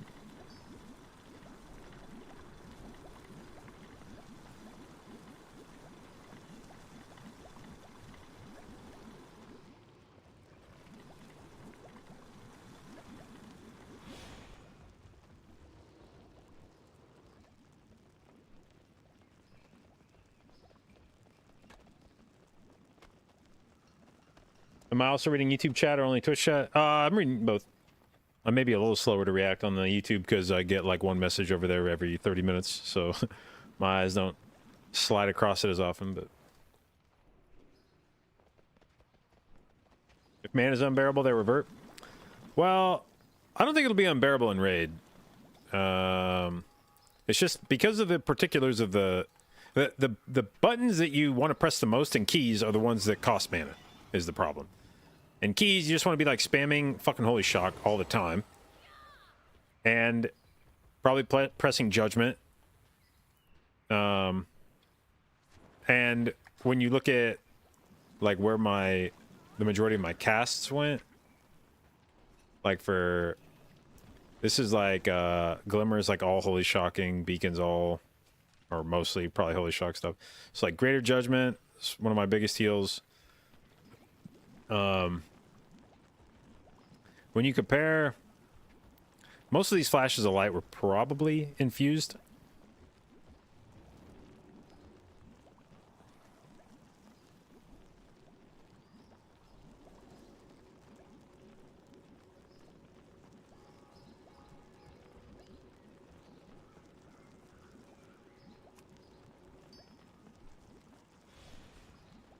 How much mana does Holy Prism cost?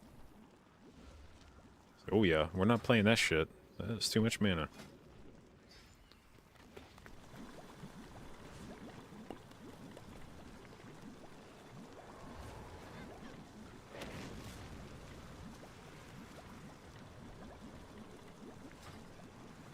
Is this the same DH that was in the last key? Yes, it is. Okay.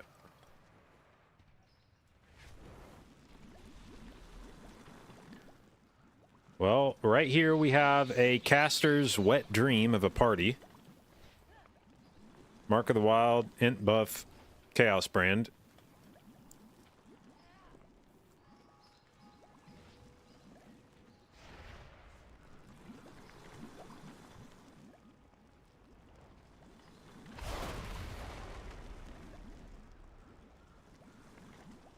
Got sent home because you were limping too badly to provide patient care. Bro, were the patients, like, feeling sorry for you? No PI? Yeah, well, maybe we invite a priest and just hook it up. I mean, I guess you want the AUG. Like, I say Caster's Wet Dream, and then you don't have an AUG in the group, so... But...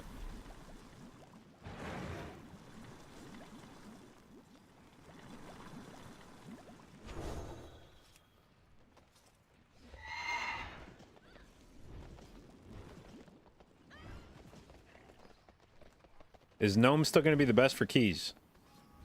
For sure. All my homies are Gnomes.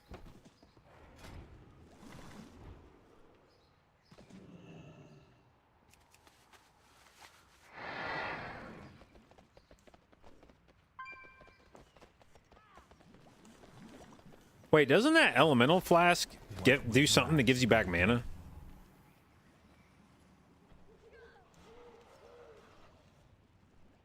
I'm gonna look that up. File of Elemental Chaos.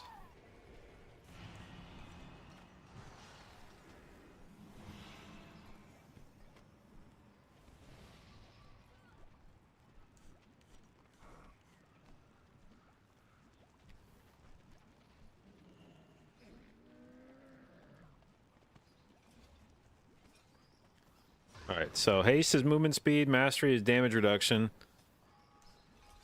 Verse is healing done by crits increased by 2%. No, I guess none of these get back mana. Fuck.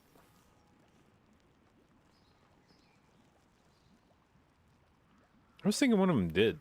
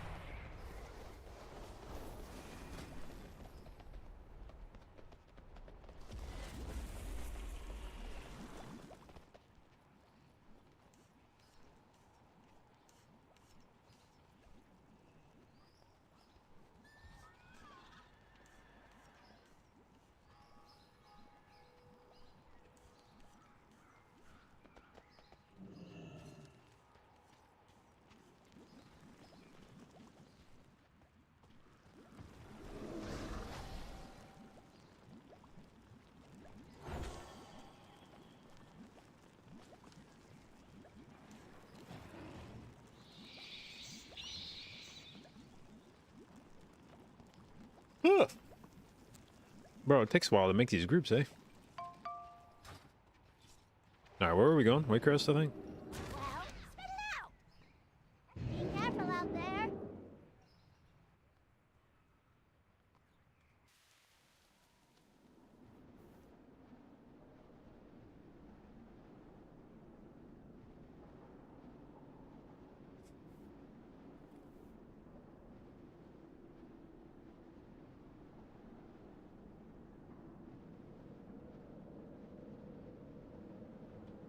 Oh, we just picked up another DH. Okay, well.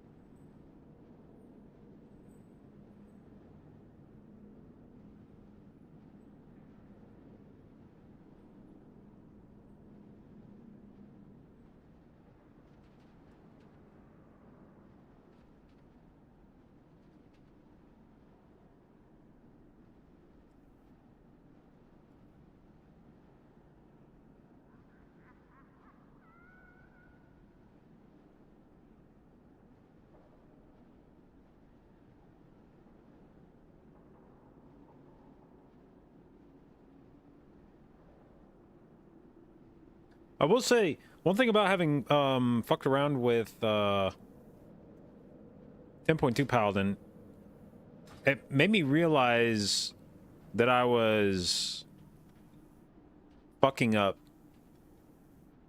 how I was playing Paladin in 10.17, which is I was just sending Judgment more or less on cooldown. I was not trying to pair my Judgment with Infusions of Light.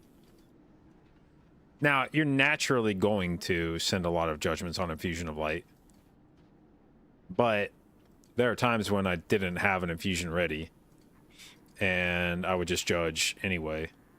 And now I have made a more conscious effort to only judge on infusions. Judge on CD good for Consecrate, though? I mean, you shouldn't have to wait very long to get an infusion, but there are times when you won't have one up and Judgment's ready.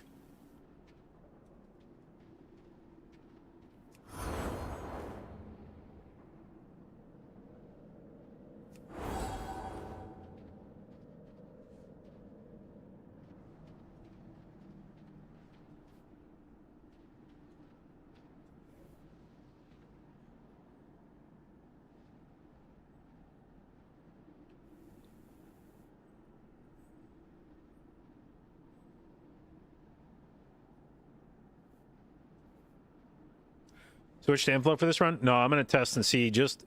If I just do Divine Revelations and drop some haste, I want to see what it does to...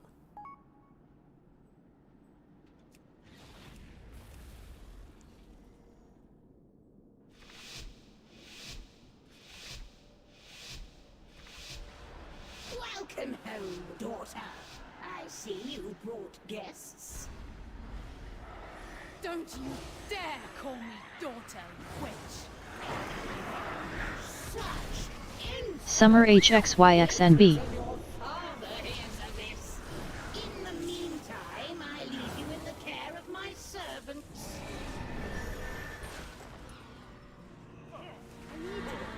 Come back and face my steel.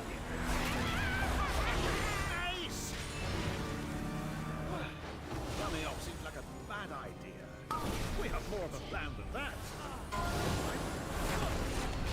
Heroes, your strength is needed. We must see this evil brought to an end. Okay. We'll Good, investigate good, good. the grounds while you dispatch her servants. Good hunting.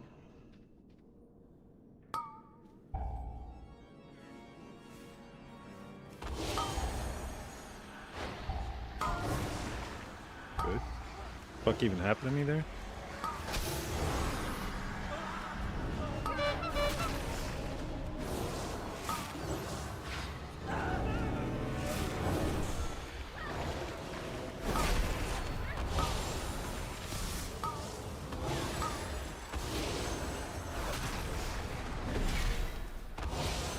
My sisters will end you. Switch. Suffer.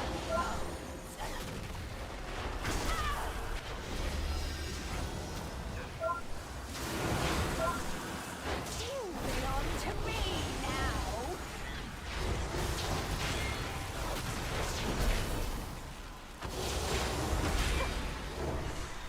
Switch.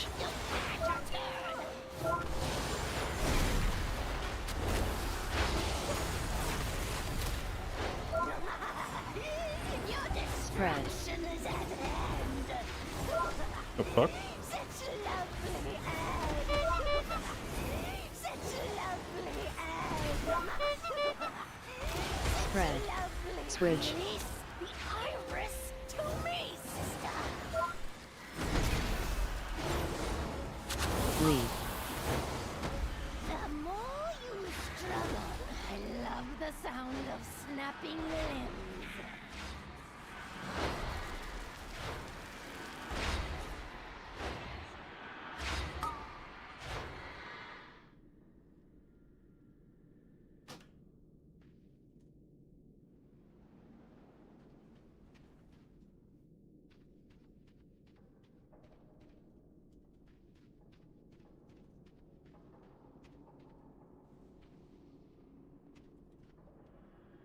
Do I need to keep a beacon on the tank?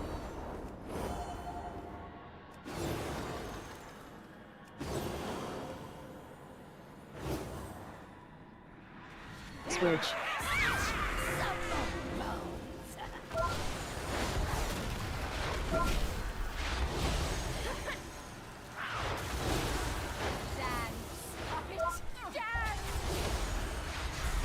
Switch.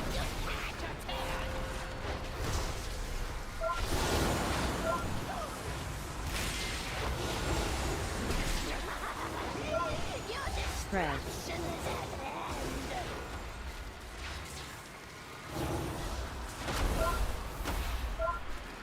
Switch.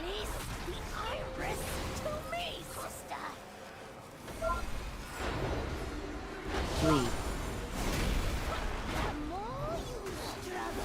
Summer HXYXNB.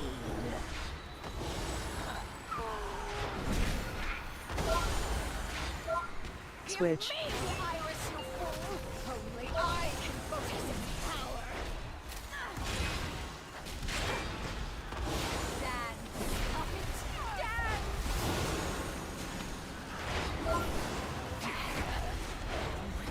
Switch.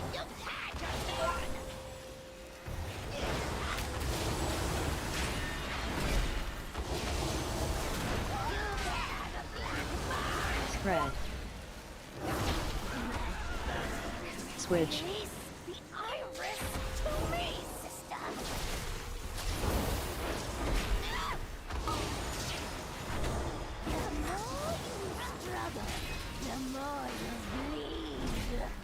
Rest more easily knowing these foul creatures no longer prowl the night.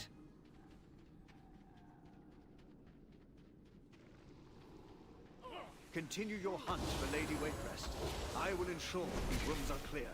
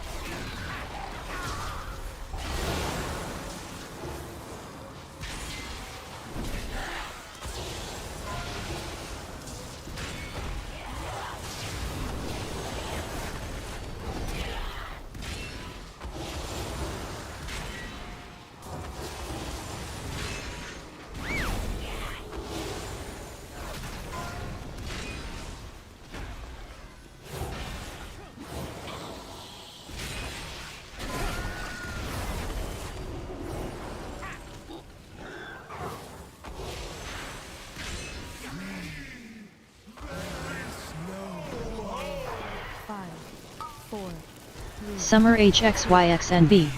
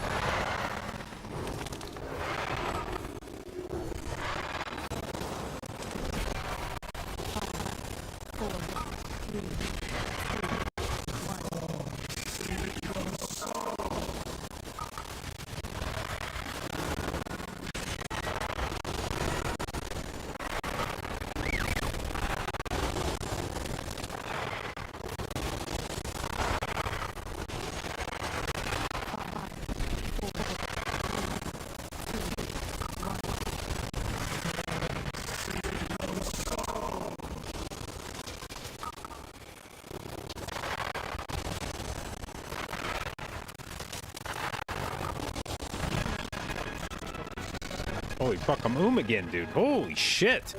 Make sure Lady Waycrest pays Ugh. dearly for this foul witch.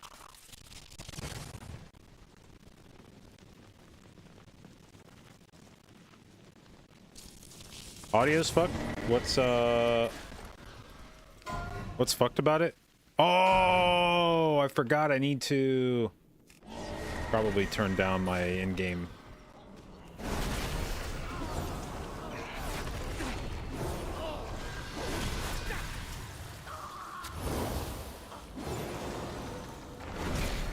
Hang on. I think I know what I did here.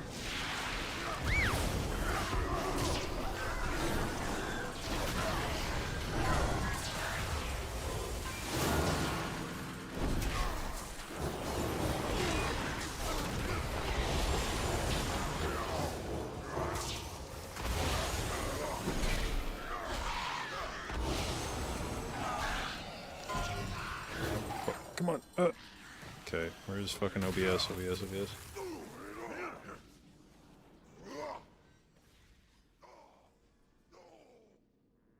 Okay, I think.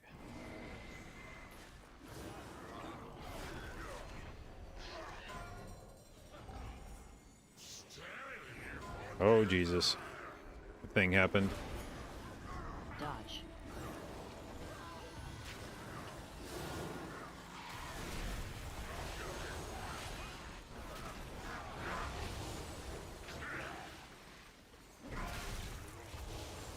Why is it consuming all again? Don't do that.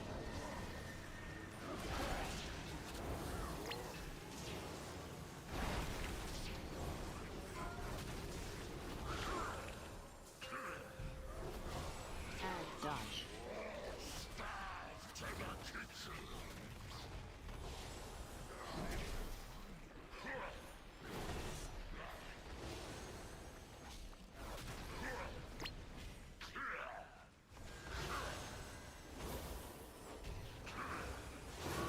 Summer HXYXNB.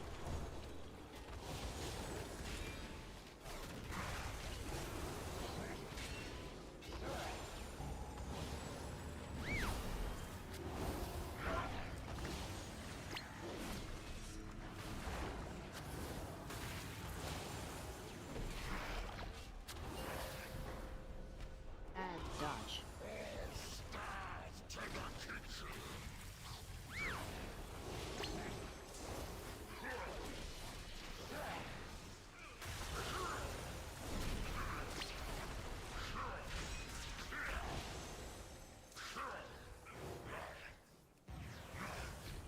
Dodge.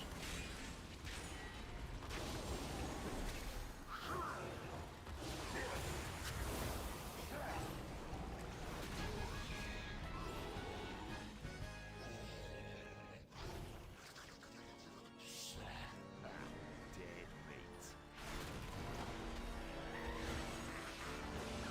You go on.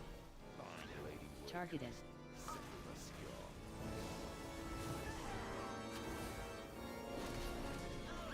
Spread. Seems you have slaughtered my entire household. The carnage is dripping through the floorboards. Why not join me in the basement and marvel at death's beauty?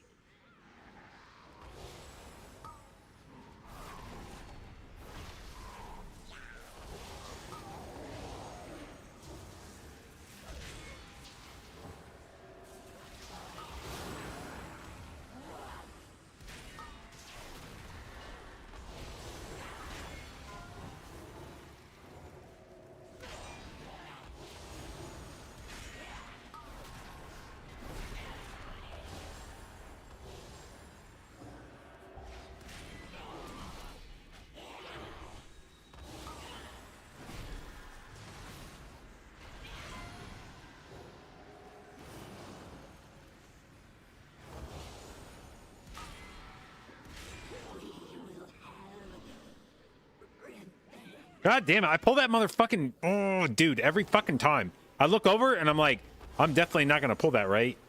Every fucking time I pull it.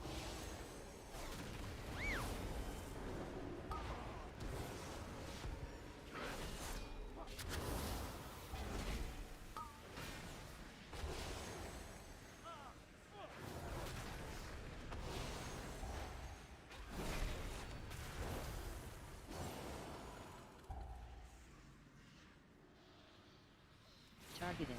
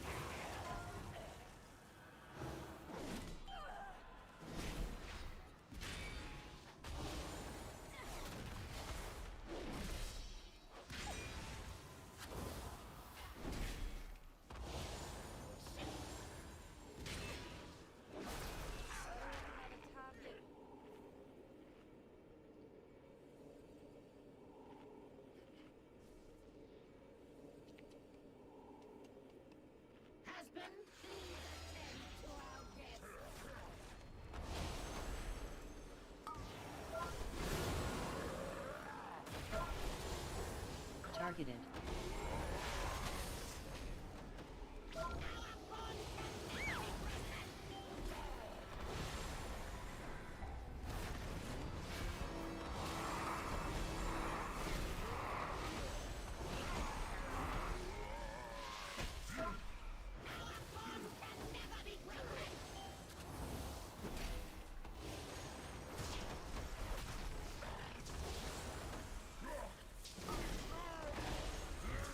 Targeted.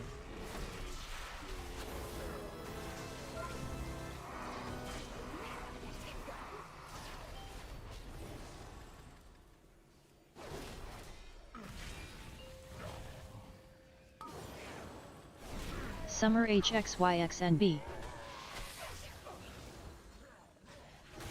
Cool. Thank you for moving off the pile.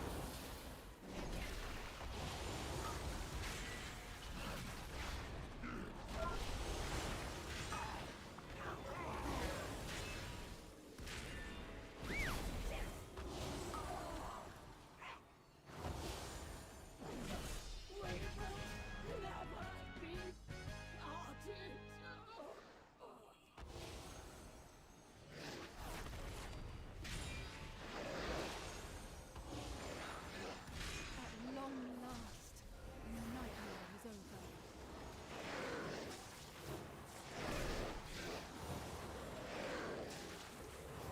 Foolish child, you lack vision.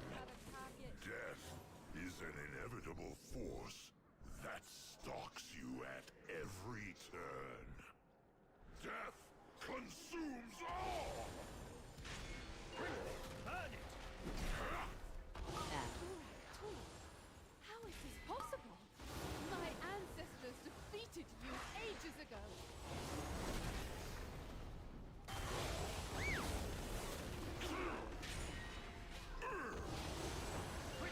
Burn it! AoE.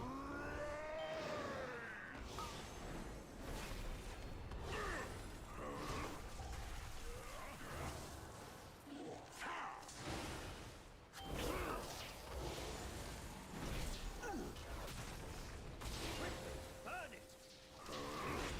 Bad.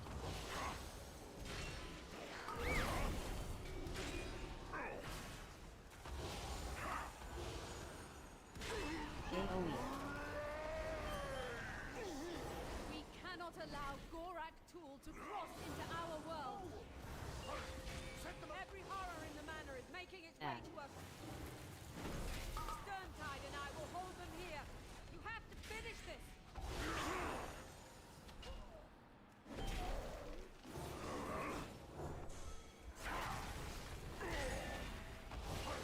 Set them ablaze! AoE. That.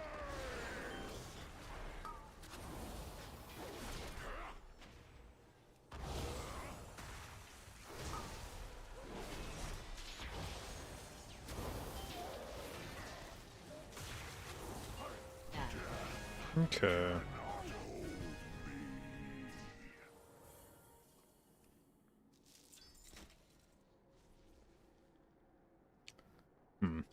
Yeah, Pally's definitely in. Pally's definitely in an awkward spot right now. Man seemed better a little bit, but I feel like only because I was like paying more attention to it. There's definitely times where I felt like I needed to kind of babysit my mana pool. Thank you, heroes. You've broken the covenant. And that was Released with us dropping before a our fair tools chunk of down. haste, I think. We are in your debt.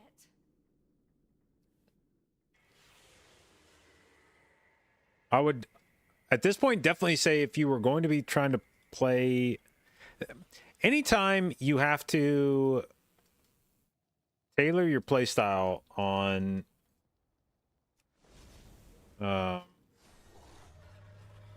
anytime you have to tailor your playstyle to a particular,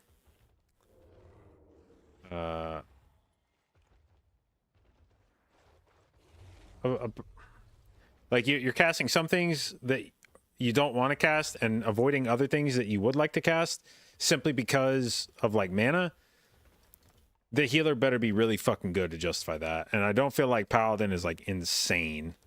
I feel like Paladin's a serviceable healer. But that mana cost stuff is like it definitely has you watching your mana bar the whole time in a way that you just wouldn't on other healers.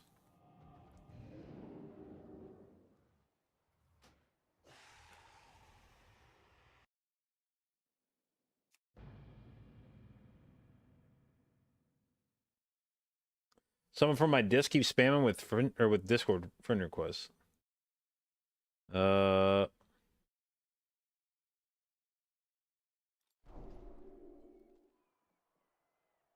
is it?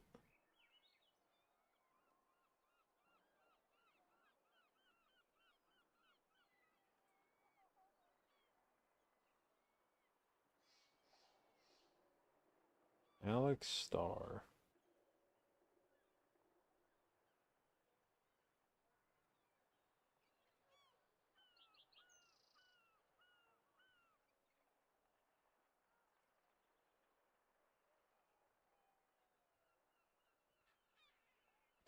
Kind of look like I could be your dad. I mean, I probably kind of could be your dad.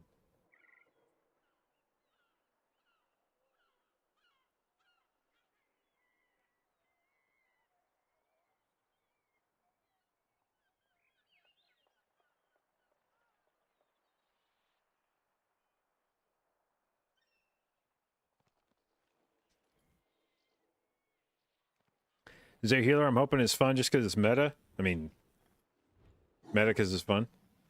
I don't know if there's like any healer I'm especially trying to see there. I could see several different, like if Paladin was meta and it doesn't have this fucking mana shit hanging over its head, I mean I think that'd be fun. Disc Priest honestly was kind of growing on me. I think Mistweaver will probably be kind of fun.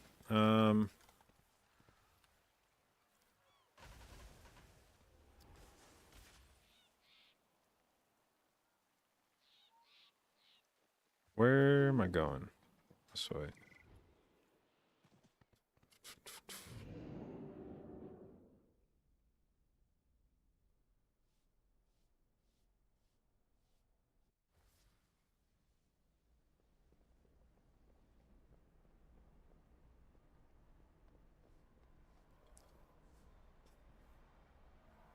Some sort of mana recovery tied to Crusader Strike. One way I think they could make it better, Infusion of Light could probably just make Crusader Strike, or not Crusader Strike, could probably make Judgment mana free. I feel like I spend a lot of mana just putting out Judgments.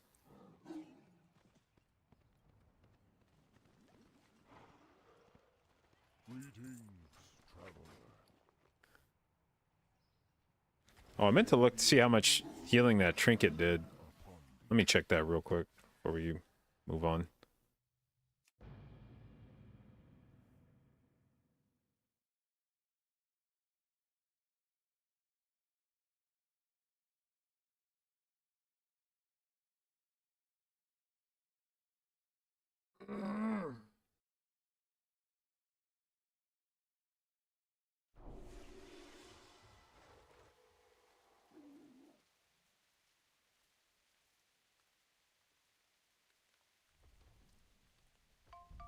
All right. Mr. Trinket, how'd you do that time? 11%. Now we can get behind that.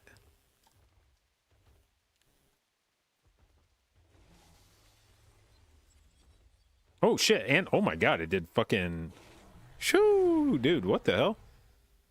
A lot more than 11%. That was fucking almost 20% of my healing. Now, admittedly, I didn't spend a lot of time. What other trinket? The lower lows. This wasn't a super healing intensive dungeon, but...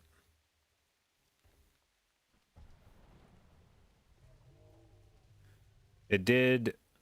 That trinket did, almost a third of the healing I did to the tank.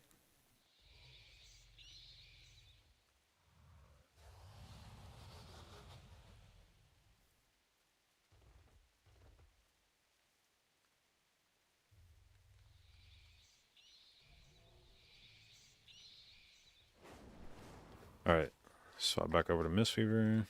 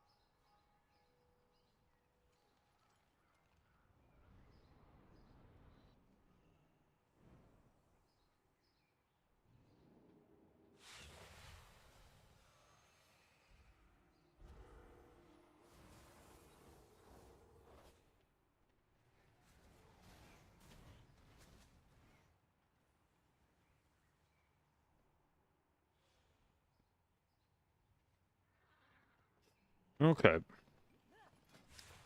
So let's grab... I have just the thing for you.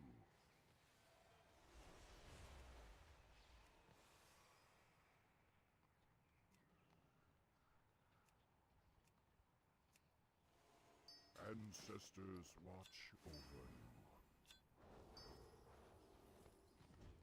you. And... What brings you here? Go in peace.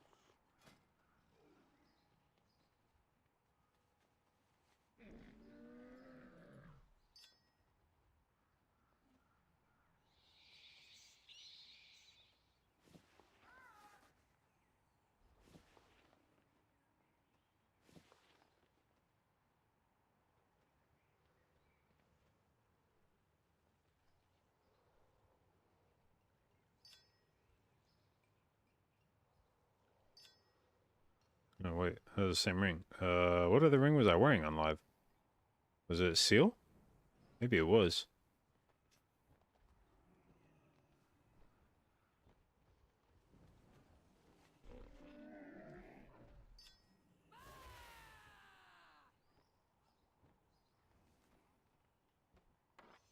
The dunes have everything we need. Be quick. Be clever. What am I trying to fucking buy? You.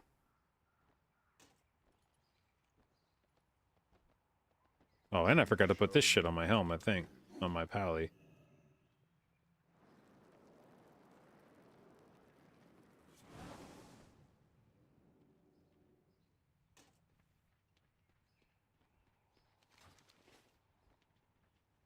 Need something?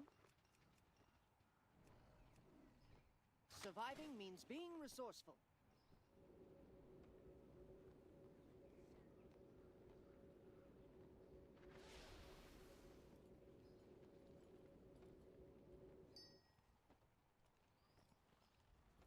There is much to discover.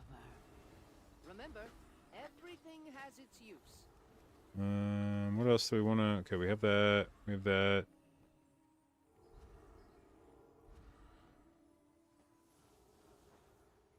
So just legs, I think?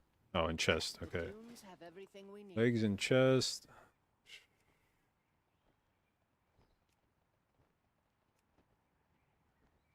Fuck. Where are they? There we go. You and...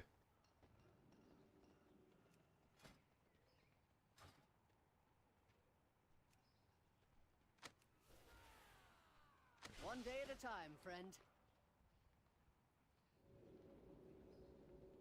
Right, you and you. How the rankings end up? Well, I felt like Mistweaver's single target was fairly similar to other healers.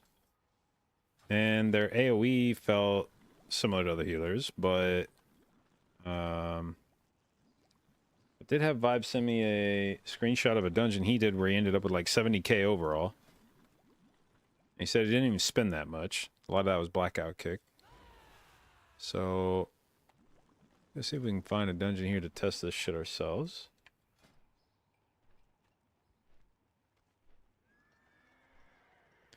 But I'm gonna grab a drink real quick and then I'll be right back.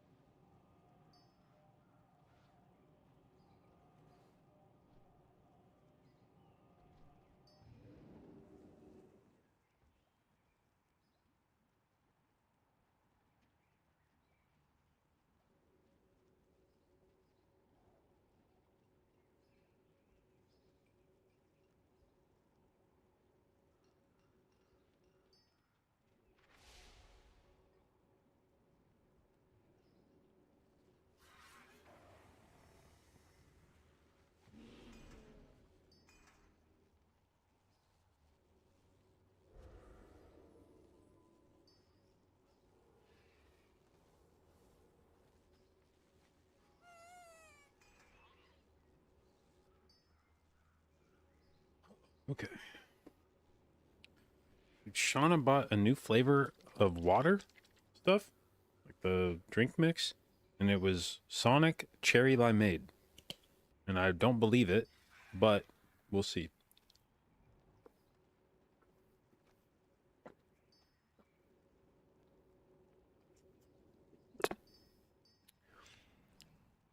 What a load of shit. Somebody should be fired for that and go to prison.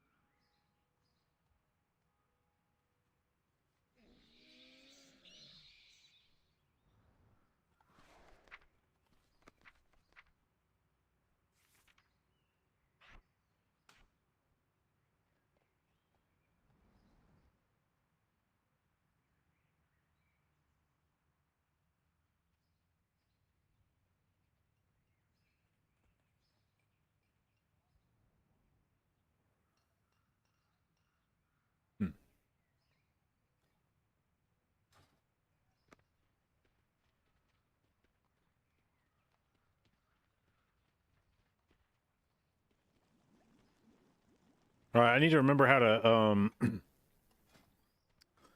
need to remember what my rotation in Chi-Ji is.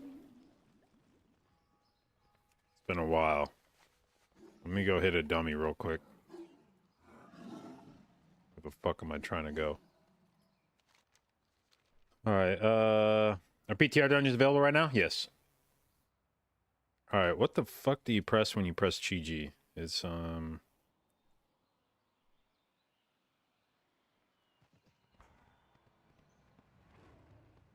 why no Nourishing Chi? Which one's Nourishing Chi?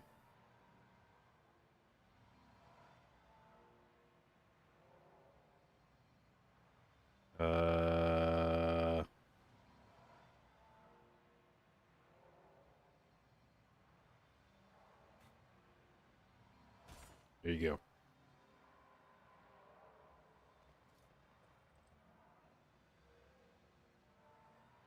Are there people running like 10s and stuff?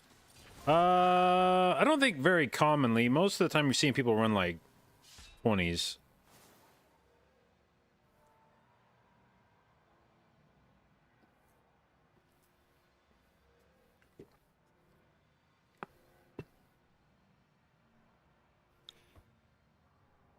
Prime 2 punches, Chi-Ji, kick, blackout kick.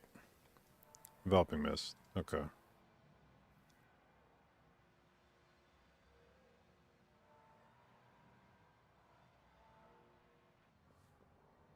Oh, fuck it. I'm sure I'll figure it out. Fuck. Everybody's already got a Mistweaver.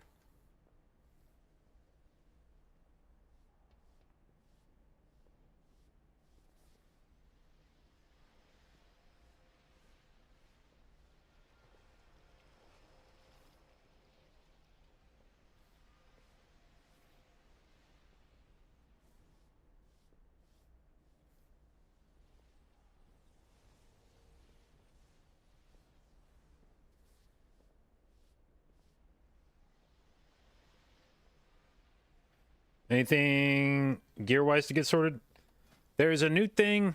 There's a new enchant you put on your helm. There's some weapons you can buy, some trinkets you can buy. If you want to play around with those. Otherwise, everything else should scale.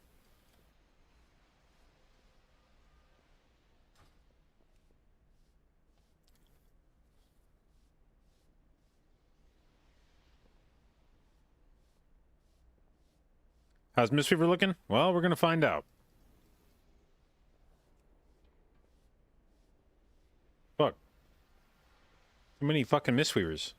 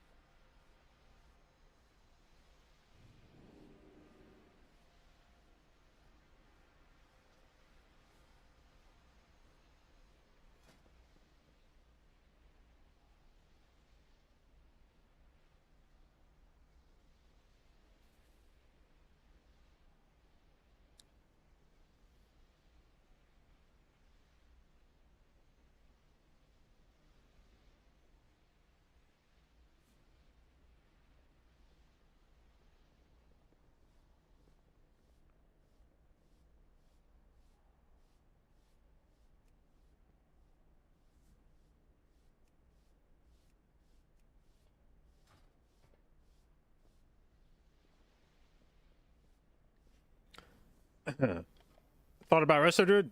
I mean, it's good, but it's just a matter of whether other Druid specs are better. Motherfucker got fucking beaten out by an evoker. Piss.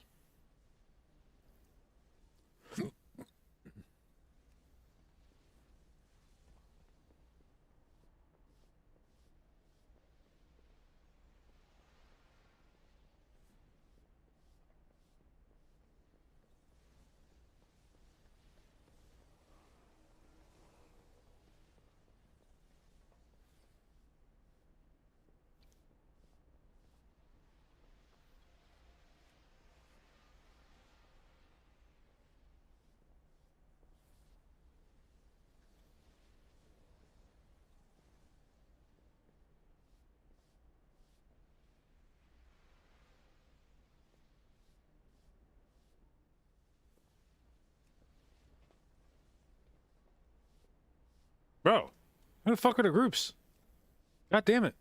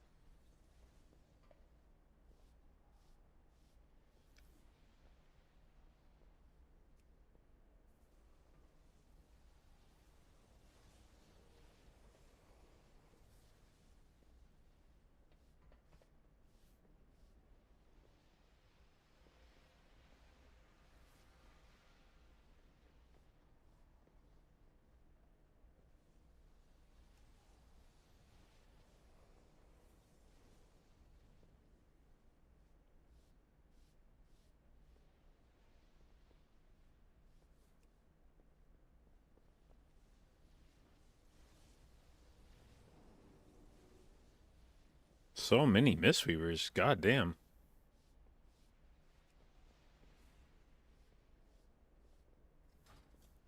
Yeah, I suppose I should make a... Okay, so what's the play for Manatee now? When do you use this? You like wait for it to stack all the way up? Can it stack all the way? Is there all the way up?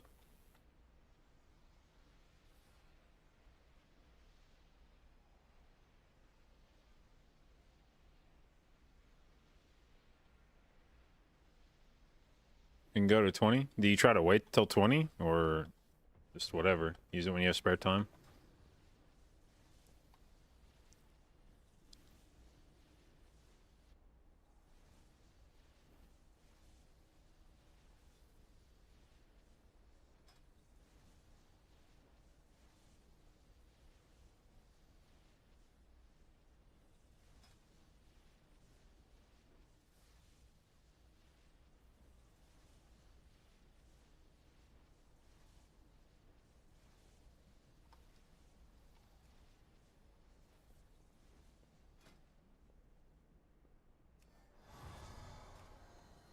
Do I have to be in combat for this to count? Looks like it. No, wait. No, that's Manatee. Okay.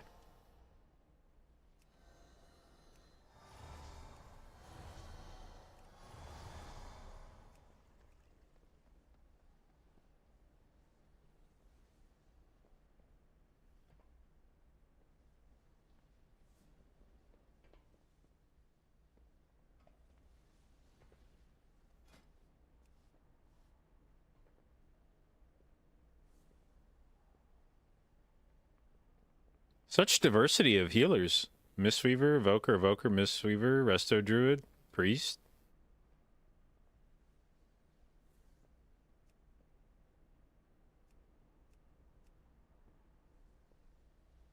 God damn it, dude. Oh, there's too many fucking... Dude, fuck healers. Get the fuck off PTR, you fucking losers. Holy shit.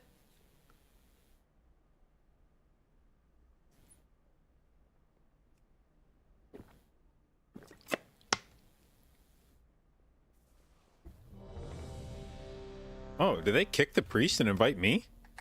Wait. No? Are we double healing?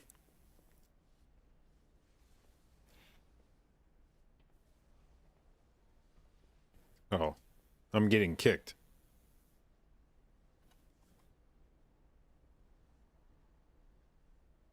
No?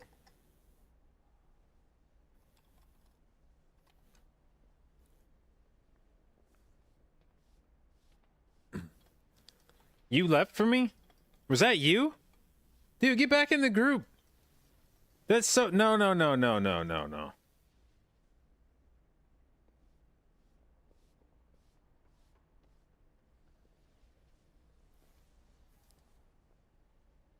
Fuck, now I'm just gonna feel bad. That we're probably gonna wipe because I suck at healing a monk, and then they're gonna be like...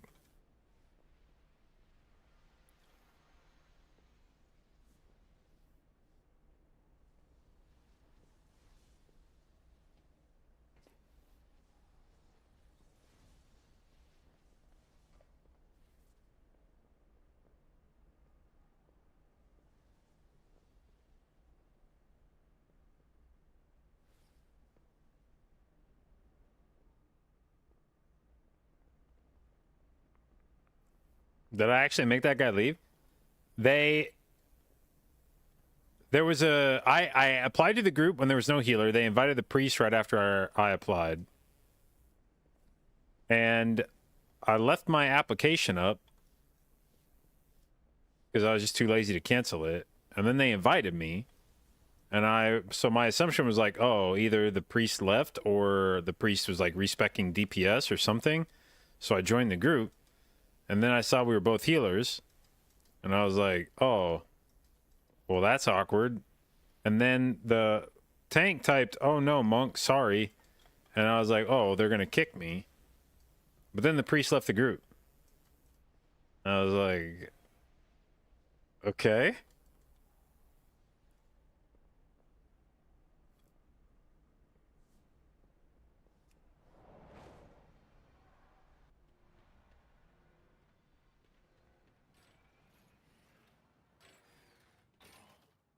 All right, so Vibe says he did like, what was it, 68k DPS without really well, let's see. He did have an AUG in his group, so that'll affect this slightly. But he did a little over 65k, and only 15% of his damage was SCK.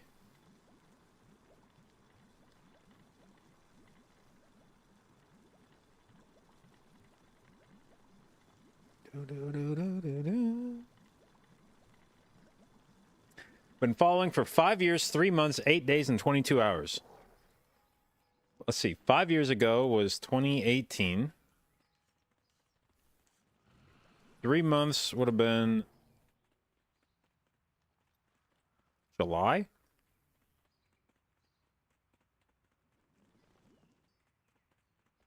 So that would have been about...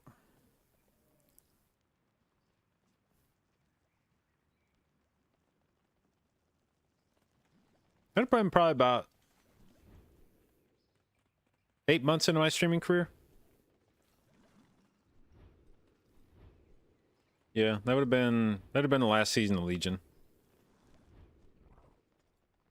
Maybe even BFA PTR.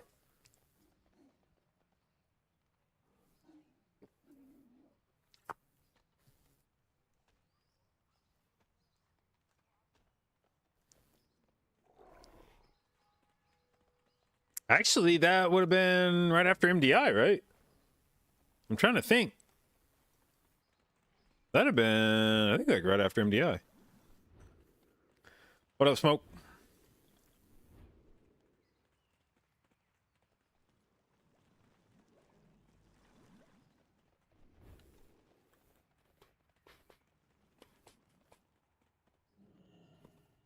Interesting. Keep it real.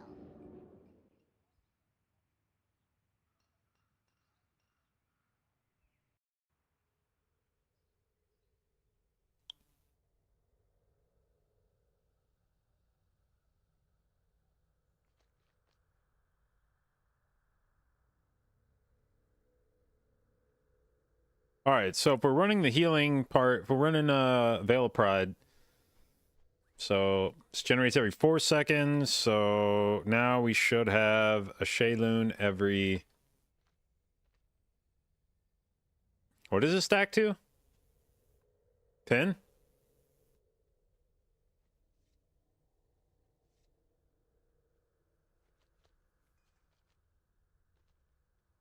Every 40 seconds, we drop the hammer.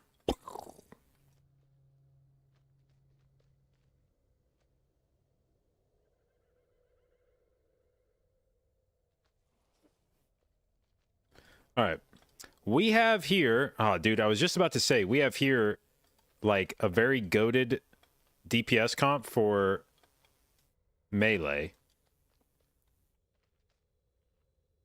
But it's like a caster comp. We got AP buff, we got Mystic Touch, we got Mark of the Wild, and then 2 casters. Error. Thank you for the gift subs. That is extraordinarily generous. Extraordinarily generous.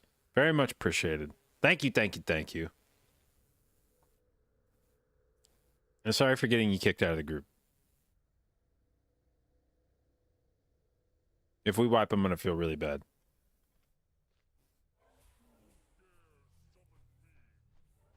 Bro, is this a song that's just a bunch of soccer hooligan chants?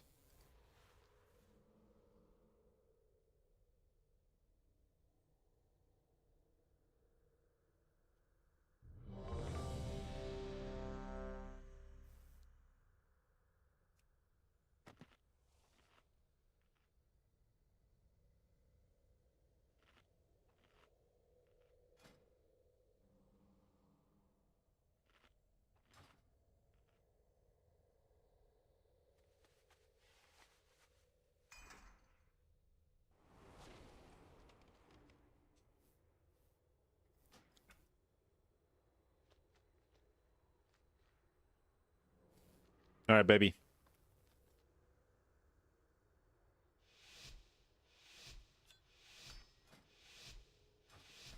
Oh, I need my trinket on my bars. Fuck.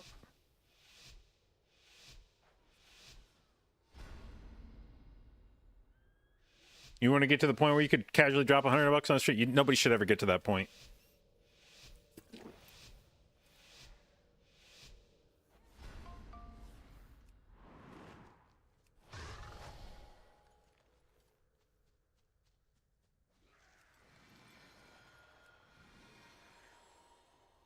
What is this here?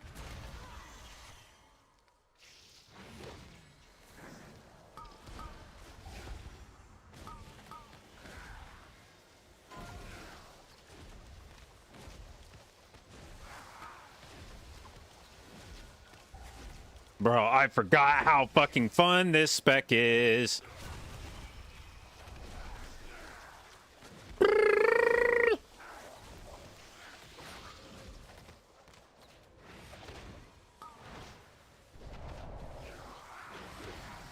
Holy shit.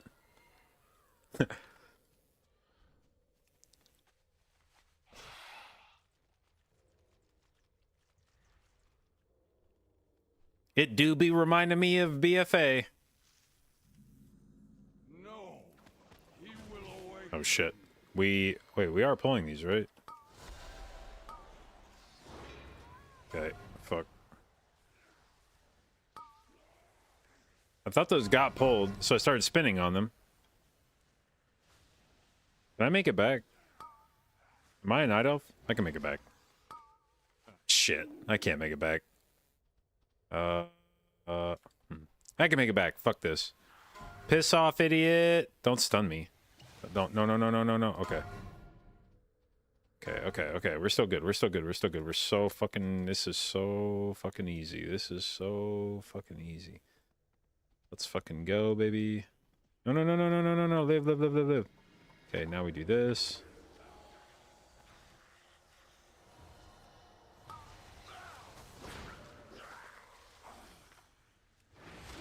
We have not yet purified the water.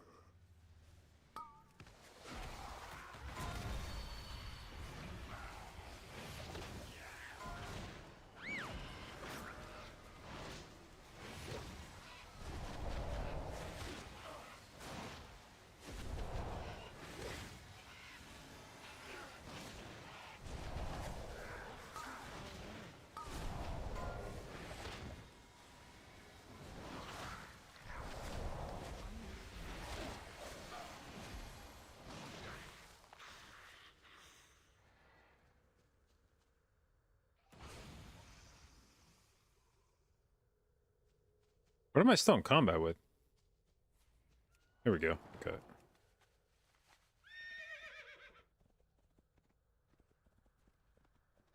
We are all doomed.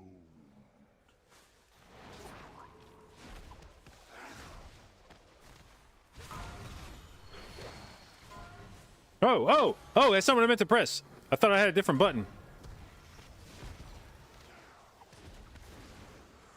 I thought that was leg sweep. Fuck.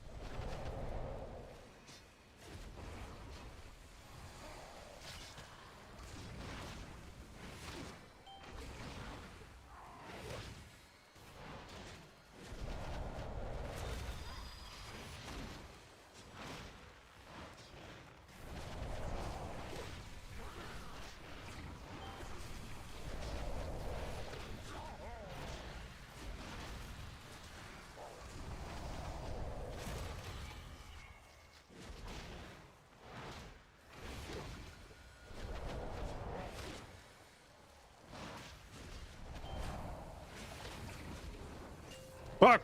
Oh, I mistimed my trinket, I think.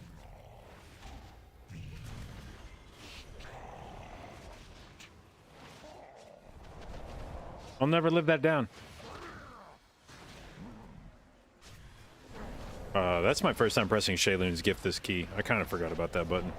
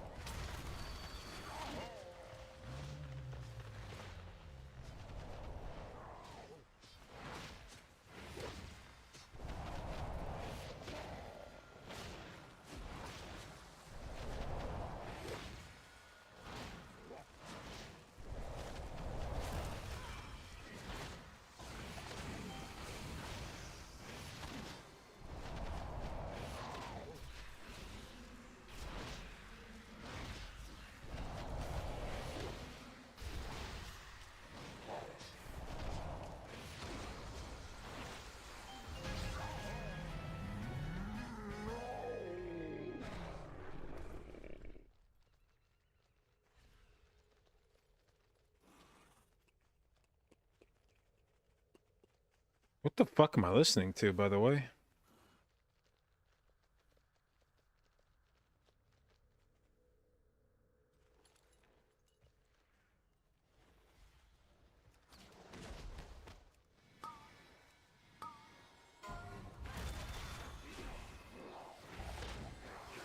Oh, shit. That hurt. AoE.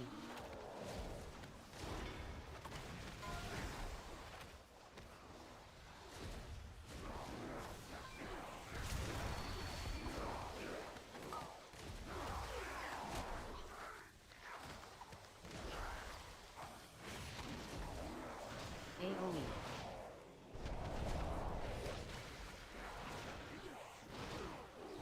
Oh, Oh, I definitely should not have pressed that right before.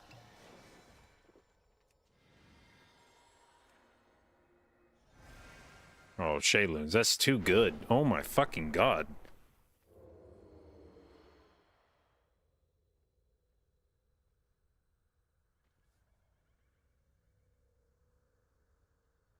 The forest closes in around you.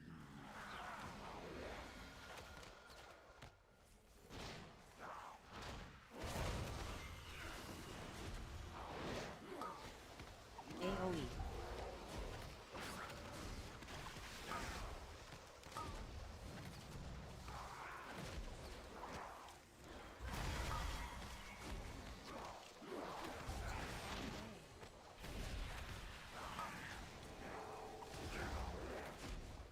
AoE.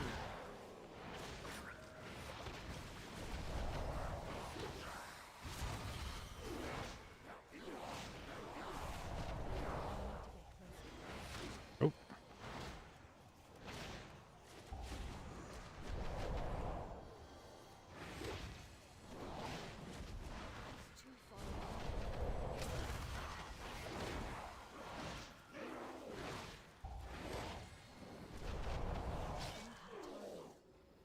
This song didn't get any better. What the fuck?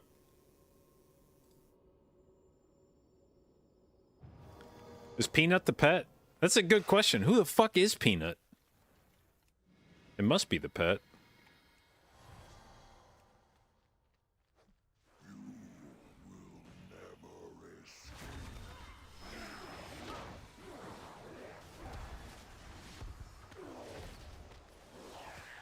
AoE.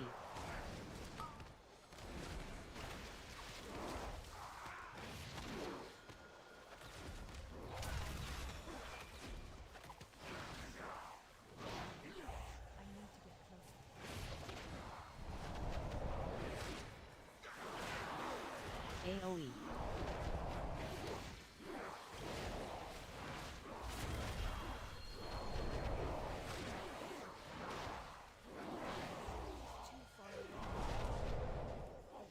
Oh, that guy can be stunned? I didn't realize that.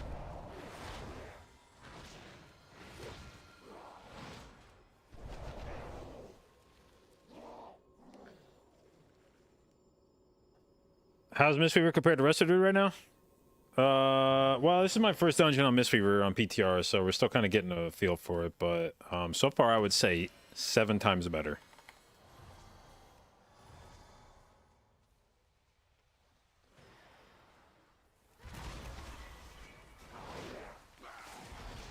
Interrupt.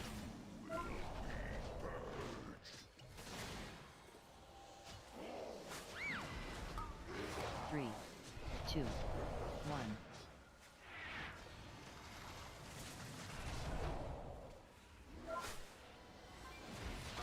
Interrupt.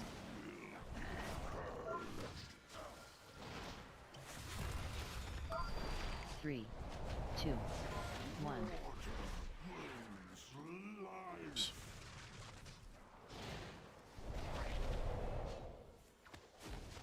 Let's see here. How do I want to do this? Why is that guy not getting hit by any of my shit? 3, 2, 1.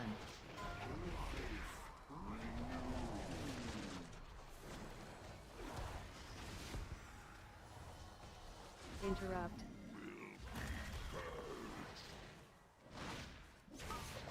3, 2, 1.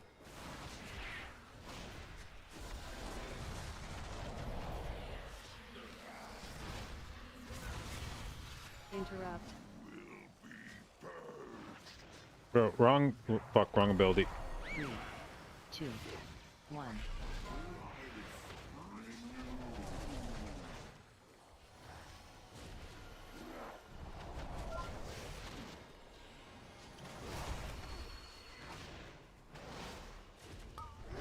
Three, 2, 1.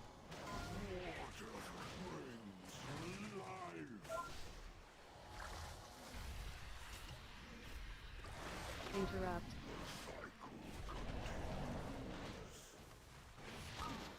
3, 2, 1.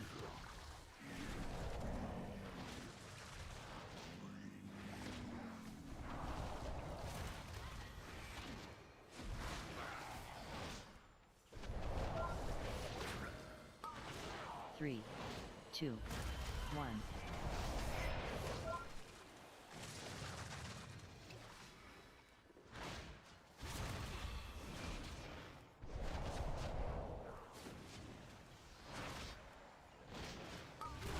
Three, 2, 1.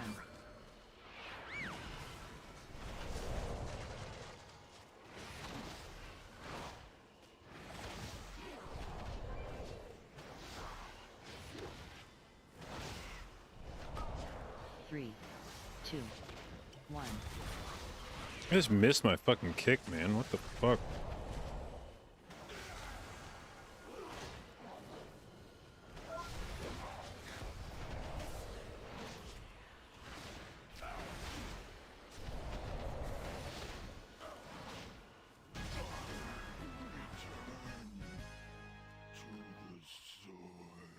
All right, Manatee, fill me up.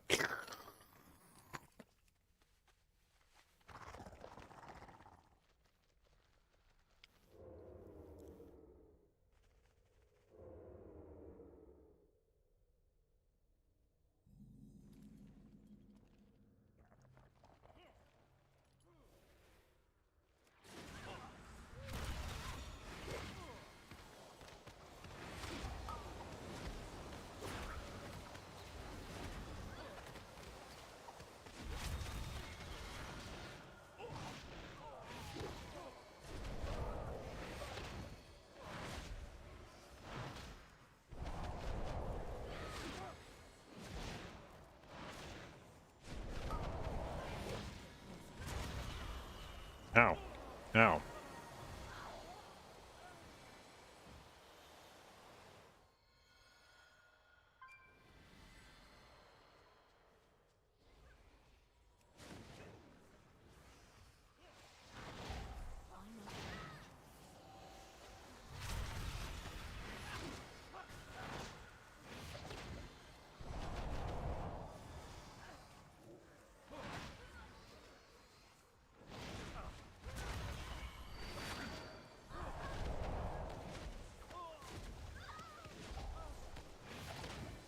What the fuck?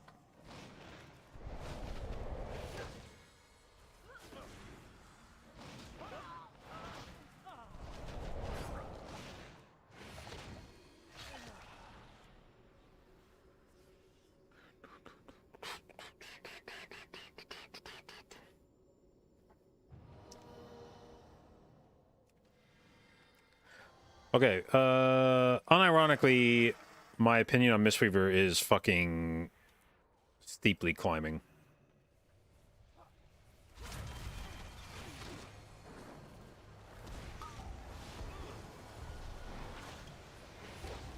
Okay, fuck. I should not have sent my trinket right there. Also, I should have kicked.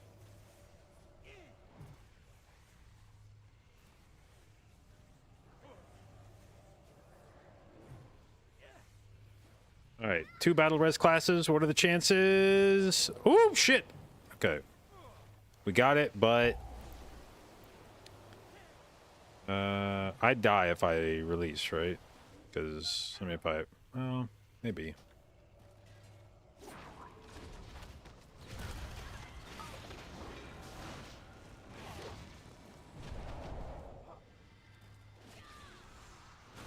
Let's do this.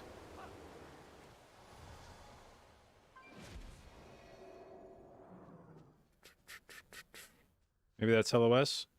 Can't tell. Ah! Ah! I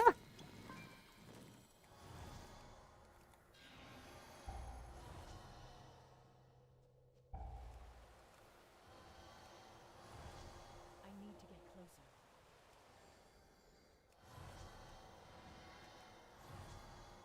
Okay. Oh!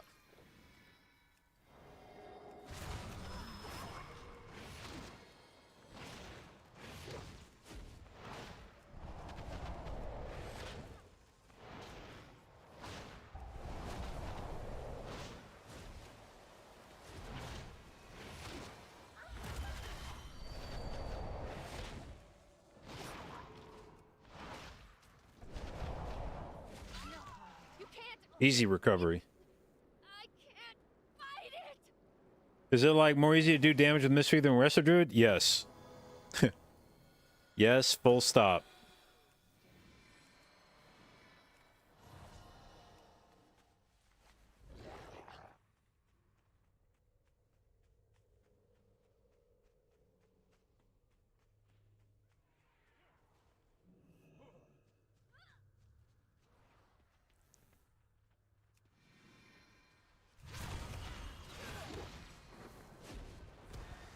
Three, two, one. Roll us all. Fire! Fire will burn away the contagion.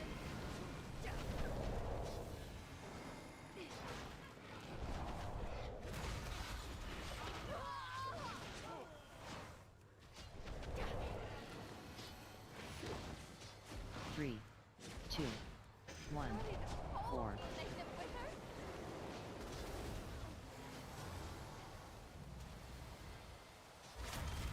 Where'd the boss go?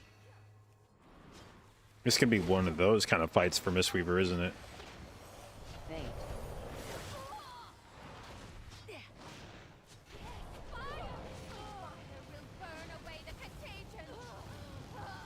What the fuck?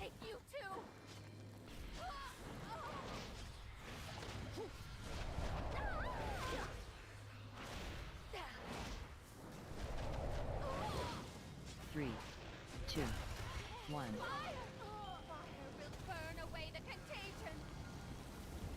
No, dude, what the fuck?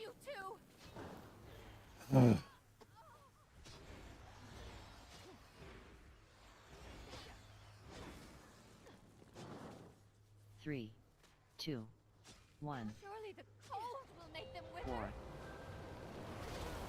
4. Oh, I got res, didn't I? Where's the res? Right in the middle of that shit. We're not taking that. Okay. Ah! Really? It hurts that much? Bait. God damn. Fire will burn. No, they will take you too.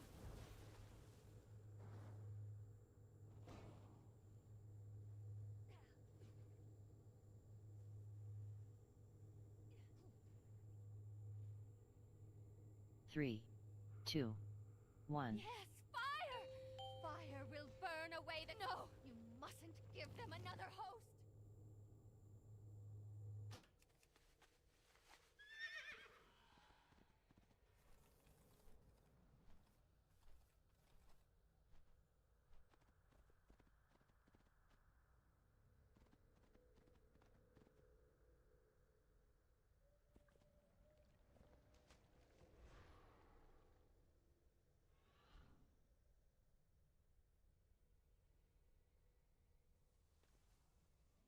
Ba ba da ba ba ba ba ba ba ba da da da ba.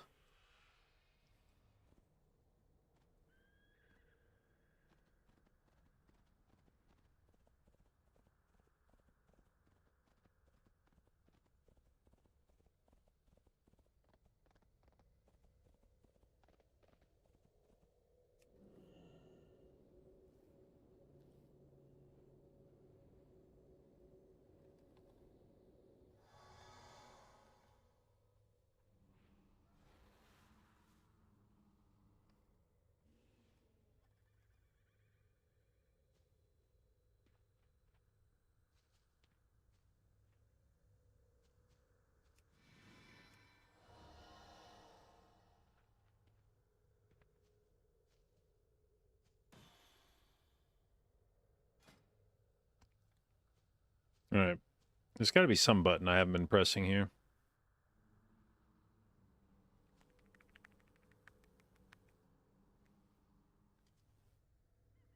Expel harm. I haven't been pressing expel harm. I don't have expel. No, I do have expel. Why haven't I been pressing expel harm? I don't even track expel harm. Sick.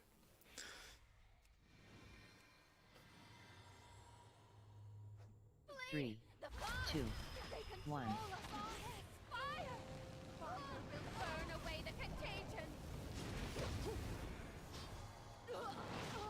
Holy shit, she just really starts popping off as soon as the fight begins, eh?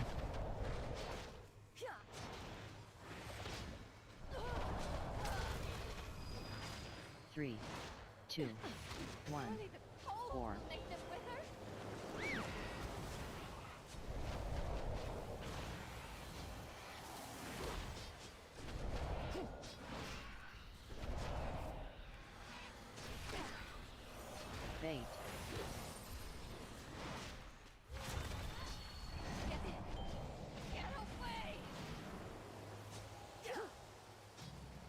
Oh, dude, fuck! Why does that fucking happen on this fight? I don't understand that. Take you too. Is that what we have to bait? I need to learn how this fight fucking works. 3, 2, 1. Burn away the contagion.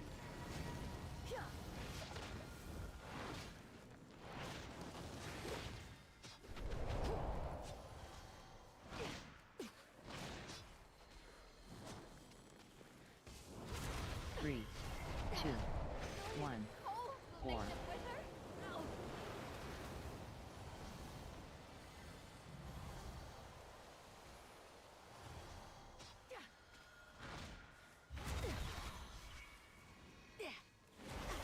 Bait.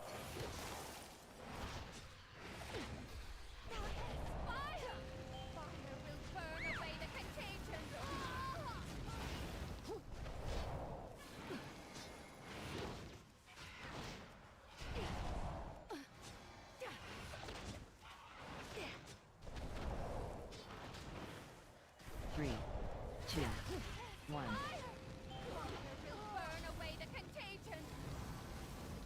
Bro, stop dragging me around, crazy bitch.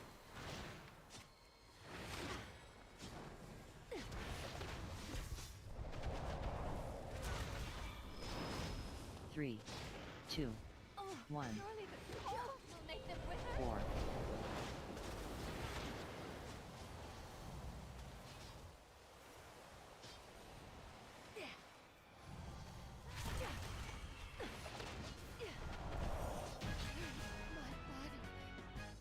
Only way to stop them.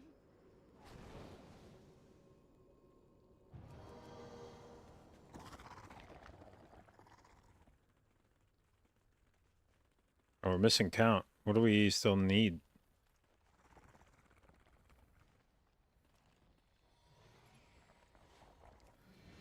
Is there more count in that room?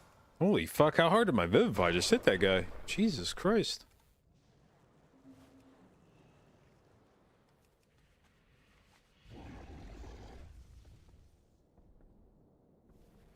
The portal is lost. We must stop this beast before it can escape. We've got its attention. AoE.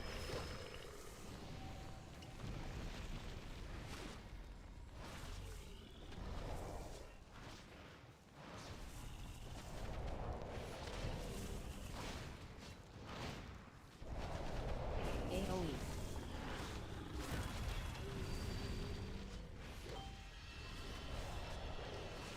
Back. The lines are overtaking everything.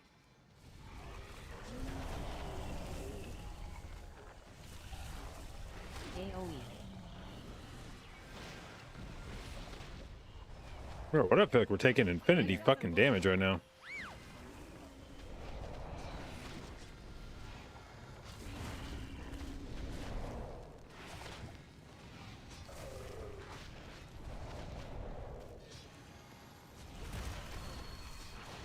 AoE.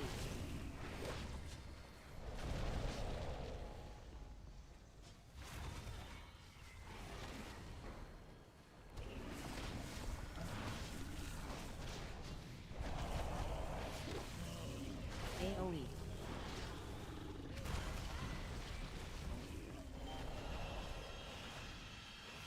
Back. It's pushing us back.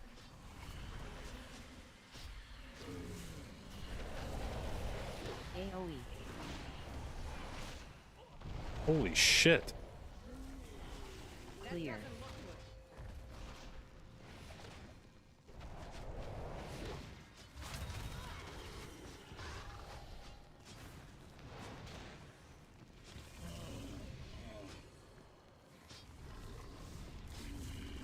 AoE.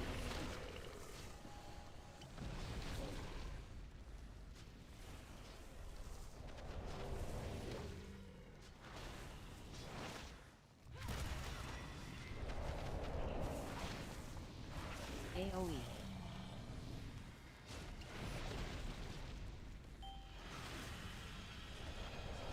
Back. Lines are overtaking everything.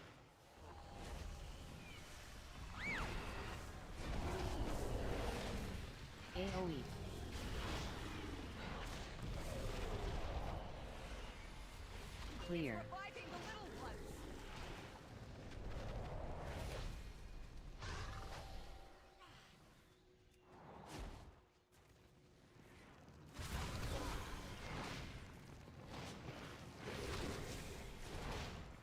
AoE.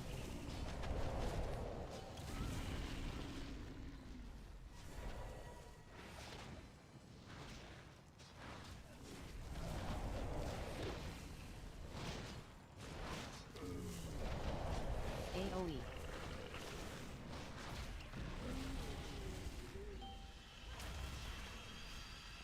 F. Pushing us back.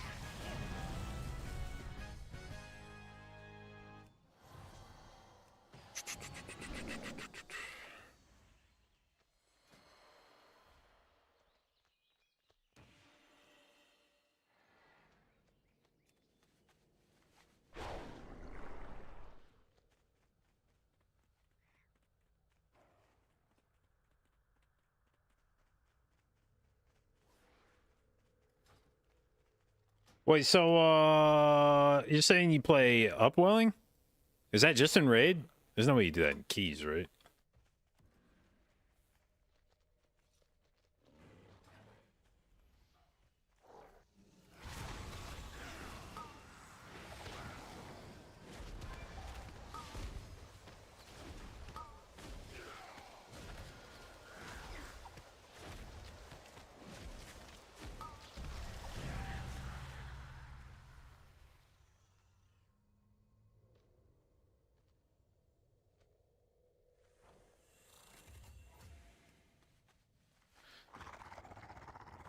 Okay. Well, that was the most effortless 55,000 damage I've ever done in my life. Like, I know I played like shit in here.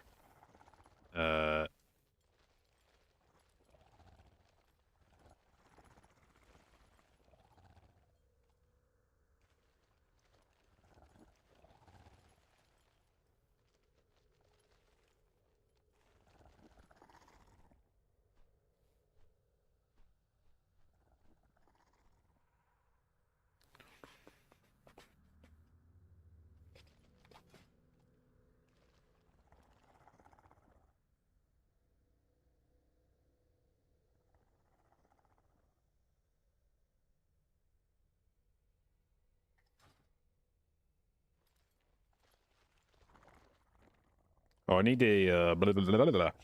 We need a expel harm button. Expel harm. Where do I want to put that?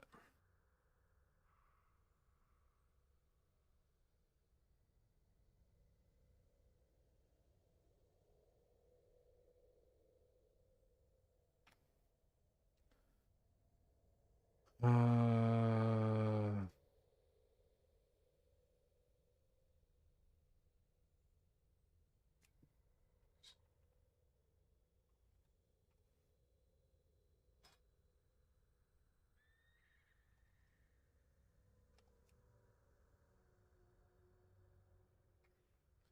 Alright, is there anything weird I need to track with this shit?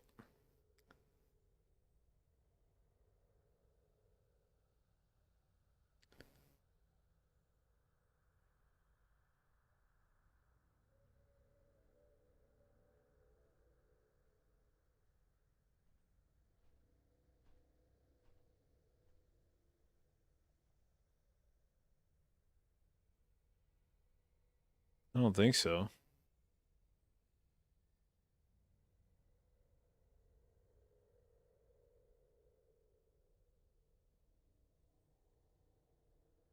Wherever healing elixir was? Yeah, that's where I put it. I don't actually think I need to track instant cast essence. I mean, Vivify. I don't think I ever actually use the information of whether or not the next cast is going to be instant to... It'd be one thing if it was like a fucking 2-second cast, but I feel like it's pretty fast even if it's not instant, so I think I'm just gonna stop tracking that.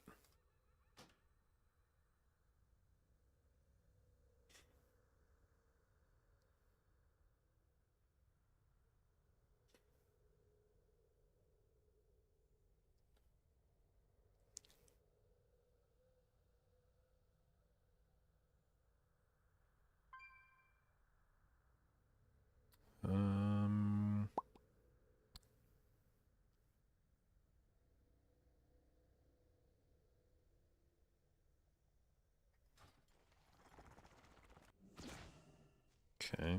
And how much healing does this little fucker do? 108,000.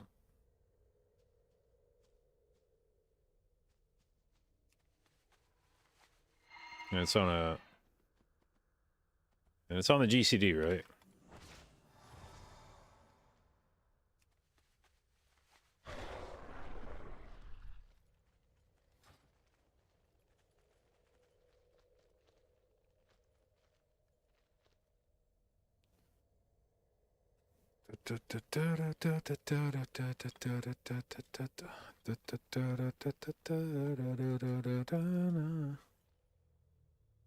All right.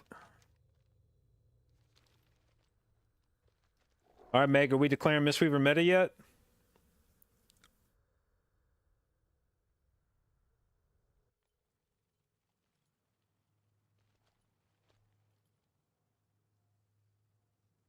Don't want to fuck it up? Don't worry. Here, I'll tweet for you. I already know what I'm going to say. All right, here we go. I just did one key on PTR as Mistweaver. Wait, no. It's important that I abbreviate for this because there's...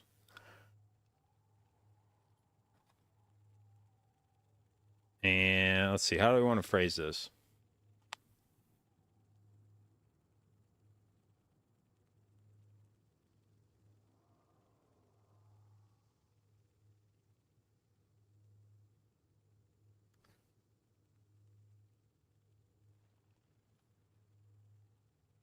Let's see, and I'm just gonna say that you can't spell Mistweaver without M-E-T-A, baby. There we go.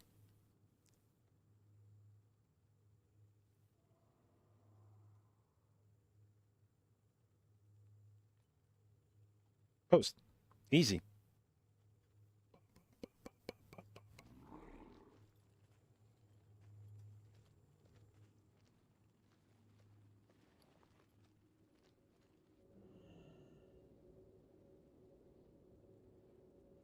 Oh, I got a mount in my bags? Let's fucking go.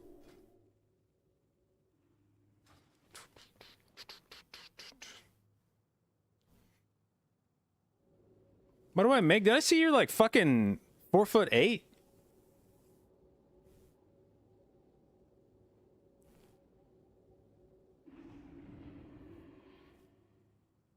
Five foot 4. So that's the same difference.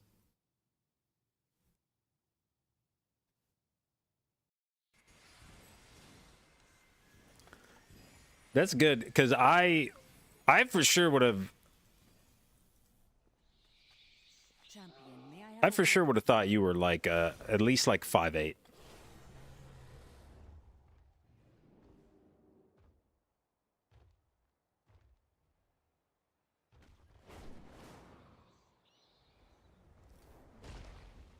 You don't know why? Yeah, I guess you just got like tall energy.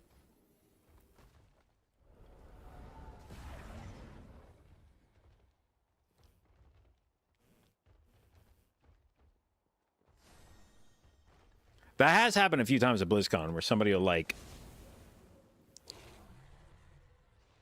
Somebody will point out somebody. Like, a lot of times it'll happen at Hilton Lobby. It'll be at BlizzCon at Hilton Lobby. Somebody will be like, oh, hey, have you met such and such? And I'll like turn around. They'll like, the person that's introducing me will like gesture. And I'll like turn around to address somebody. And then I'll have to go like... Or... Like make an adjustment. Like my head goes to where I expect their eye line to be as I swing around, and then I'm just like, oh shit.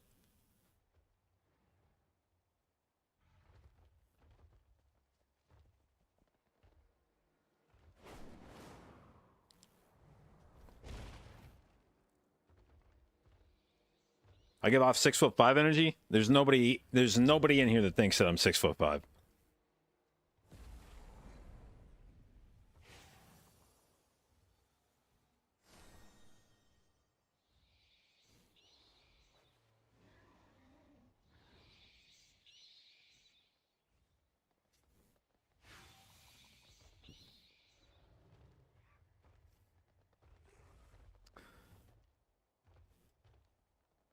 Bro, how can there be this many guesses and not anybody accidentally land on the right number?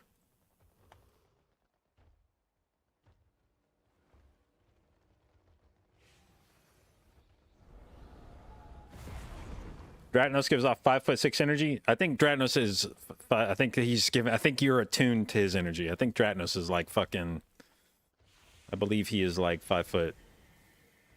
Maybe I'm misremembering, but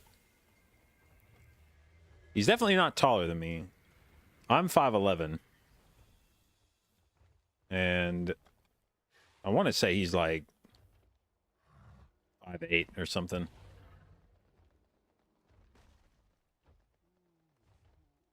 If you look at that pics of Max and Sko, you'd say Max is I think Max is like 5'11", 5'10"-ish. Sko is kind of tall-ish. In the relative WoW player base.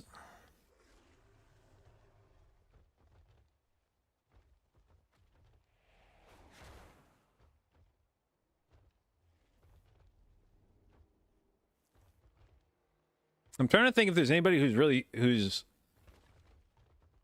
caught me off guard being really tall. Actually, Jack is like really fucking tall.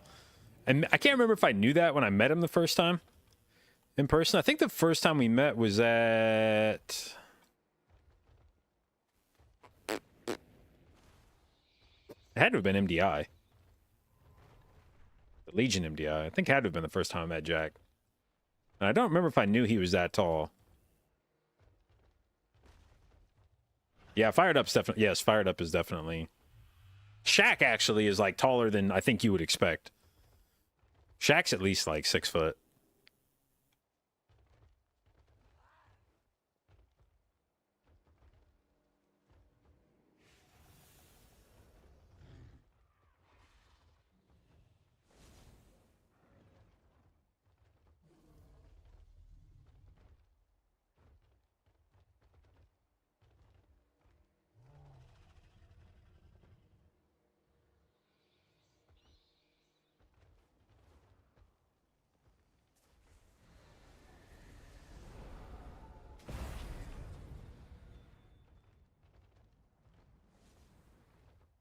How tall is Ben? Ben's like I think he's like 5'9", 5'10"-ish. I don't think he's taller than me. If I remember right.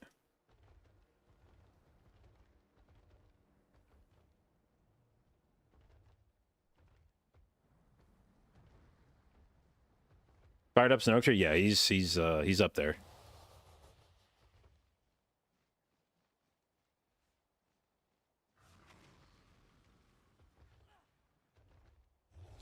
Let me think. Was there anybody else that like...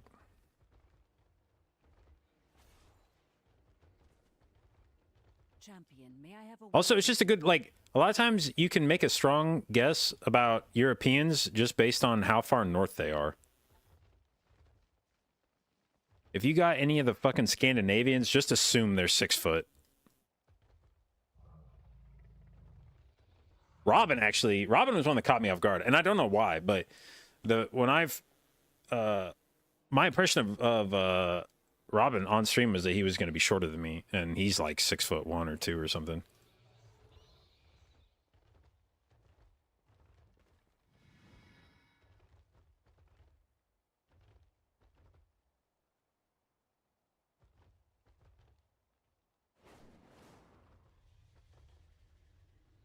I was trying to think if is there anybody else from Echo that was significantly taller or shorter than I was expecting. Roger's actually pretty tall.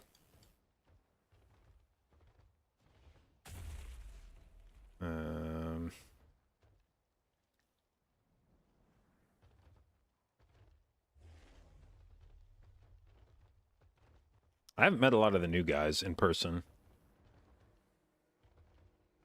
Gingy gives 5'8" vibes. I think he's like 5'11"-ish. I think we're about the same height. He might be I can't remember actually.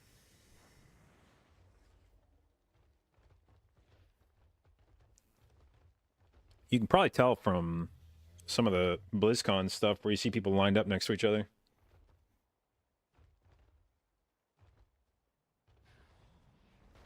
Yeah, Nerf's relatively short. Yoda's actually a bit taller. I think Yoda was the tallest guy on our team. I think Yoda was the tallest guy on our team. Taller than Shaq, even.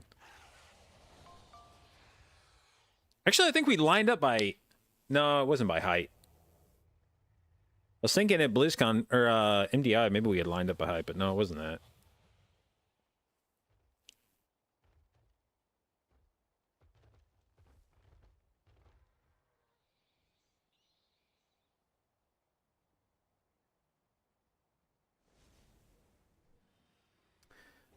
But yeah, this BlizzCon will be interesting because it's been like, we've had now like basically like two full expansions of new people on the scene that I haven't had a chance to meet in person.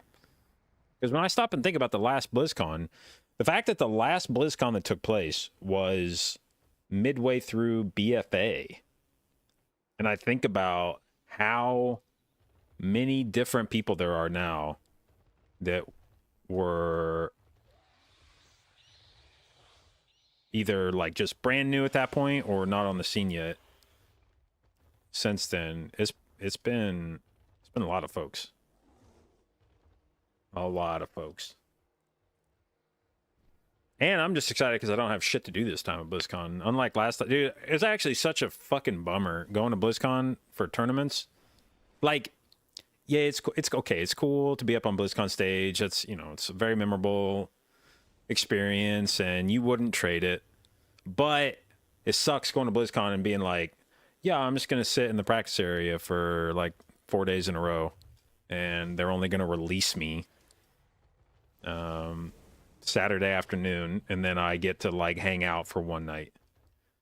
And you can go out like Thursday and Friday night if you're competing. Like, you can make time for that, but you can't stay out late. You can't really get drunk.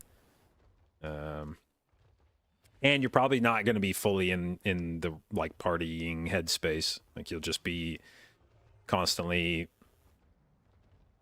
in the back of your mind. You'll know you're competing the next day. Is there a competition at BlizzCon this year? There is. It's not like a formal tournament. It's called Guild Clash. They invited groups from different guilds. So it's BDG, Echo, Liquid, and Method. And they've each sent a contingent of arena players, Mythic Plusers, and each of those will do like a 4-team competition.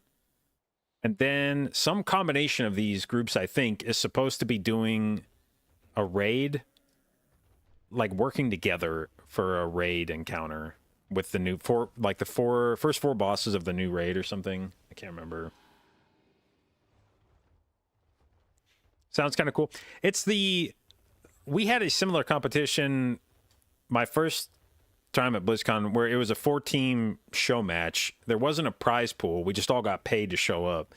And I didn't practice super hard for that because we were going to get paid the same amount. So it was kind of like, whatever. But I will say that we still spent more time practicing than I probably would have liked. And then when we did the actual tournament at BlizzCon, that fucking sucked. I did not enjoy how much time we spent practicing for that.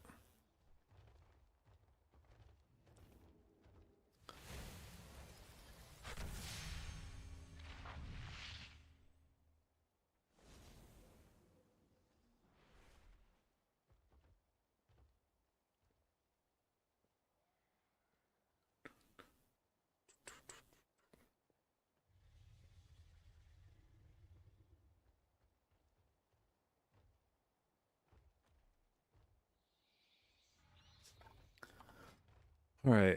There's like raid testing at 4 today, right? Today's a raid tester day, I think.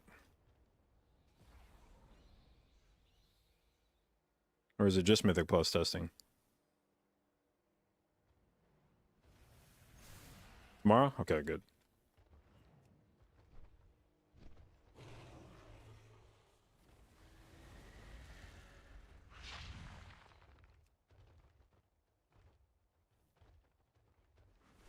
Betty, the fuck is this?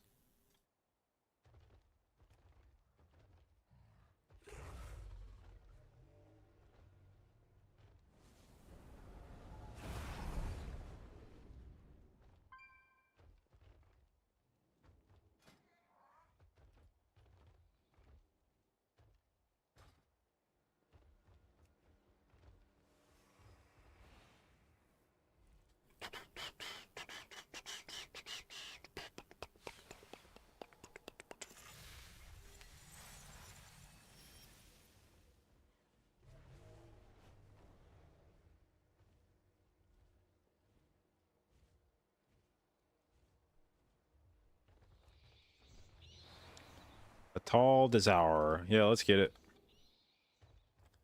An unholy DK? Sure.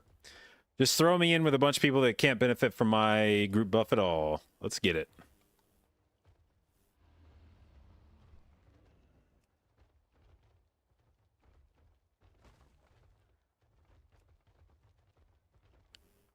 Or not. Whatever.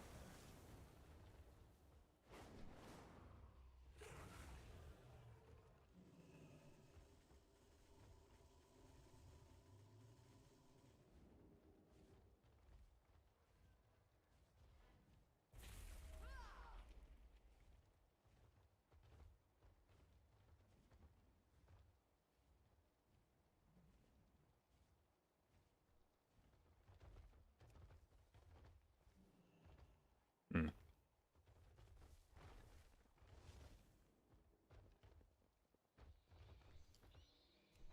Well, somebody tank, man. Declined even on PTR. They haven't seen my tweet yet. I should start every day that I want to play. Every day I want to test a different healer on PTR. I should start the day off tweeting that healer's meta.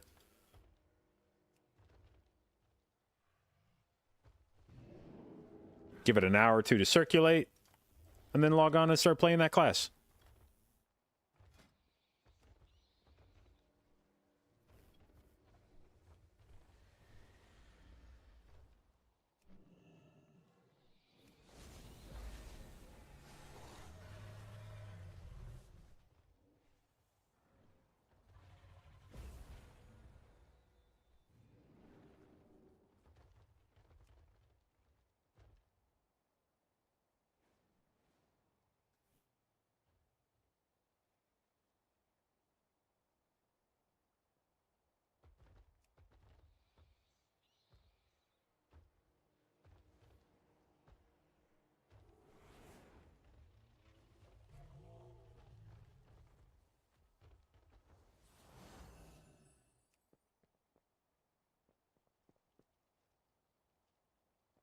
Dampen hard playable now? I mean, I think Dampen's always been playable. Why would you not play it?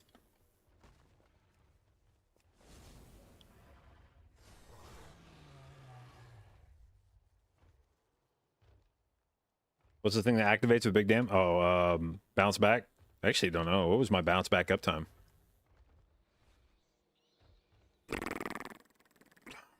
Auras. Bounce back 8% of the time. Let's go. I have no idea. Maybe it sucks. But we're trying it.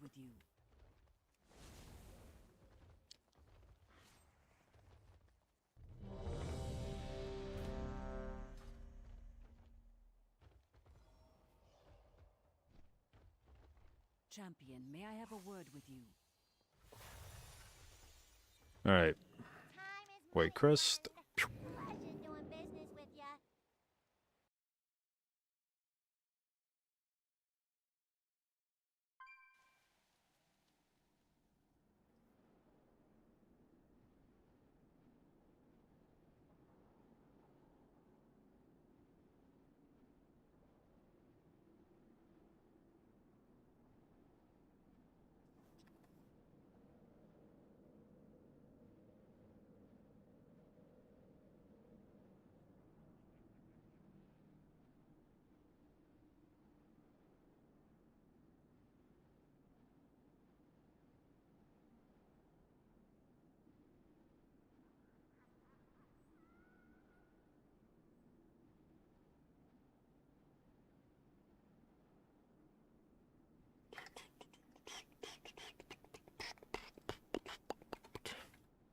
Bro, we got ourselves a fucking melee. Look at this shit.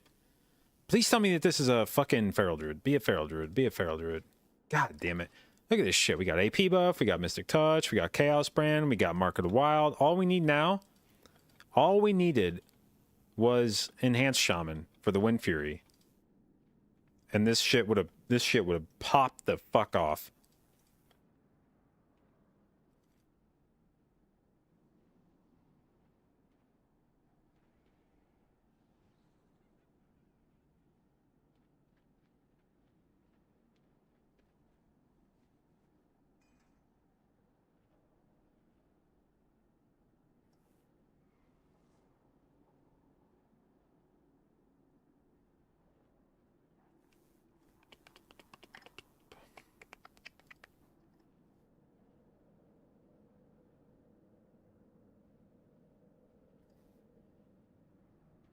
How's Mistweaver feeling? Very good.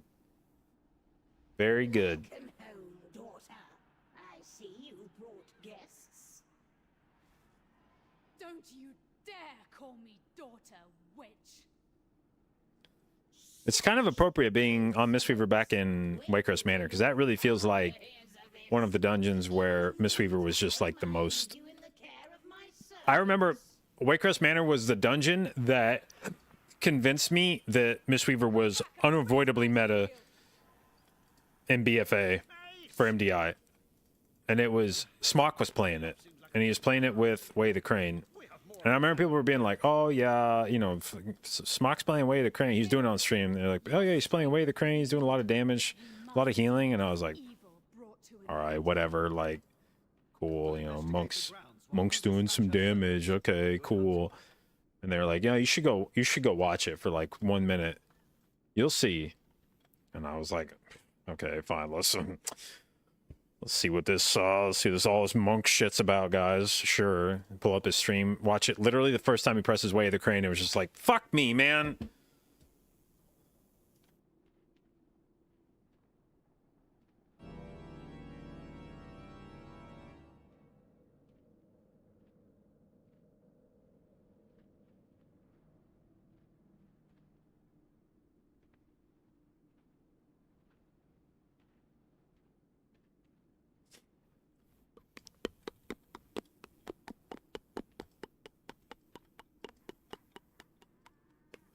What am I in combat with? What did that? What am I? Hey, who's running around doing shit? How's Monk feel? Felt great. Look at this shit. I didn't even know what I was doing. We did a 20 Everbloom. 55k overall. I haven't played this spec in like fucking 4 months or something. Maybe longer.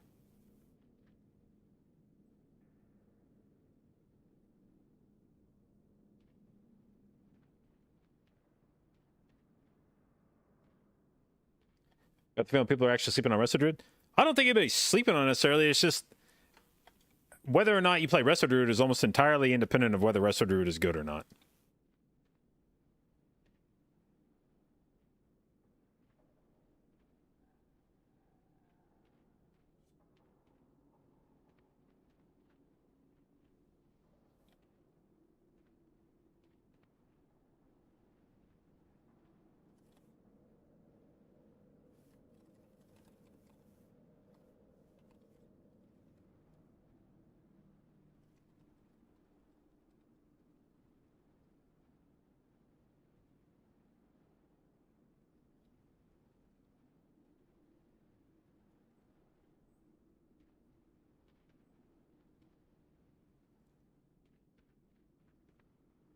A lot of talk about healer damage like it's going to be relevant in Season 3.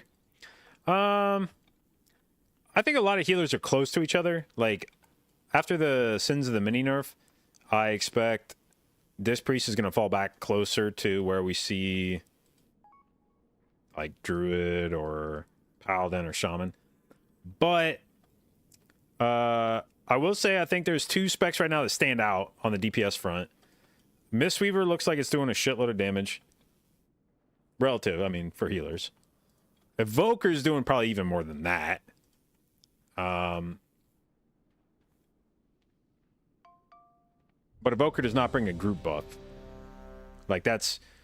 Mistweaver brings Mystic Touch. So, Evoker's doing more raw damage than any other healer right now, but it also brings nothing as a group buff. So, when you add in a 5% physical damage buff...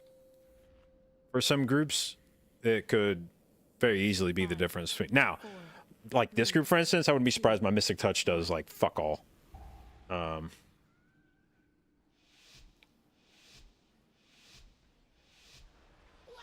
home, daughter. I see you brought guests. Don't you dare call me daughter, witch. Such insolence! Wait until your father hears of this.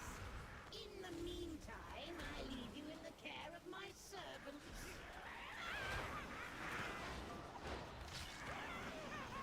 Come back and face my steel!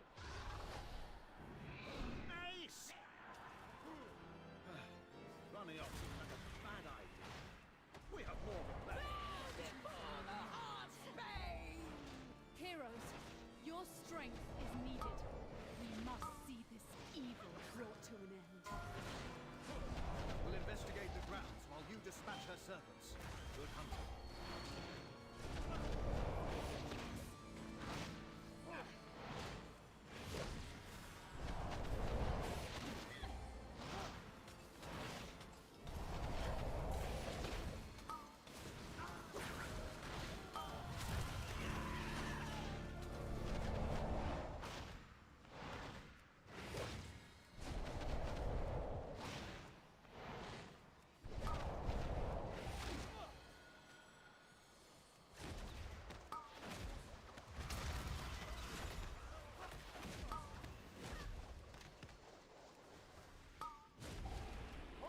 Oh, no, no, no. Woo!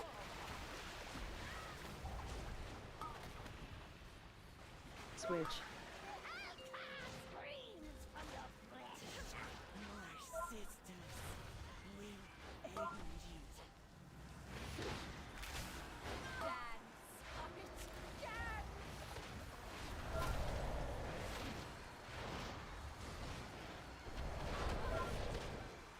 Switch.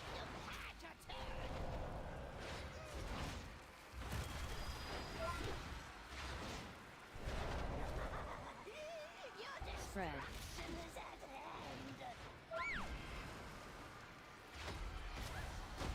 Switch.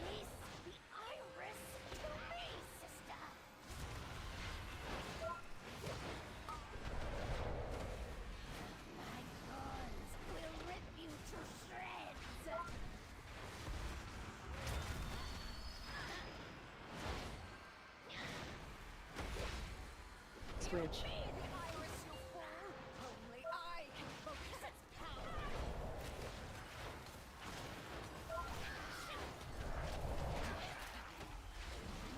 Switch.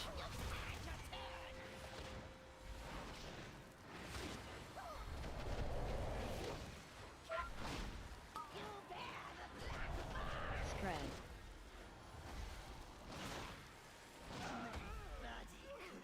Switch.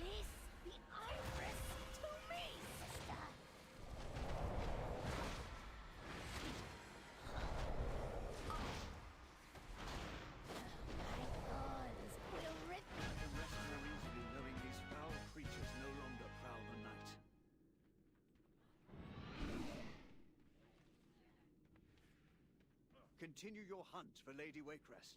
I will ensure these rooms are clear.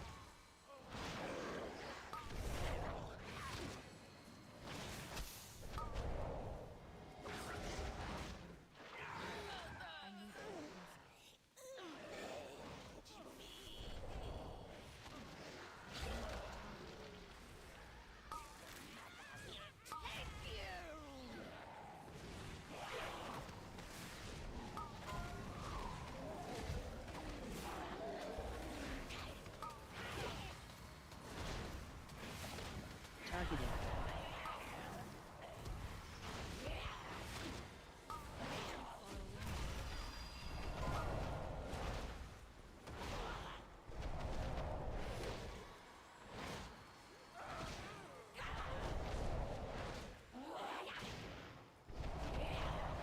I actually just forgot I had revival as a button until right now.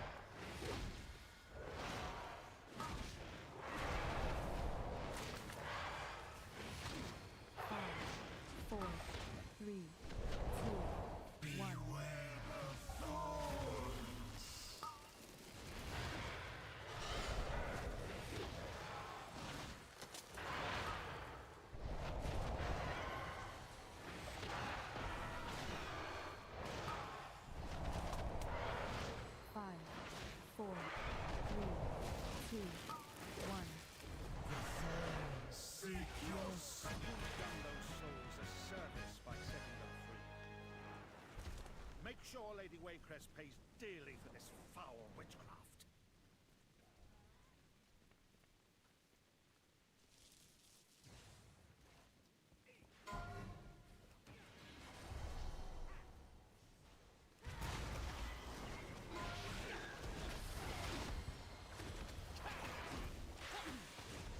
Uh-oh.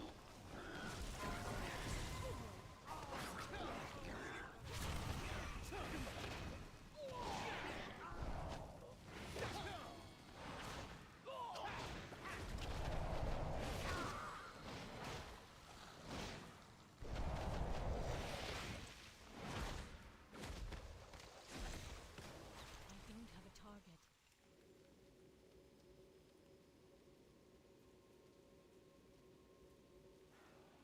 How'd the DH blow up? It's actually a good question. I'm not sure.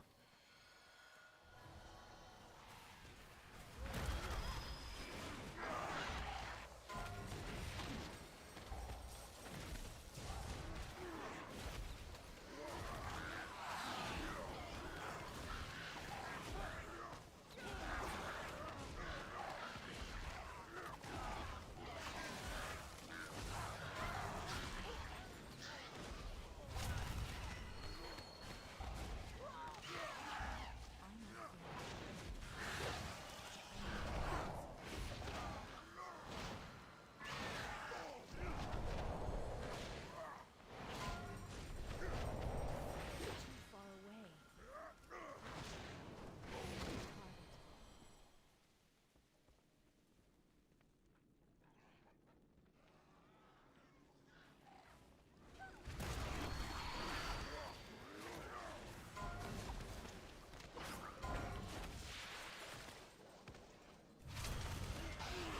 Shit.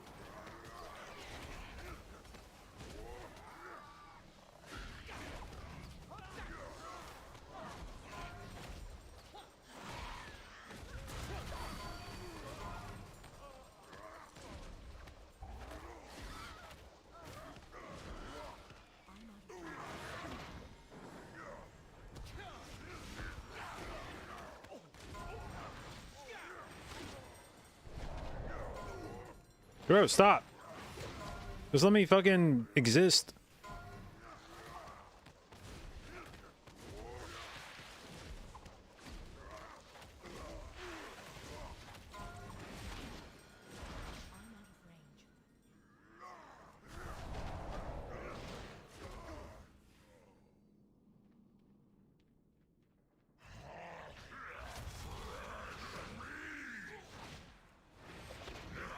Dodge.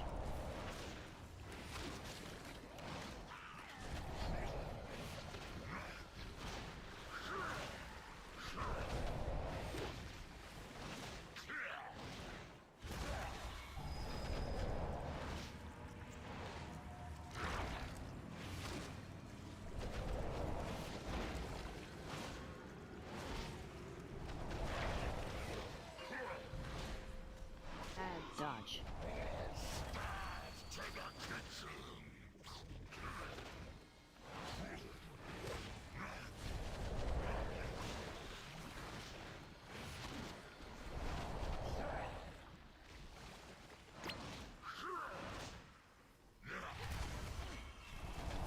Dodge.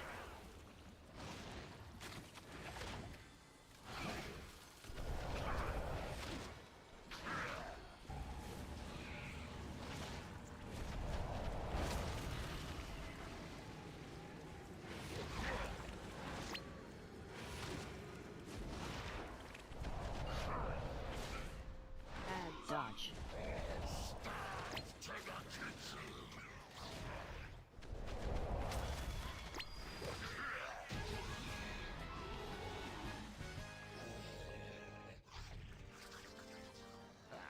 Dead meat.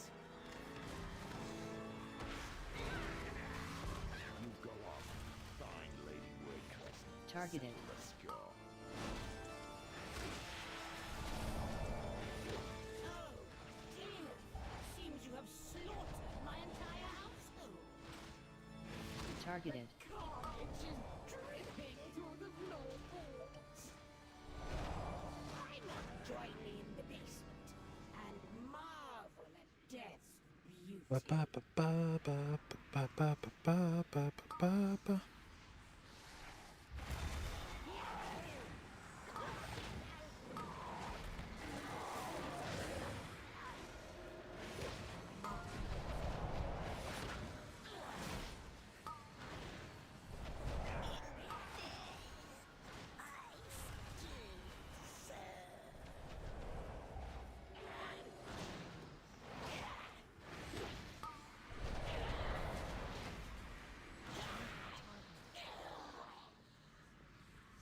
Did I finally not pull that? Holy shit. God gamer.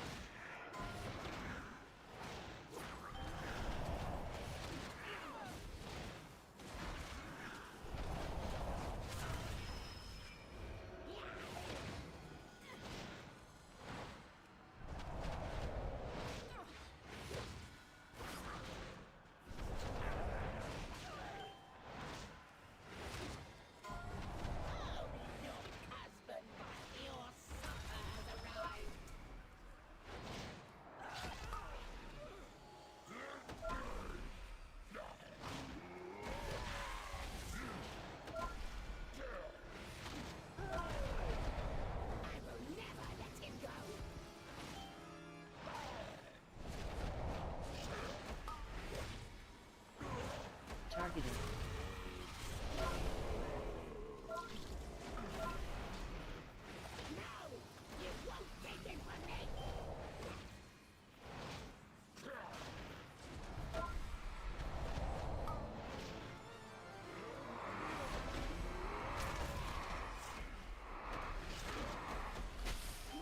Okay. The fuck just happened there?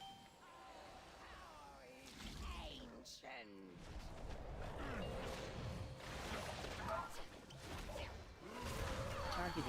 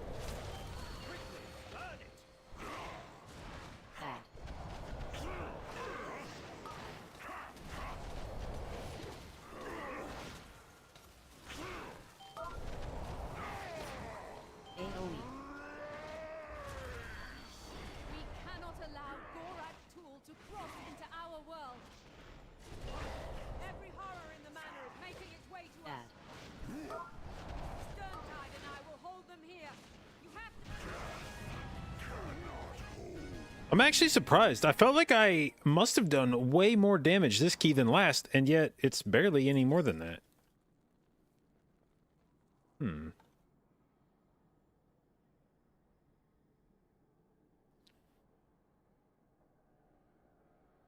Do you get anything for defeating a Rumble Heroic fight with all 5 factions? Yes, you get 300 gold if you do all 5. See, there is nothing a strong arm and a sharp steel How's Mistweaver? can't fix. It feels good. Thank It definitely you, feels good. heroes. You've broken the coven and released us from Gorak Tool's power. We are in your debt.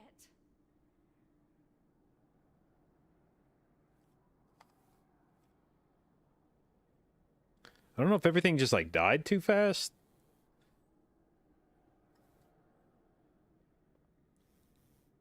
I guess it didn't really have any affixes on it.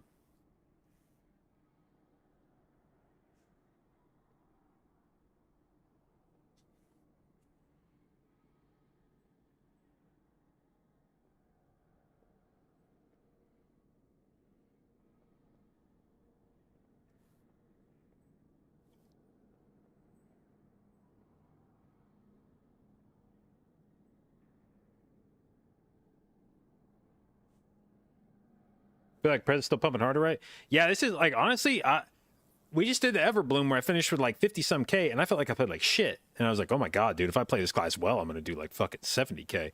I felt like this dungeon was basically as like non-healer as I could have been. About the only time in this dungeon I felt like I wasn't just hitting DPS buttons was like Sisters.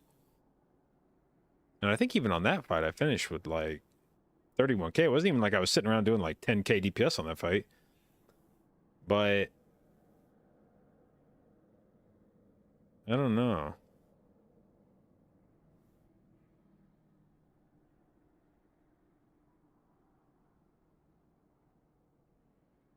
I guess I never really like popped the fuck off on any of these packs.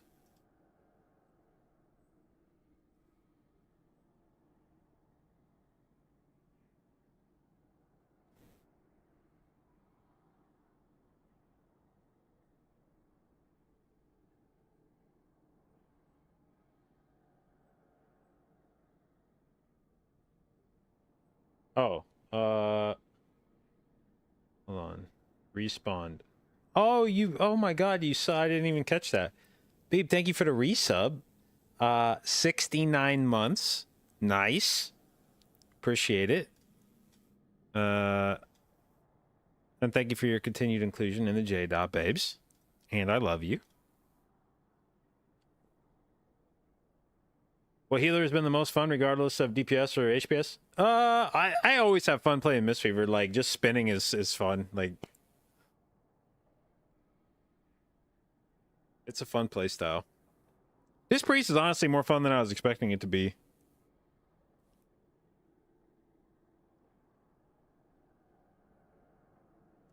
Checking the Frosty K's damage.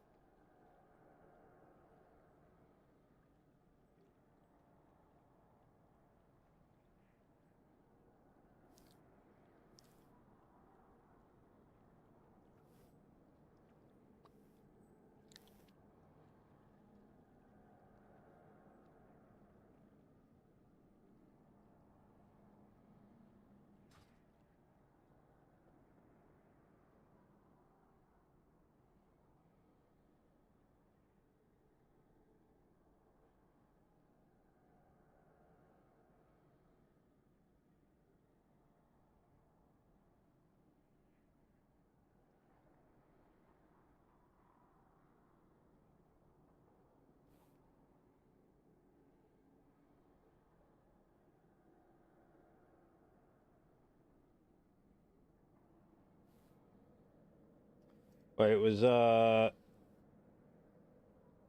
on. Was Vibes running White Tiger statue? No, he was not. What did his DPS meter look like compared to mine? He had way more fucking blackout kick damage. Wait. Oh no, hold on. His blackout kick gets combined, I think. So now that I look at it, no, I think he actually did. His was 17.6% of his, and mine's 13 and 3, so it would have been almost exactly 17.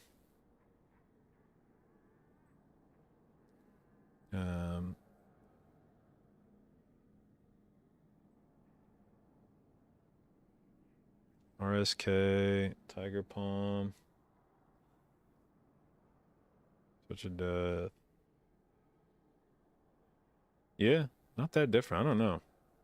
Maybe just pull bigger or something.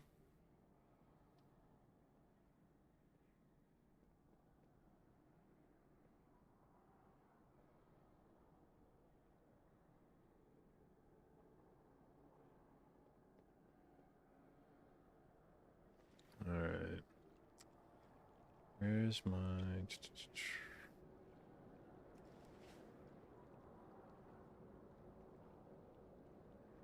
Glacier Fury file? No. Nobody runs that shit. Oh, I forgot. He had an Augmentation Evoker. He had an Augmentation Evoker in his run. Not that that was necessarily the difference. He did 68k overall. Not that Augmentation Evoker adds necessarily like 10k DPS, but it's something. He was also running a second DPS trinket.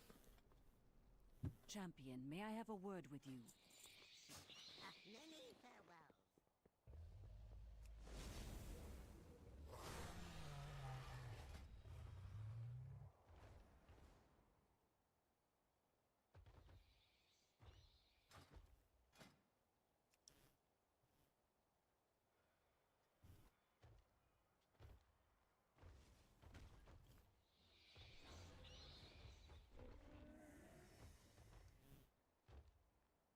Still tuned to 440? Yep.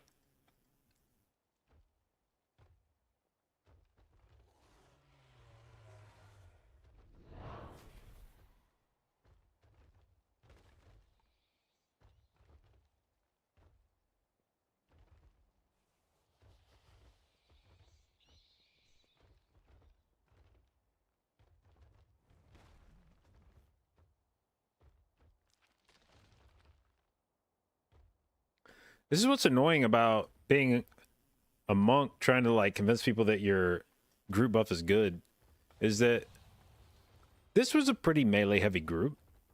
Frosty K, DH, and even still, I only buffed.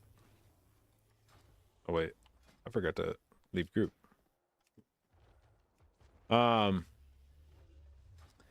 Even still, I only buffed, what is this, 12, so 18, 21.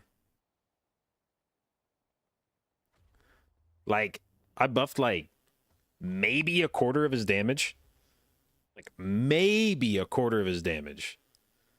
The DH, basically all of his damage is either fire or chaos, meaning he buffs it himself. The only shit from him that I buff is Death Sweep,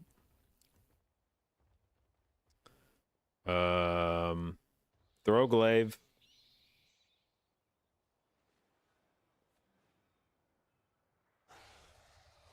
his auto attacks.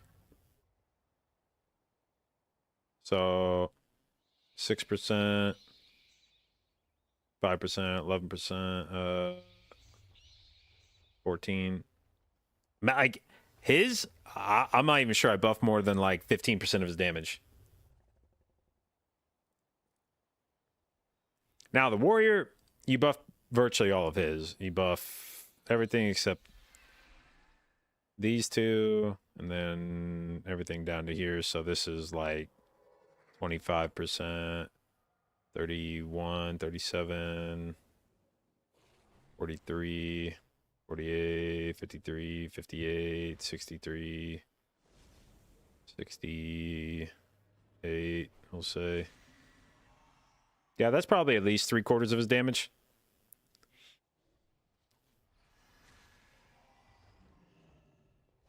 But what's annoying is, even for the classes that are supposed to be like heavily physical damage, like the warrior, you know, you think of specs in the game where you're like, well, who would Mistweaver benefit the most? You would probably think of like, oh, Prot Warrior. That's like almost all physical damage.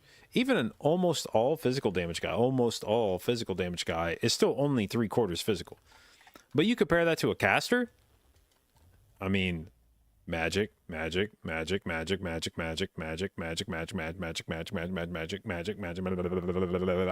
This is all 100% of his damage is buffed by Chaos Brand. Every fucking cent of his damage is buffed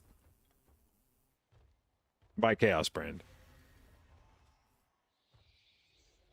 Even of my damage, of my own damage, I'm not buffing this trinket, so that's like 13%. I'm not buffing Zen Pulse.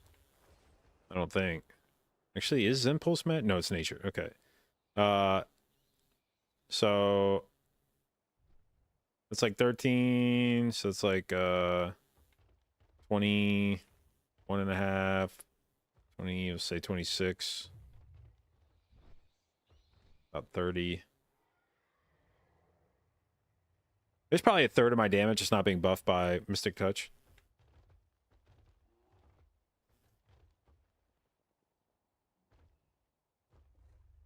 So yeah, it's just, in theory, Mystic Touch and Chaos Brand should be relatively even when you're making your group. It should be like, well, you know, if it's probably a more heavily melee group, you might consider Mystic Touch. And if it's a more heavily like ranged group, you would probably consider Chaos Brand. But the reality of it is, I wouldn't be surprised if you added up all the damage done on like a raid encounter. If you took a 20-man raid, you took every source of damage that was dealt to the boss by players, you put it in a big bucket and you sorted it then by magic and physical. I wouldn't be surprised if magic is more than 2/3 of the damage in the raid.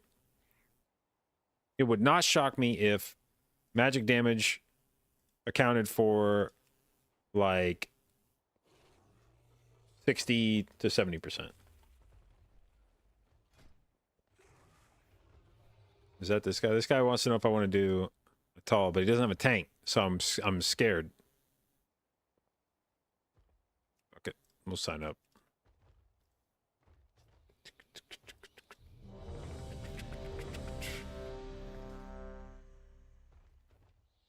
Be a feral druid.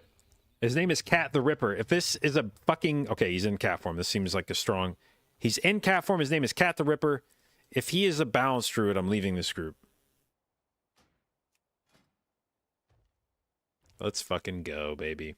He's playing Corrupted Starlight. That's interesting. I wonder if it's just because it's a mastery trinket?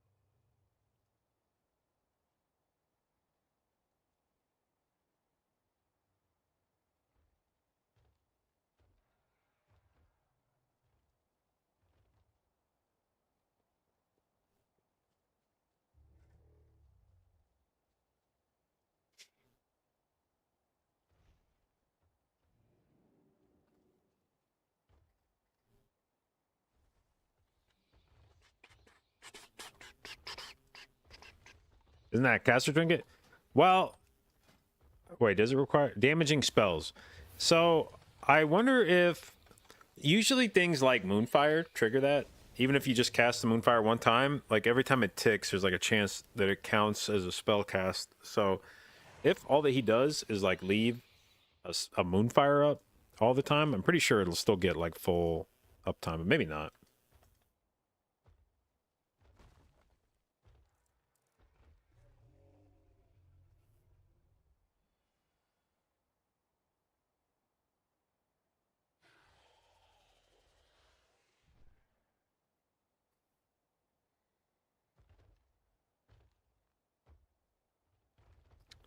To the function.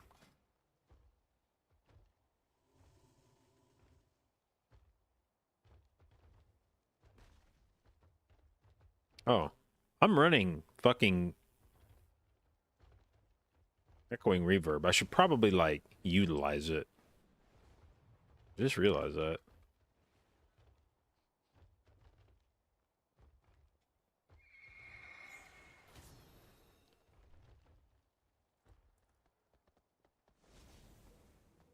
Doesn't matter what gear you're in? For eye level? No, it scales.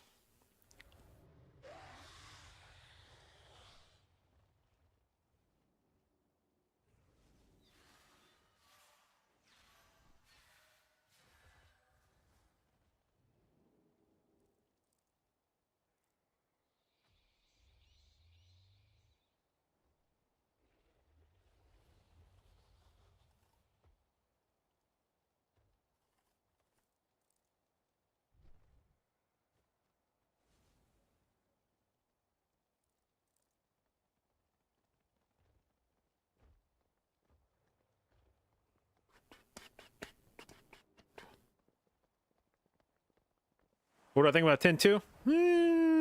We'll see. If it sucks, we'll just become a Rumble main. Champion, may I have a word with you?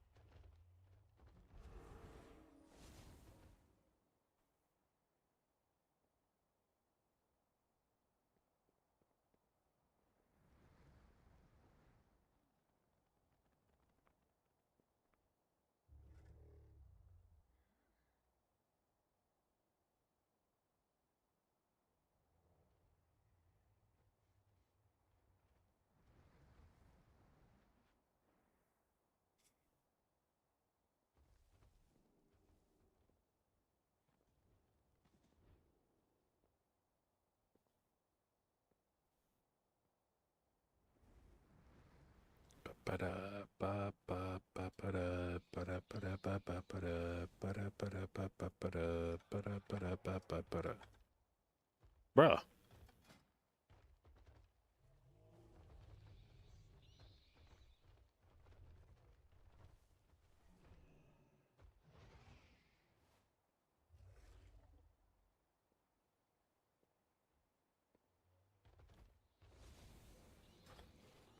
All right.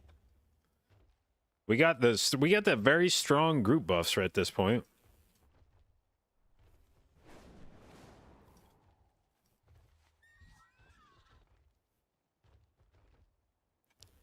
Chaos Brand, Mystic Touch, Augmentation, Mark of the Wild.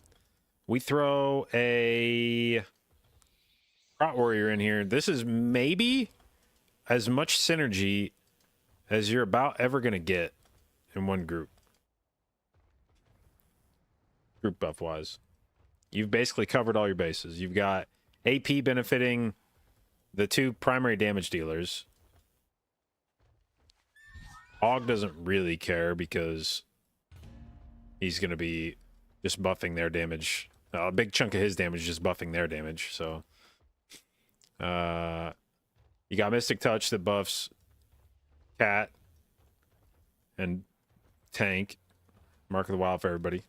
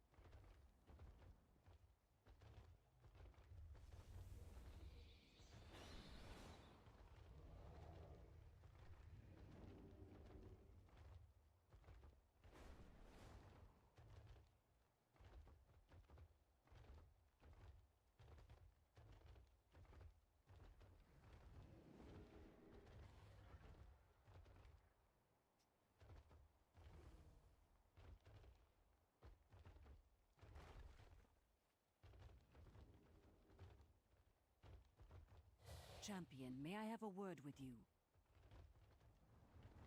This evoker in the group just said he's been selling bags and runes on PTR and he's made 5 million gold so far.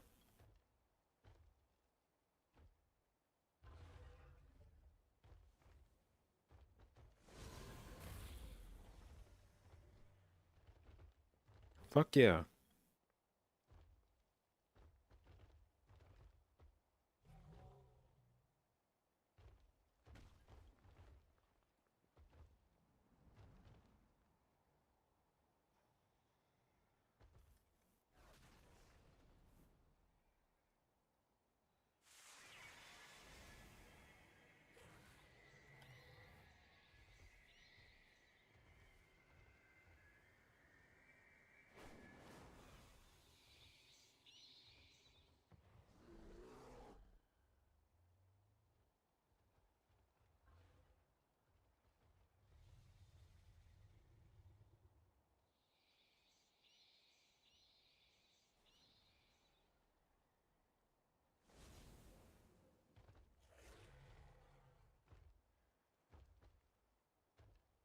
Was he trading NFTs too?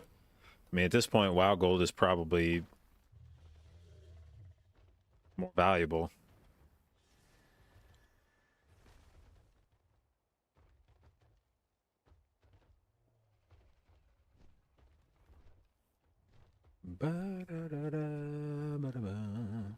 BTR WoW Gold? Yeah, probably.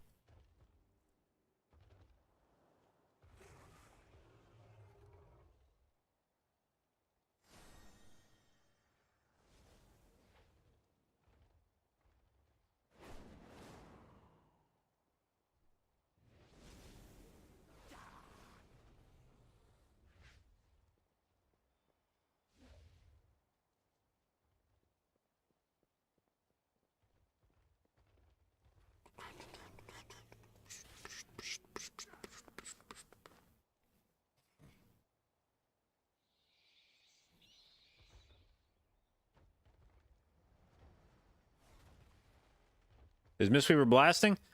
It is doing better than I would have expected on the DPS front.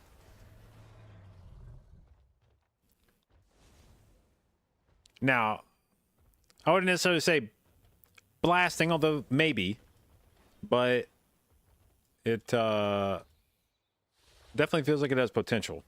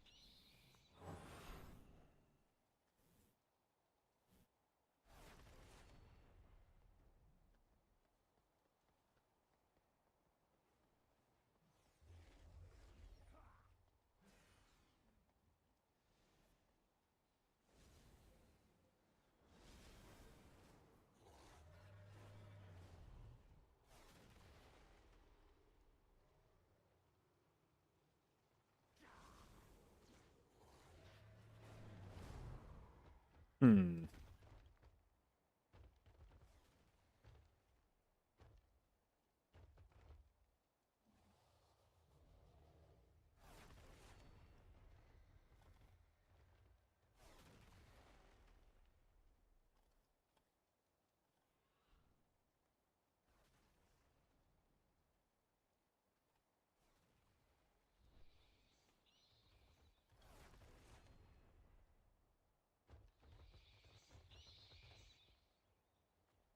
All right.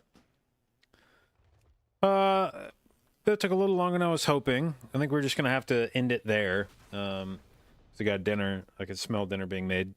So I was trying to fire off one last key, but ended up taking long enough to find a tank that I don't think that's gonna happen. So we will call it there for today. I had fun on PTR today. We'll probably try to get back on and maybe do a few more Mistweaver keys tomorrow. Maybe get back on Disc Priest, see how Disc is feeling after the Sins nerf. I don't know if there's really anything else to test on Druid. I don't think they've really made any changes to it, but what up, Hans? So is your key? Yeah, definitely no time. I'll be around this weekend. So yeah, anyway, oh, Mistweaver talent, sure. So anyway, I hope you guys have fun watching. I have fun streaming as usual, primarily a Mythic Plus stream, so if that's something you're interested in or want to learn more about, hit the follow button. I'll do my best to both educate and entertain you, and I will see you tomorrow.